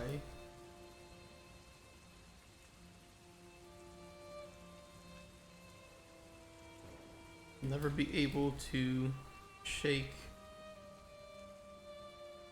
that prejudice. I love it. This is just gonna be some long branching conversation about prejudice in this world with Spoon. Wonderful. Spoon's gonna be a little bit intolerant. He's like, he kind of gets it. He wouldn't let certain species in. I mean, he lives with the rat men. He knows the rat men can't be reasoned with.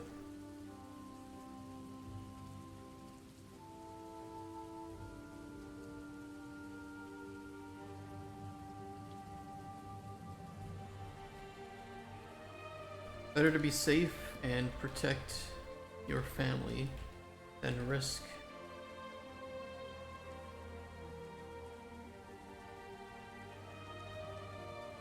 letting the devil through your door.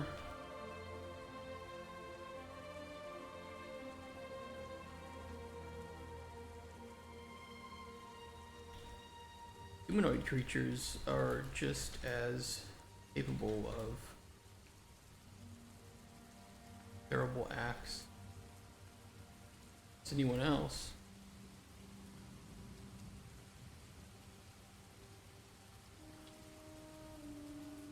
Goblins too.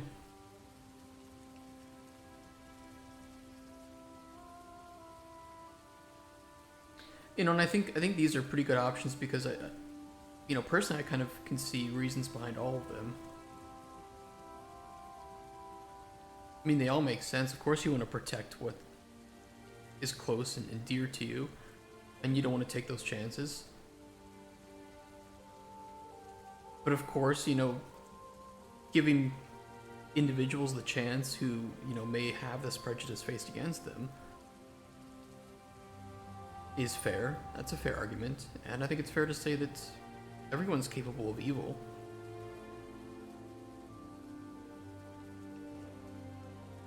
So anyone is just as capable of terrible acts as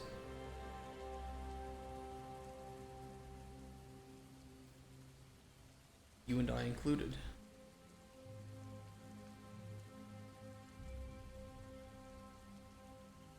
don't know which one. I think Spoon would probably side with it's better just not to risk it. Yeah, I'm just not gonna risk it. But maybe you can kind of sway him here a bit. Maybe if you can go down one of these pathways and maybe convince him that, you know, he can have his guard, and just to let anyone through the door to be safe. You know, maybe he then ends up doing that with his pawn shop. And I like that where, you know, that small decision can have an impact on a future dialogue many hours, you know, in the future for the player. That could be kind of cool. Yeah, so maybe you can convince him to be a bit less intolerant.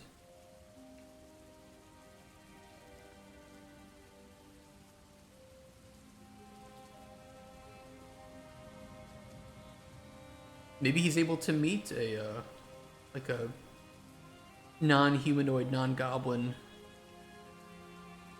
wife. I don't know. And that he only did that because he allowed them into his store. He faces maybe a bit higher crime rates, like a lot of stuff gets stolen, and there's some altercations with his guard, but overall, things are running smoothly. That seems plausible.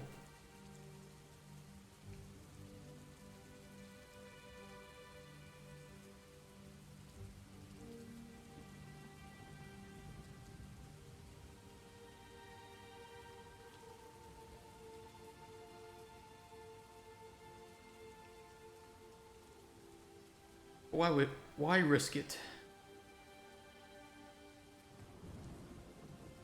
I like staying alive.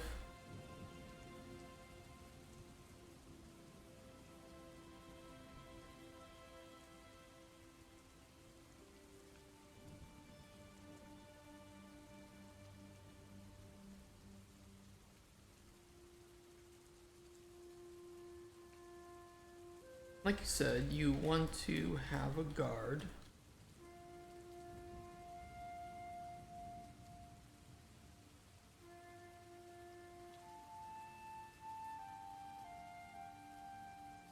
Just let anyone through the door, and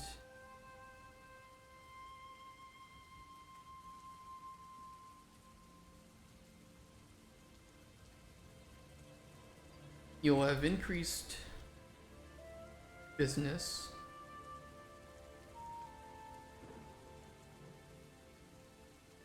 From all the faces, or from all the people that filter through. You can hire more guards if necessary.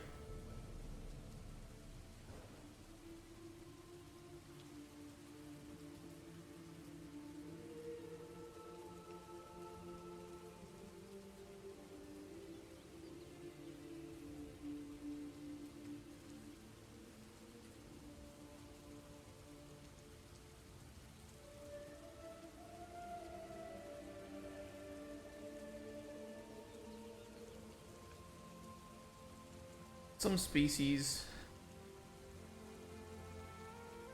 just have it in them.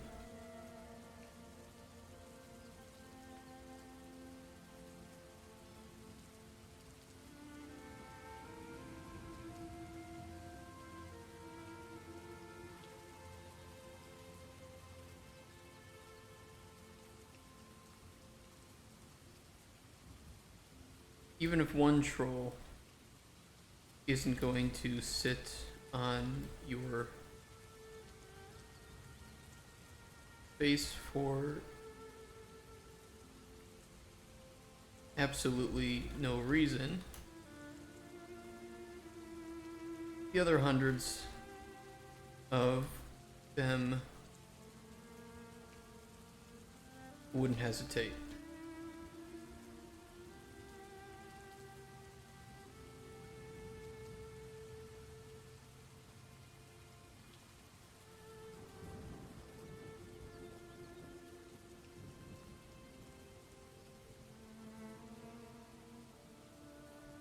I think those two answers are pretty fair.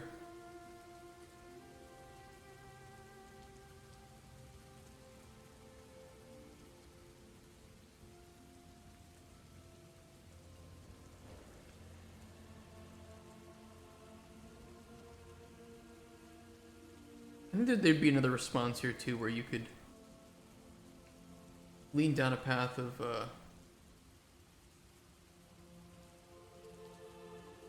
sewer goblins are looked down upon. Sewer goblins aren't allowed to shop. Don't you want the opportunity to change their perception?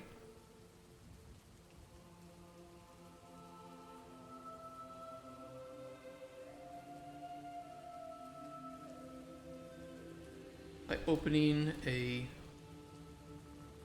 store that is more accepting, you can help change the perception of your species.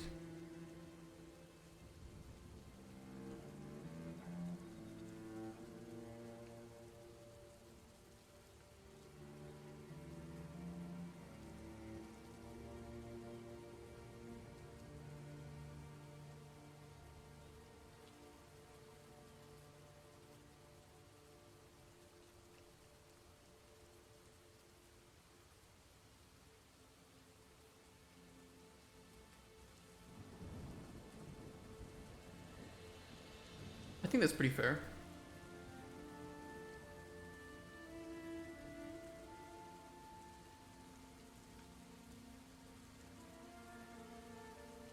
I don't really like that the only way of going down this, though, is by saying you don't want to do business with him.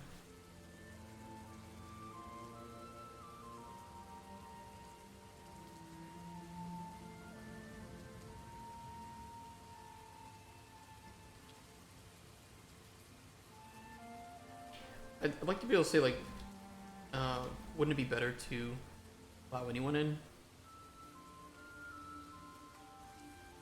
Be better for business to allow anyone in?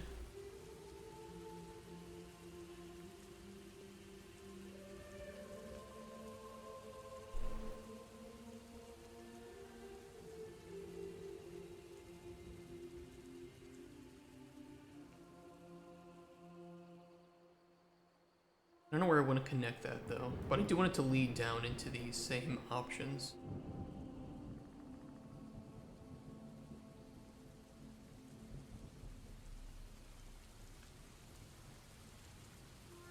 Suppose it would get me more gold,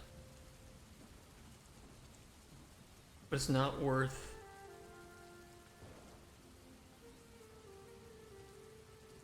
opening the gates like a sewer goblin female heat.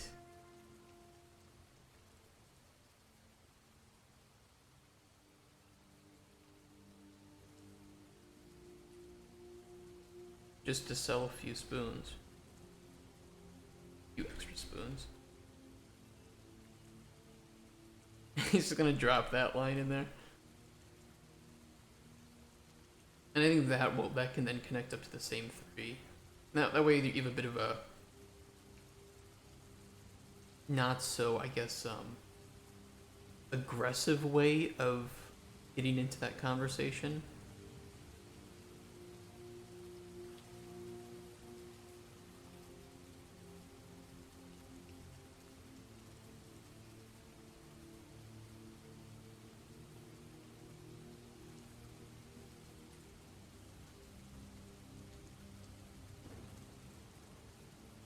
Very brutish.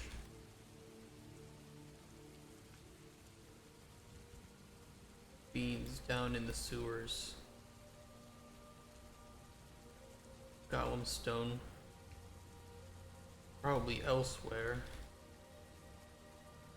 They multiply.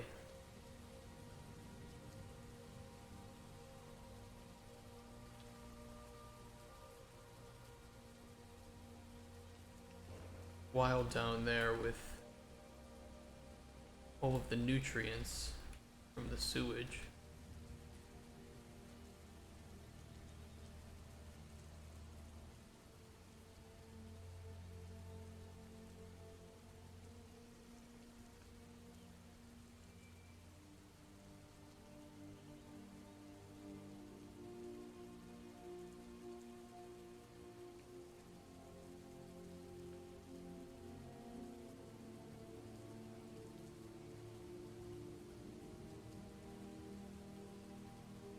figure if they want to buy some spoons, they can open up their own spoon shop.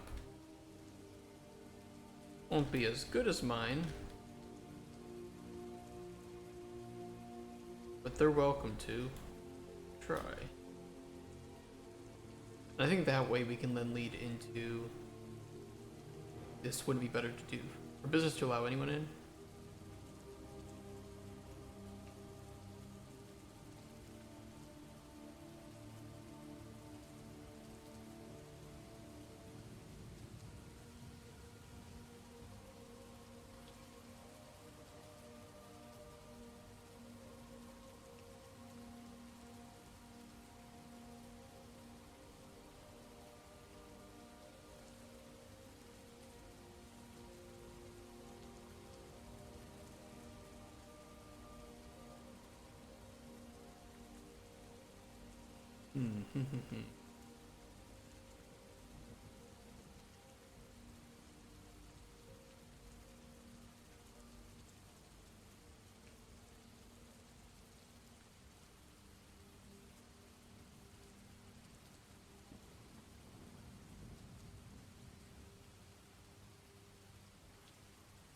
Let's put another initial choices here.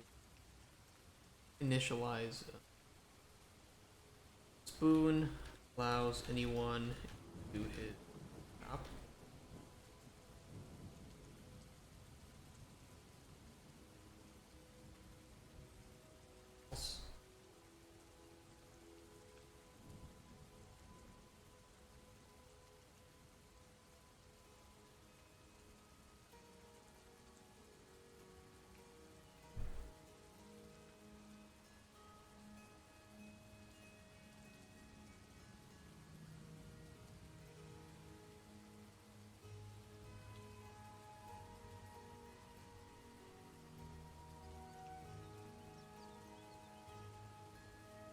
Should also probably initialize a choice of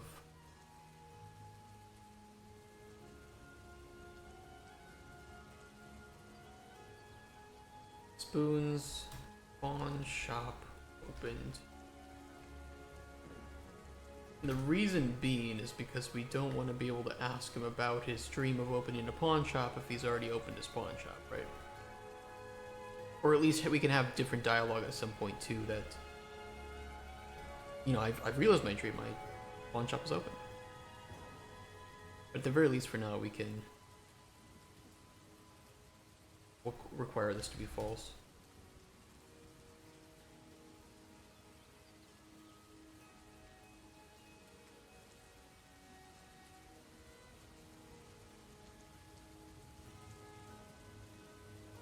Okay, let's keep going down this rabbit hole.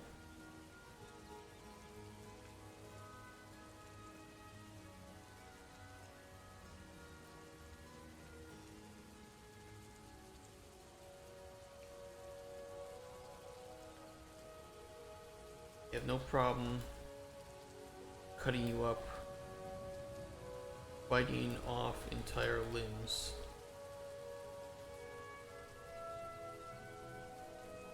You get too close.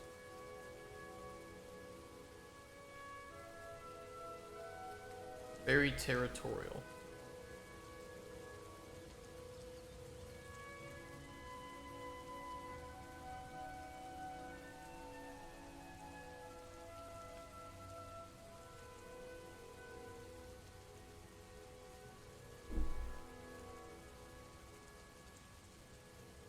That's why I want Hire One to be my store guard.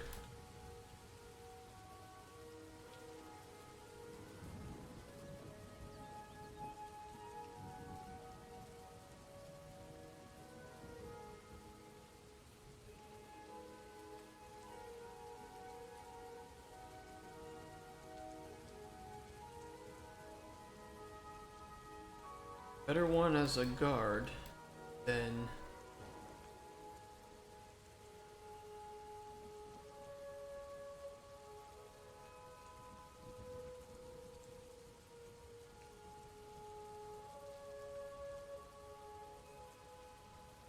as a guard than as a customer.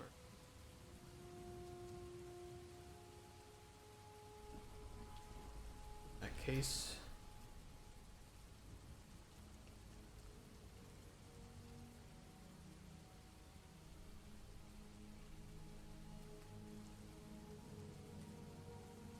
Exactly right, human.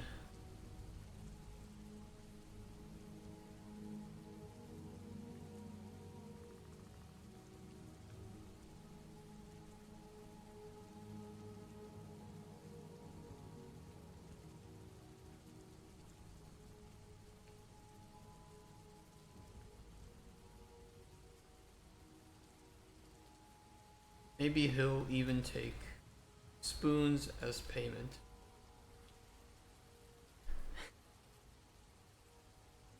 He won't. The Rat Men do not accept spoons as payment, but we'll let Spoon think that they do.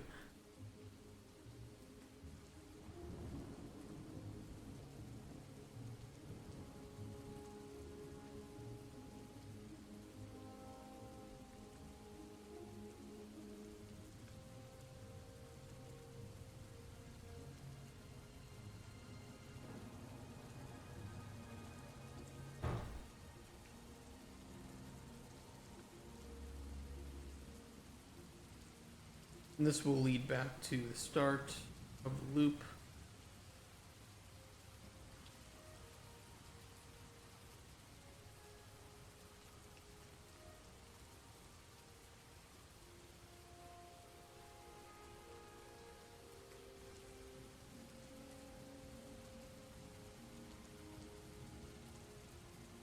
Okay.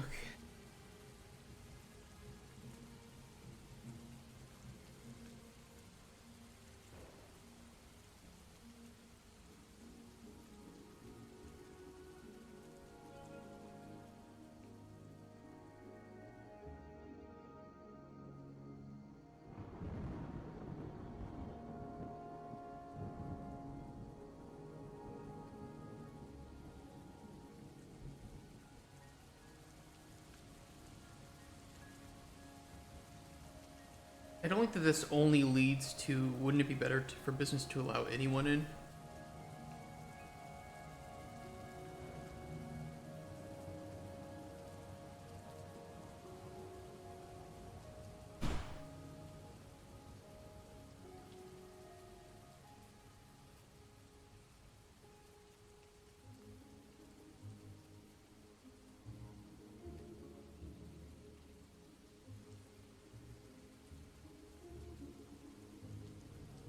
It's kind of okay though, because it does lead down into here where you can either challenge or agree with him on his prejudice.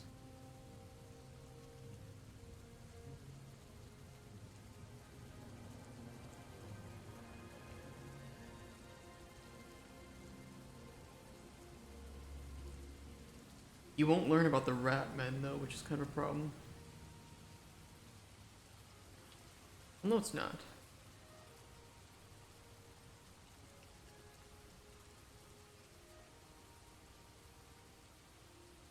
Because you would know at that point that he does want a guard, right? No, you wouldn't.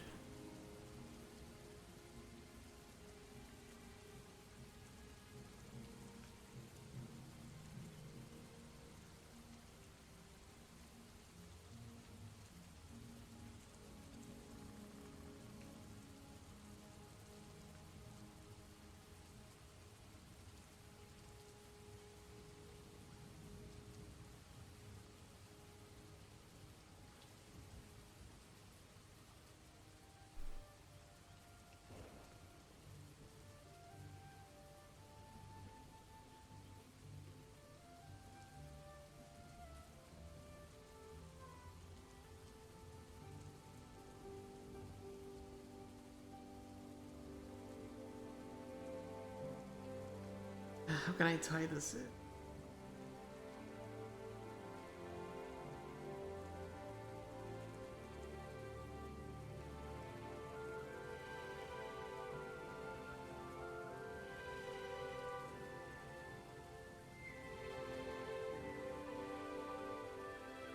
Say, I figure if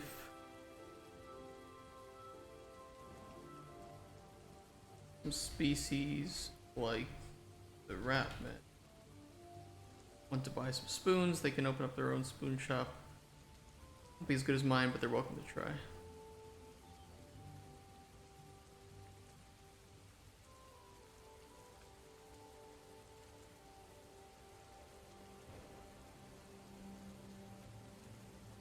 You can connect like that then.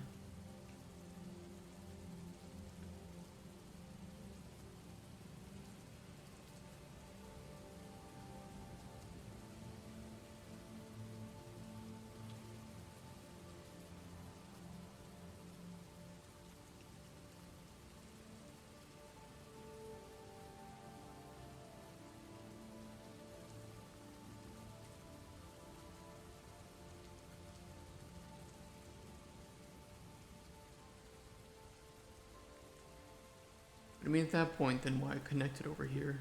No?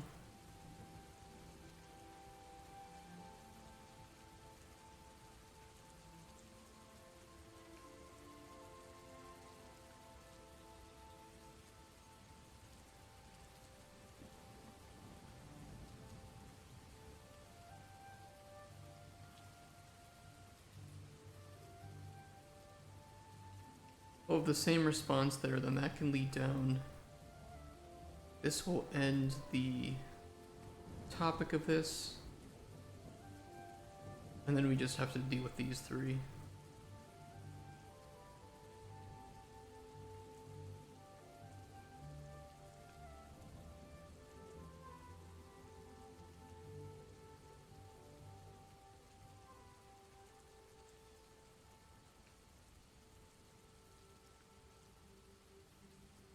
It can lead down into that.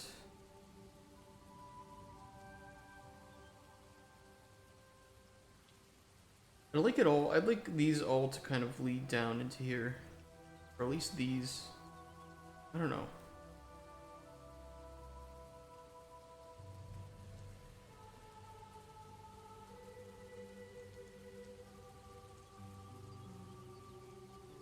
Delete that.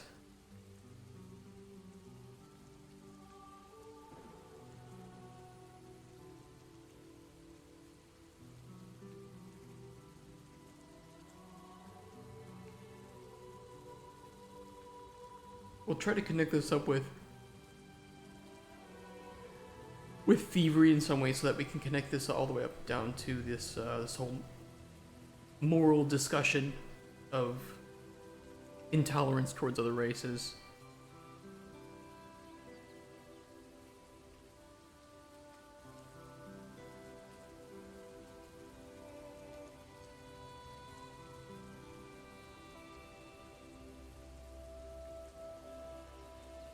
Yeah, that's true. I'll have to give it some thought.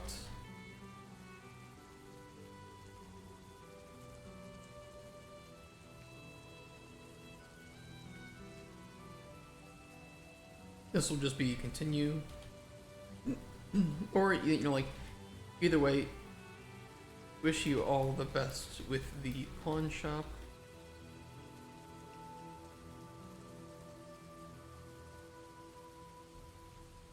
BF. Thanks, human.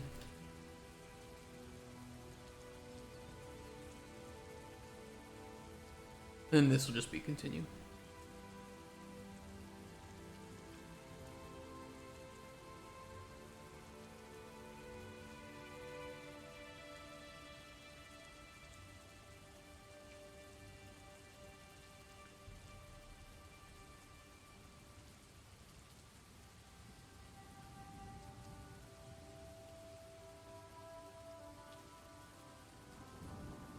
Sewer goblins are looked down upon, right? By opening a store that is more accepting, you can help change the perception of your species. We'll connect that up to the same thing. And I think here's where we'll save.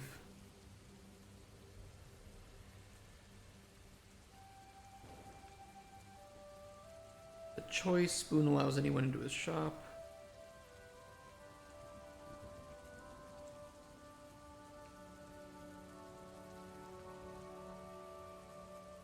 True.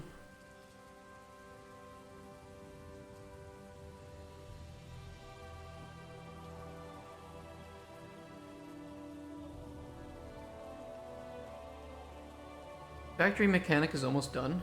Holy shit, really?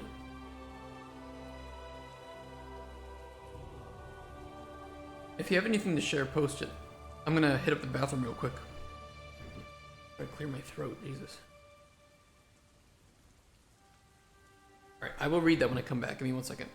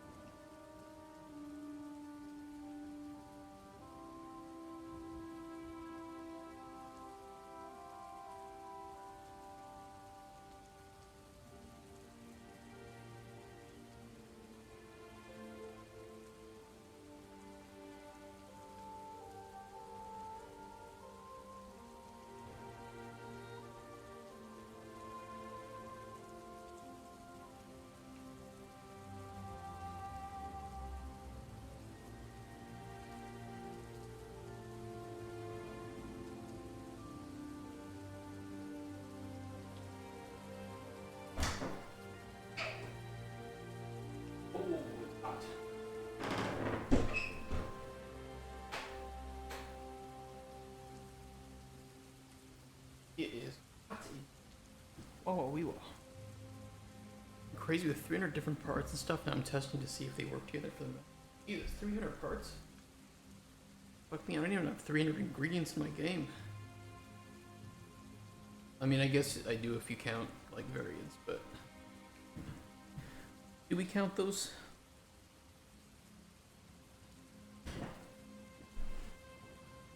God damn, dude.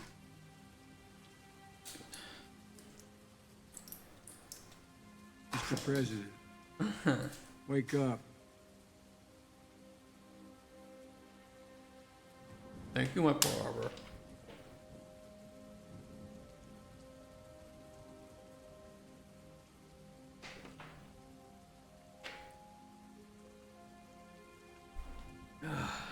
Okay. How was the poop? It was good. It came out very cleanly.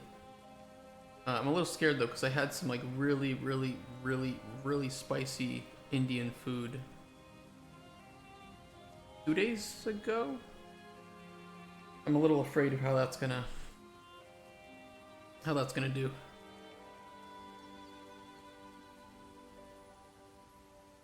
Because like, I don't know if you're in Poland, but in Poland, if you ask for spicy food, you get at worst jalapenos, which aren't that spicy. And and they're usually not like super spicy jalapenos. They're just kind of like mild jalapenos. Yeah. I went to a place that had what they claimed was authentic Indian food, and it was run by Indian people. So I'm like, okay, I'll ask for their chicken vindaloo, right? And they're like, it's spicy. I'm like, I hope so. I get it, and I don't know what the fuck they used in that, but that shit was about as spicy as like habaneros, which are my limit. I can't do anything worse than habaneros. It was good, it was tasty, but it was spicy.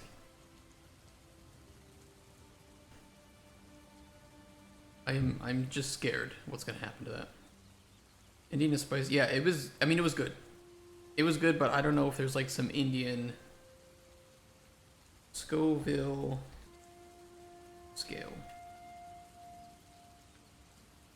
Because I mentioned they weren't using habaneros, right? That's more of a South American. Really hard to see.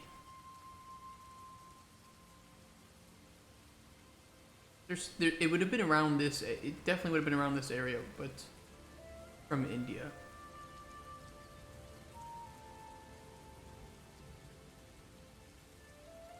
No.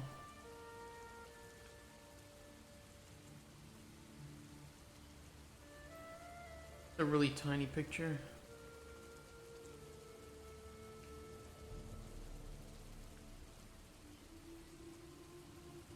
Doesn't really say where it's from though. Well, maybe one of these. Uchlokia. Yeah, but that's like 1,000,000 Scoville. Bird's eye chili? I mean, maybe it could have been bird's eye. It's not specifically Indian, but it is from that part of the world. You got progress of the game, but I'm having trouble with some of the combination of legs. Like you have tank tracks with legs below it. No worries.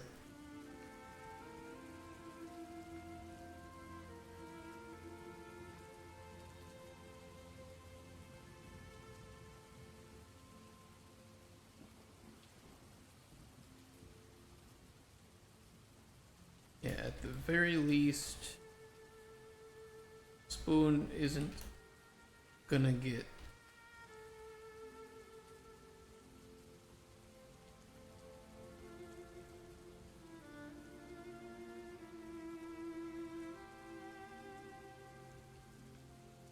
we're here at the potion brewing. The potion brewing is all prototyped properly. I mean, it could still be iterated on, and I'll have to do some work when we hide effects from the player, and they have to discover effects. But like potion brewing's done. You can experience that.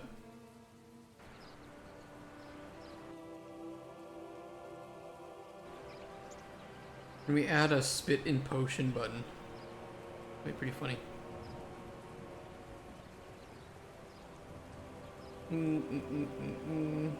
Spider heart. Let's see, spider heart and bloodleaf. Make fortify health 2. We get some restore health 3 on it maybe with a toadstool. And not really. Oh no, this one does. Ground toadstool is pretty good for that. Ooh. Damage stamina regen. You don't need stamina to regen, right? Okay, this will work for you then. There you go. Need a 3D model for each. Yeah, let me just go get 3D models with all that.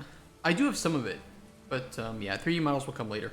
That'll be with well, we can prototype a little bit of that, but I'm not gonna force it too much. That'll be with vertical slice.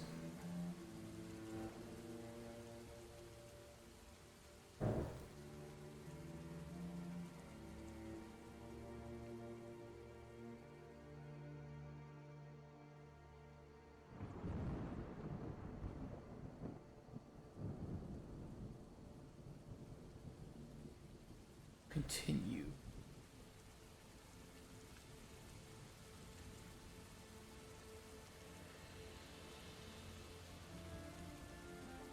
Decided to do the tower thing where if you're notoriously bad, your tower becomes all decrepit. I mean, we can. I just haven't decided yet because that's pretty far in the future. But I'm totally open for it. Like, it sounds like a great idea.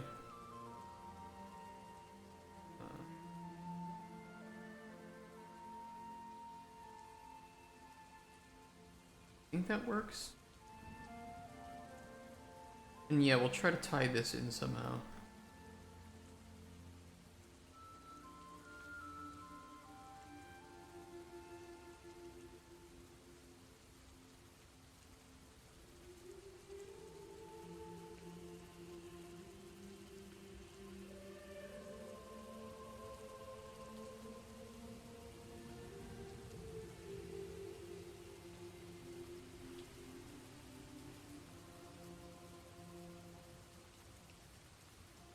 I show up here and there's just trying to gauge the part. Yeah, we're just writing the I'm trying to do a full character, proper writing.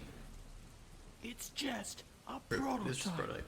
From like all of the lore and all of the stages for his story, and just so I can get a good scale of how much time it takes, how many words there are, and what the general complexity of doing this is.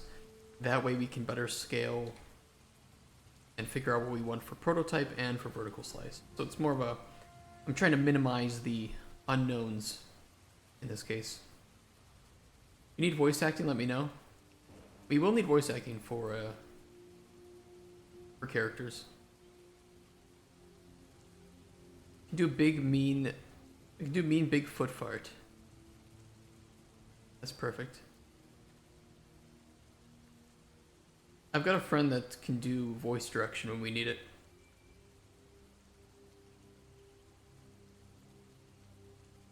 Which will be very important. But that'll be for vertical, because we'll need some funding for that. You stock anything other than spoons or unconventional spoons?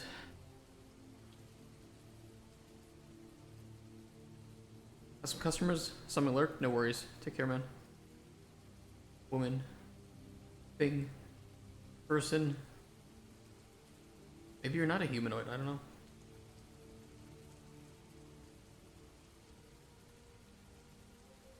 I don't know. Whatever you want to call yourself.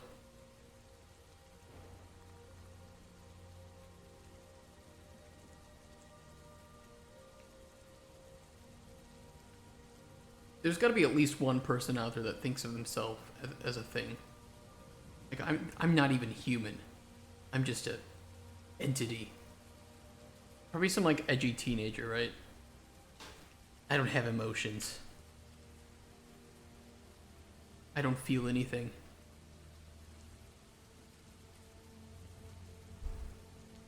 And like, really, they're the most sensitive person on the planet. No, I don't feel anything.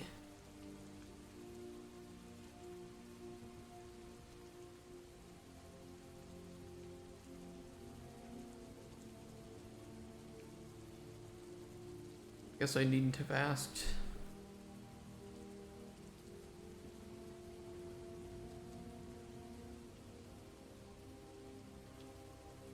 What are your plans for store security? I imagine with all of these expensive spoons, someone might try to steal them.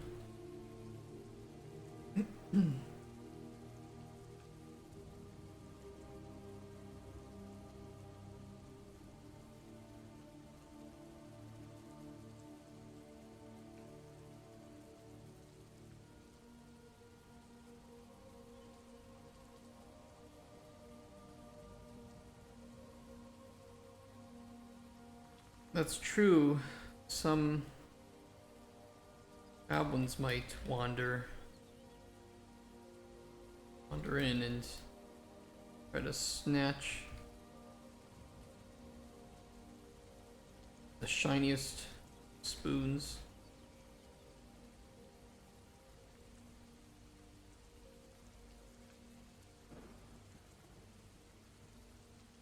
Might have to ban goblins from shopping.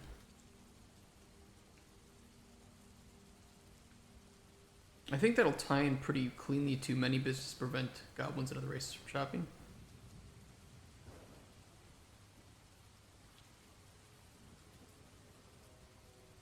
Maybe some other species.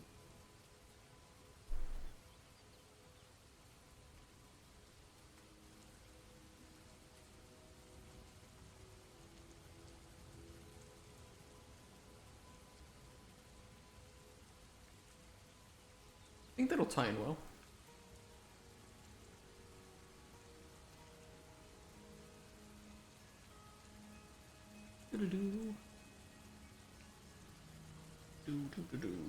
Okay.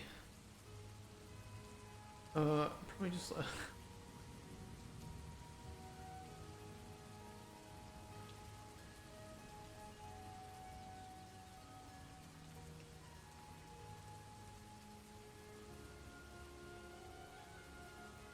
You're a bit of an arse. You know that?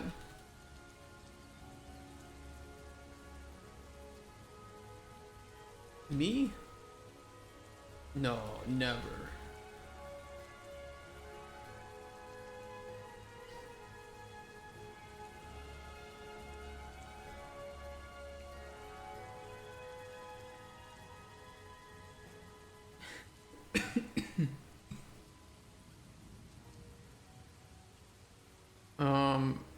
You know that? Yeah, it's a fun way to live.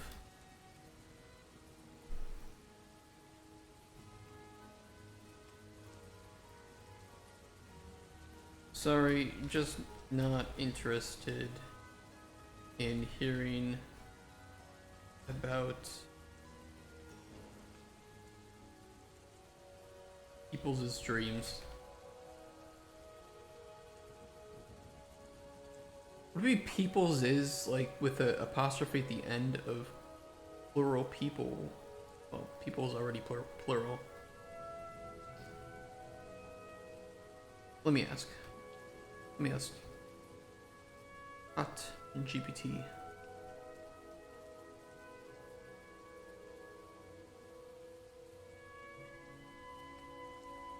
Is it people's is or people's? I think it's the second. I think it's the latter. Yeah, it is the latter.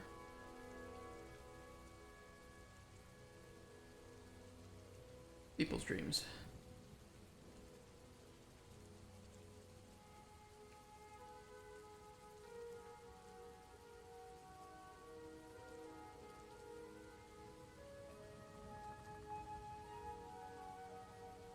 We're gonna initialize a choice too for him wanting to talk about his dreams.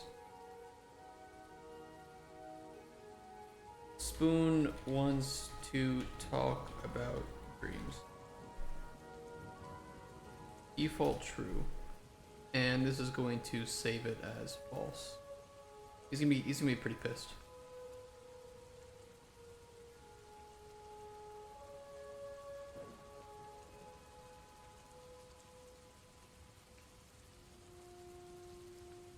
Events save choice. False. And then we'll put a condition. Saved choice. True.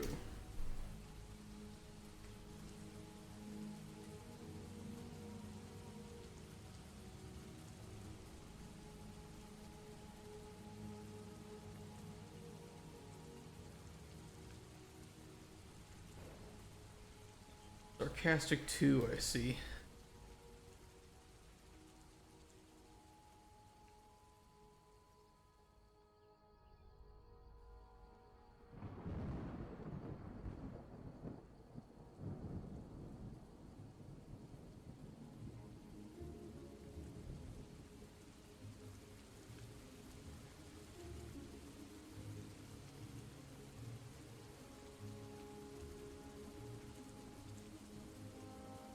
Well, don't let me and my friendliness bother you then.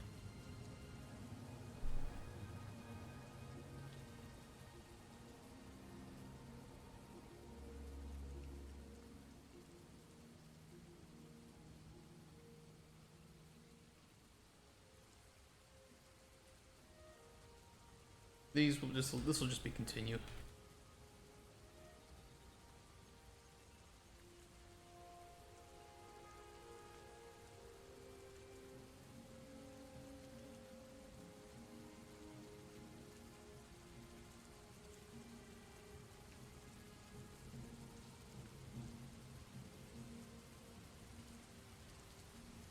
Copy.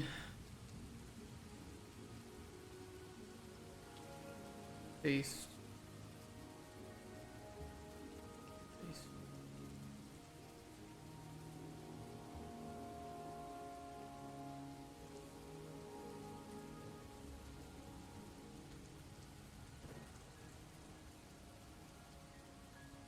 Dreams. Okay, that's good. Dreams, I think, are done. This is getting very, very large as a graph.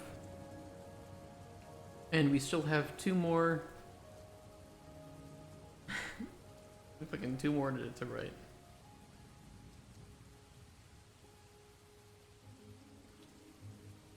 This is good. This is gonna be great for my portfolio, though, as narrative design. Which is something I didn't really have anything in my portfolio with before. Egg! Cup of coffee, thank you for the follow. Egg. I agree. I know we wrote this as Diag Lore Loop Thief, but I think we're gonna have to break this up into personal lore loop. And have different, like, lore loop for his personal, lore loop for Golem Stone. Yeah, this is gonna be... gonna be a lot of work.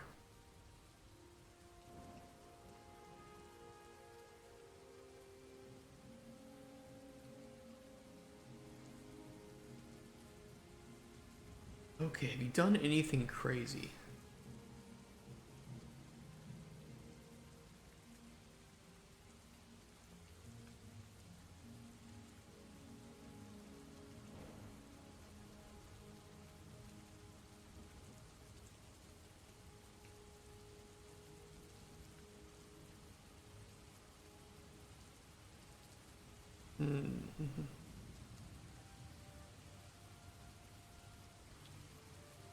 What could Spoon have done that would be really crazy? Maybe he raced a rat man down the sewage river?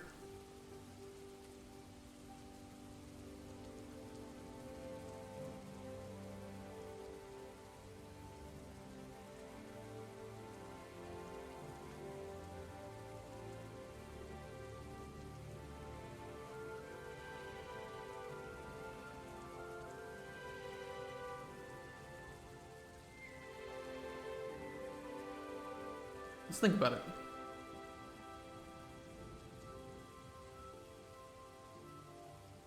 Anything crazy? Like what?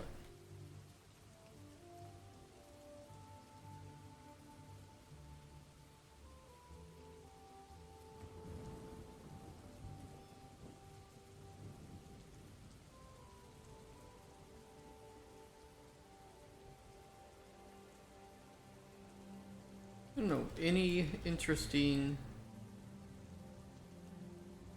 wild stories to tell from your time in the Gollum Stone sewers? You may not know about Gollum Stone yet though, so that's an easy thing that we can do.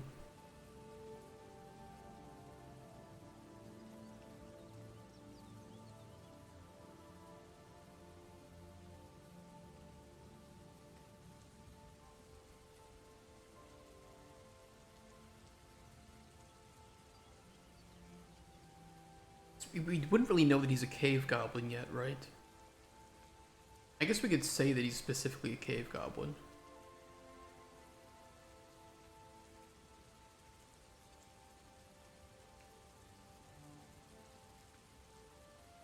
We'll start with this.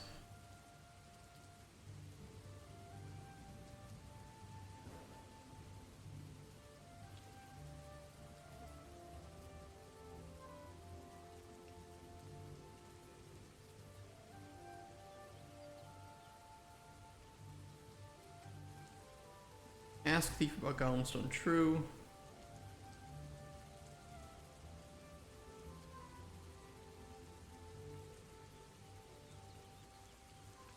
Ask him false.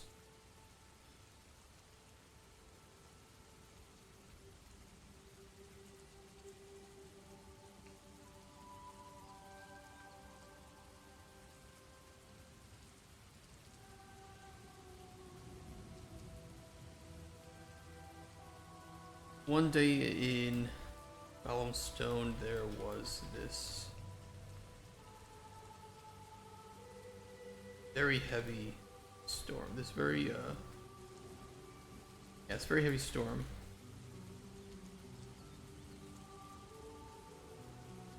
Washed a ton of sewage and debris into sewers. More than usual. Very dangerous. But I raced a rat man down into the depths on a dare.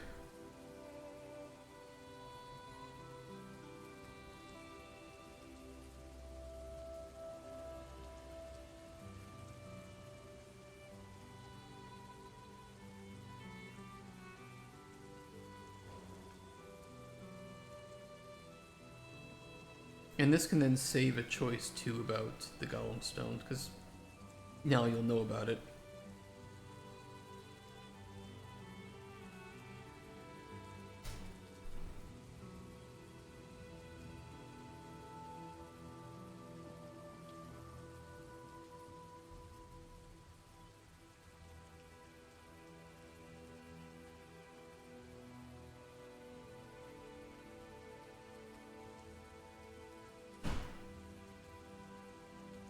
I guess we'll save it here. You know what? We'll do it here. Copy, delete.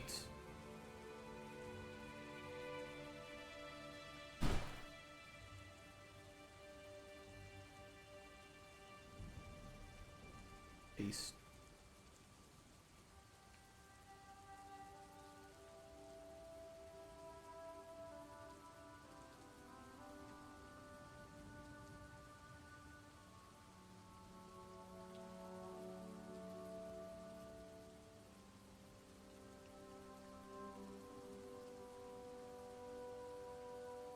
Gollum Stone, where you lived.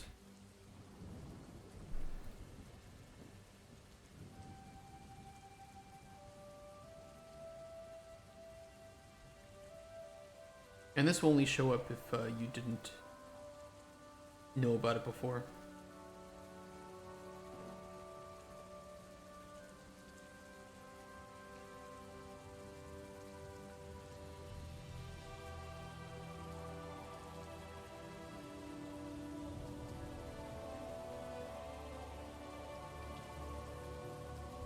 Perfect.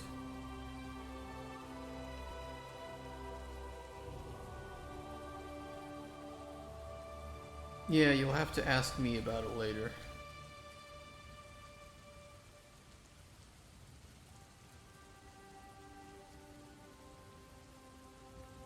Don't know too much about the city.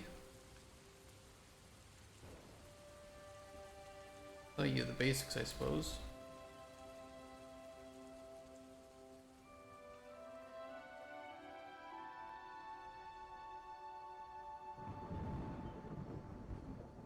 Okay, but did he win? Did he win? And we can ask, like, race down the sewers? Race down the sewage?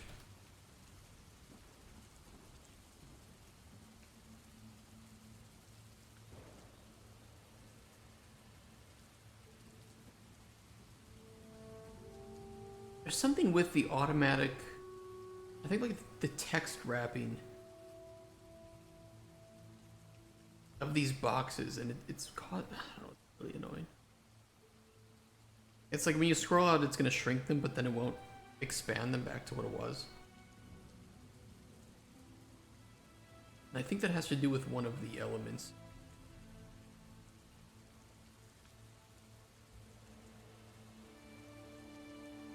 Engine plugins. Narrative 3 UI widgets.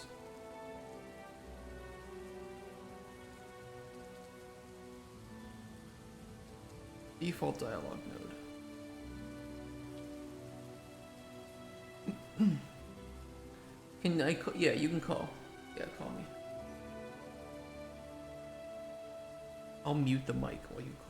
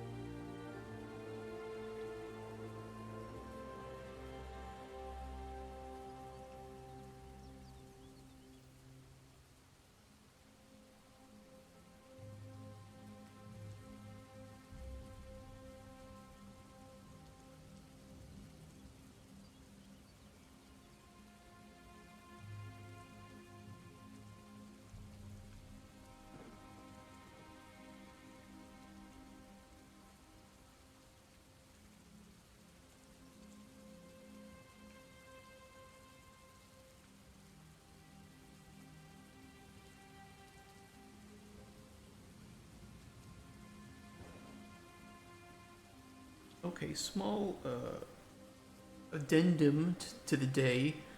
I'm gonna quickly see if I can fix this issue, and then I have to get going. I have to go back to Chronicles today. It just is the way that it is. I'll make it work. Yeah, it said it auto wrap text. I want to auto wrap text.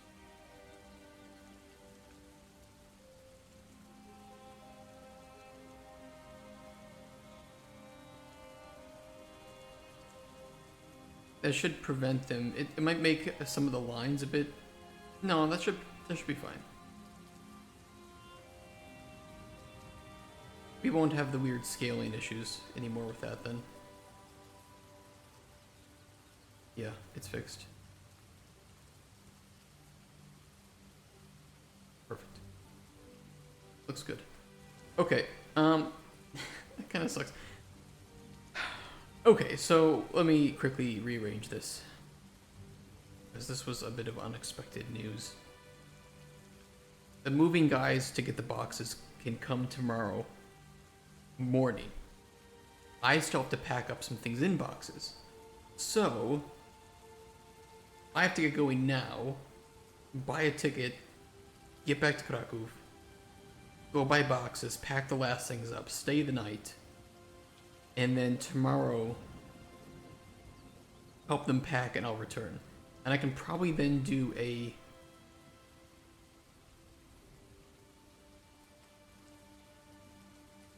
I can stream then tomorrow, but I'll be starting a bit like in the afternoon. But that should work. So yeah, tomorrow... It should be fine. It should be fine. I should be able to stream tomorrow, but right now I have to go. And then tomorrow we will start in the afternoon. If everything works out perfectly, that will be the case. But yeah, I apologize. I'm going to have to get running. Let's upload these. More spoon dialogue.